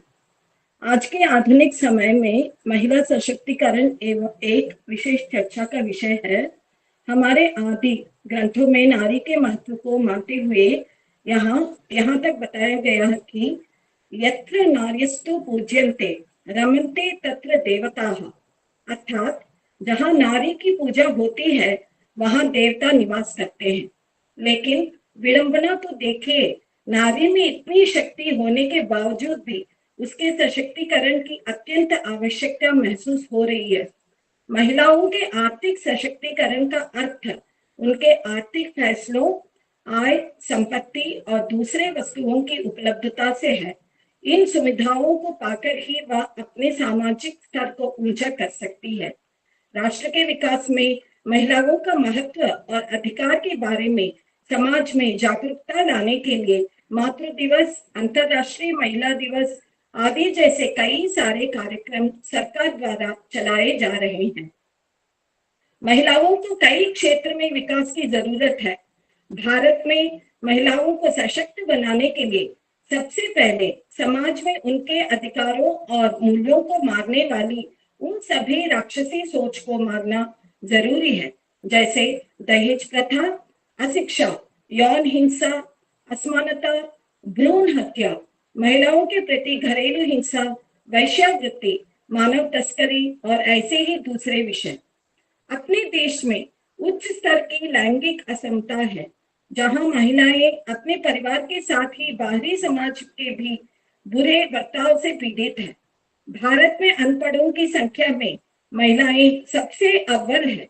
नारी सशक्तिकरण का असली अर्थ है तब समझ में आएगा जब भारत में उन्हें अच्छी शिक्षा दी जाएगी और उन्हें इस काबिल बनाया जाएगा कि वो हर क्षेत्र में स्वतंत्र होकर फैसले कर सके। महिला सशक्तिकरण का अर्थ क्या है? स्त्री को सृजन की शक्ति माना जाता है, अर्थात स्त्री से ही मानव जाति का अस्तित्व माना गया है।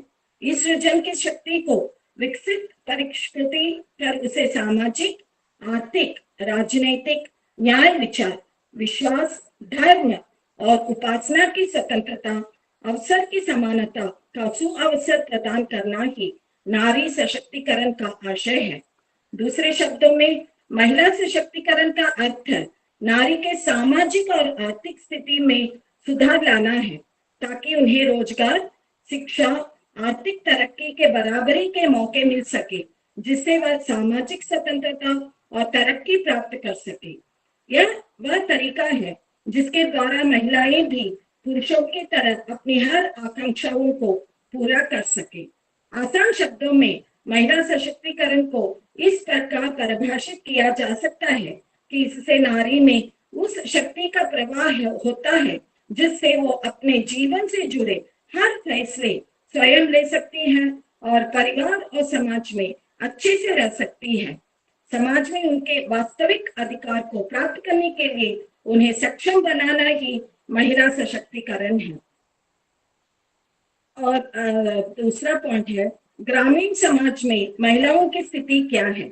ग्रामीण समाज एक ऐसी पितृसत्तात्मक सामाजिक व्यवस्था वाली मनोवृत्ति पर विद्यमान है जो मानकर चलती है कि महिलाएं दोयम दर्जे की नागरिक हैं तथा उन्हें संपत्ति, स्वास्थ्य, शिक्षा, यही तक कि स्वयं के शरीर पर प्राकृतिक अधिकार से वंचित कर दिया जाता है। ग्रामीण समाज की महिलाओं की समस्याएं कुछ अलग प्रकृति की है। ग्रामीण समाज में 90% महिलाएं खेती पर निर्भर हैं तथा असंगठित क्षेत्रों में 90% महिलाएं हैं। ग्रामीण महिलाओं को लगातार 16 से 18 घंटे कार्य करना पड़ता है। सुबह आटा पीसने से लेकर रात में बचा हुआ खाने का निवाला खाने तक उन्हें हाथ तोड़ मेहनत करनी पड़ती है। महिलाओं को दिन भर खेत में खपना पड़ता है। पानी लेने के लिए 4-4 मील पैदल जाना पड़ता है, घास काटनी पड़ती है और फिर घर का सारा काम, खाना बनाना, बच्चों को पालना उनकी प्रमुख भूमिकाओं में से है। फिर भी उनके श्रम को पितृसत्ता महत्वपूर्ण नहीं मानती तथा यह कहते सुना जाता है कि तुम तो घर में पड़ी रहती हो। यही मानसिकता महिलाओं को आज तक गरिमापूर्ण जीवन नहीं दे पाया है। महिला आंदोलन ने महिलाओं की सत्ता में भागीदारी के लिए अपनी आवाज को बुलंद किया जा सके। फलस्वरूप संविधान संशोधन लागू हुआ और पंचायती राज व्यवस्था में 1/3 अब 50% महिला आरक्षण का प्रावधान लागू किया गया है, परंतु वास्तविकता में पुरुषों ने यह मौका उनसे छीन लिया तथा पंचायतों में चुनकर आई महिला जनप्रतिनिधि के अधिकारों का उपयोग उसके पति, पिता अथवा भाइयों द्वारा किया जा रहा है और ग्रामीण महिला आज भी घर के चार दीवारी में अपने पारंपरिक घरेलू कार्य निपटा रही है। तो अंत में मैं यही कहना चाहती हूँ कि यहाँ महिलाओं को अगर भोग से जिंदगी मिल गई तो जीवन के किसी भी पड़ाव पर उसकी सीसें छीन ली जाती है, जिसे हम भ्रूण हत्या, आनत किलन या दहेज हत्या के रूप में देख सकते हैं। अब यही कहा जा सकता कि ग्रामीण महिलाओं की समस्याओं को संवेदनशीलता के साथ समझने की जरूरत है तथा घरेलू हिंसा अधिनियम, संपत्ति के अधिकार के कानूनों से ग्रामीण महिलाओं को जागरूक करने की आवश्यकता है ताकि सदियों से पितृसत्ता की जगड़ने से घुट रही स्त्री शक्ति को इस सबसे बड़े लोकतंत्र का भाग्य तय करने में अपने अधिकार मिले, क्योंकि देश की आधी आबादी को सशक्त किए बिना ना तो हम विकास को समावेशी बना सकते हैं और ना ही भारत को महाशक्ति के रूप में देख सकते हैं, क्योंकि देश की महाशक्ति का रास्ता नारी शक्ति के द्वारा ही तय किया जा सकता है। धन्यवाद। Thank you so much, ma'am, for nice presentation. Thank you, ma'am. Thank you very much. Now I call next presenter, Mrs. Pawar Nita Amol, ma'am. Mrs. Pawar Nita Amol, ma'am. Okay, now I call next presenter, Dr. Manita Kaur, ma'am. Dr. Manita Kaur, ma'am. Okay, now I call our next presenter, Dr. Anjuman Banu, ma'am.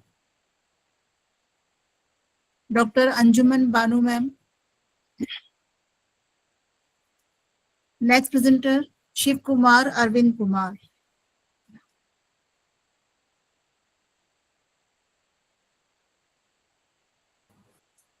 Shiv Kumar and Arvind Kumar, sir.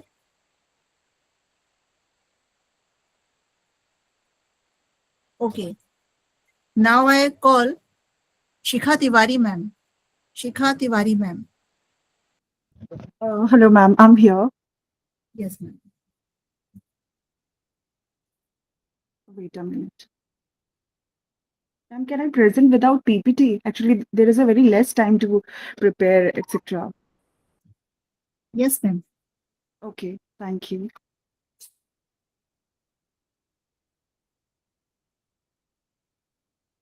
Okay, a very good afternoon, sorry, good evening to all of you. Hopefully, I'm audible to everyone. So, my topic is study on issues and challenges of women empowerment in India. काफी सारी चीजें आज हम discuss कर चुके हैं women empowerment के बारे में। तो सबसे पहले मैं अपने ऑब्जेक्टिव्स की बात कर लेती हूँ कि क्या ऑब्जेक्टिव्स है मेरे। So first is to know about the need of women empowerment, what is the root cause, why, क्यों जरूरी है ये वुमेन एम्पावरमेंट, महिला सशक्तिकरण की बात कर रहे हैं हम। My second objective is to assist the awareness of women empowerment in India. And third is to analyze the factors influencing the economic empowerment of women. So now I'm just going to start. Women empowerment की बात कर रहे हैं हम। So एक महिला को शिक्षित करने का क्या अर्थ है? सो कई जगह हमें ये कोटेशन भी मिल जाती है कि एक नारी को शिक्षित करने का अर्थ एक परिवार को शिक्षित करना है। अगर हम प्रेजेंट सिनेरियो की बात करें, वर्तमान युग की बात करें, तो वर्तमान युग को वैचारिकता का युग भी हम कह सकते हैं। अगर स्त्री, माता या गृहिणी को संस्कार, शिक्षा, दीक्षा यदि उत्तम नहीं होगी, तो वो एक समाज और राष्ट्र को श्रेष्ठ सदस्य कैसे दे सकती है। इसलिए अगर हम बात करें कि महिला सशक्तिकरण, वुमेन एम्पावरमेंट की, तो इसमें सबसे ज्यादा जो महत्वपूर्ण भूमिका है वो हम कह सकते हैं कि एजुकेशन की है। Education plays a major role in women empowerment. So अगर समाज के लिए स्त्री का स्वास्थ्य खुशहाल, शिक्षित, समझदार, व्यवहार कुशल, बुद्धिमान होना जरूरी है, तो ये कैसे संभव है? ये सिर्फ और सिर्फ शिक्षा के द्वारा ही संभव है। जब स्त्री की स्वयं की स्थिति सामाजिक, आर्थिक, राजनैतिक, शैक्षिक आदि दृष्टिकोणों से निम्न होगी, तो वो एक परिवार को कैसे ही एक कुशल परिवार दे पाएगी समाज को, या एक समाज और राष्ट्र के विकास में अपना योगदान कैसे दे पाएगी।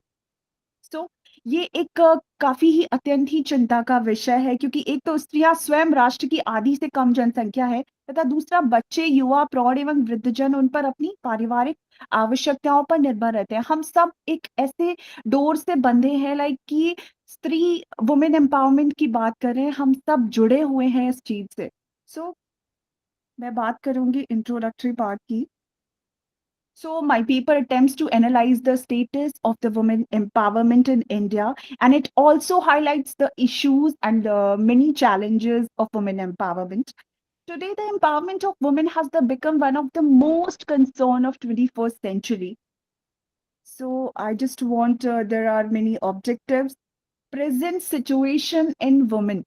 अगर हम प्रेजेंट सिचुएशन की बात करें तो सबसे ज्यादा अभी काफी चीजें डिस्कस हो चुकी है already.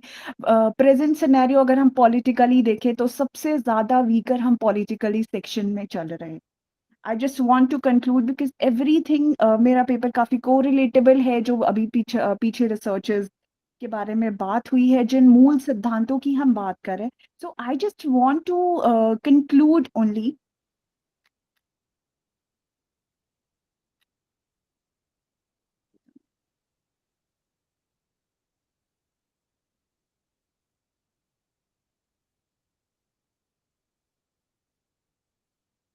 So, if we are talking about the situation, so I'm just concluding कि समाज में जो महिलाओं का स्थान है वो पुरुषों के समान ही महत्वपूर्ण है, क्योंकि आज महिला अबला नारी के रूप में सुदृढ़ होकर पुरुष से कदम मिलाकर चलने के लिए प्रयासरत है। ये अभी यहाँ एक वर्ड मैंने यूज किया है, दैट इज प्रयासरत। ये कोशिश यही रहेगी कि ये प्रयासरत वर्ड जो है वो खत्म हो और हम कंधे से कंधा मिलाकर चलें। और उपर्युक्त अध्ययन तो यही इस अध्ययन से यही निष्कर्ष है कि जैसे जैसे महिलाओं का शिक्षा की ओर रुझान बढ़ा है, अर्थात वे शिक्षित हुई हैं, वैसे वैसे वे सभी सामाजिक, आर्थिक एवं राजनीतिक क्षेत्र में भी सुदृढ़ तथा आत्मनिर्भर बनी है। अतः महिला एवं पुरुष दोनों रथ के एक पीढ़ियों के समान है। इट मीन्स कि एक ही सिक्के के दो पहलू है, या आप एक पहियों की तरह इनको कह सकते हैं। यदि एक निर्बल तो समाज का जो अगर इन दोनों में से कोई एक पहलू भी कमजोर है तो वो एक सुदृढ़ समाज का निर्माण नहीं हो सकता है। सो नारी का शिक्षित होना is very important nowadays. Thank you so much.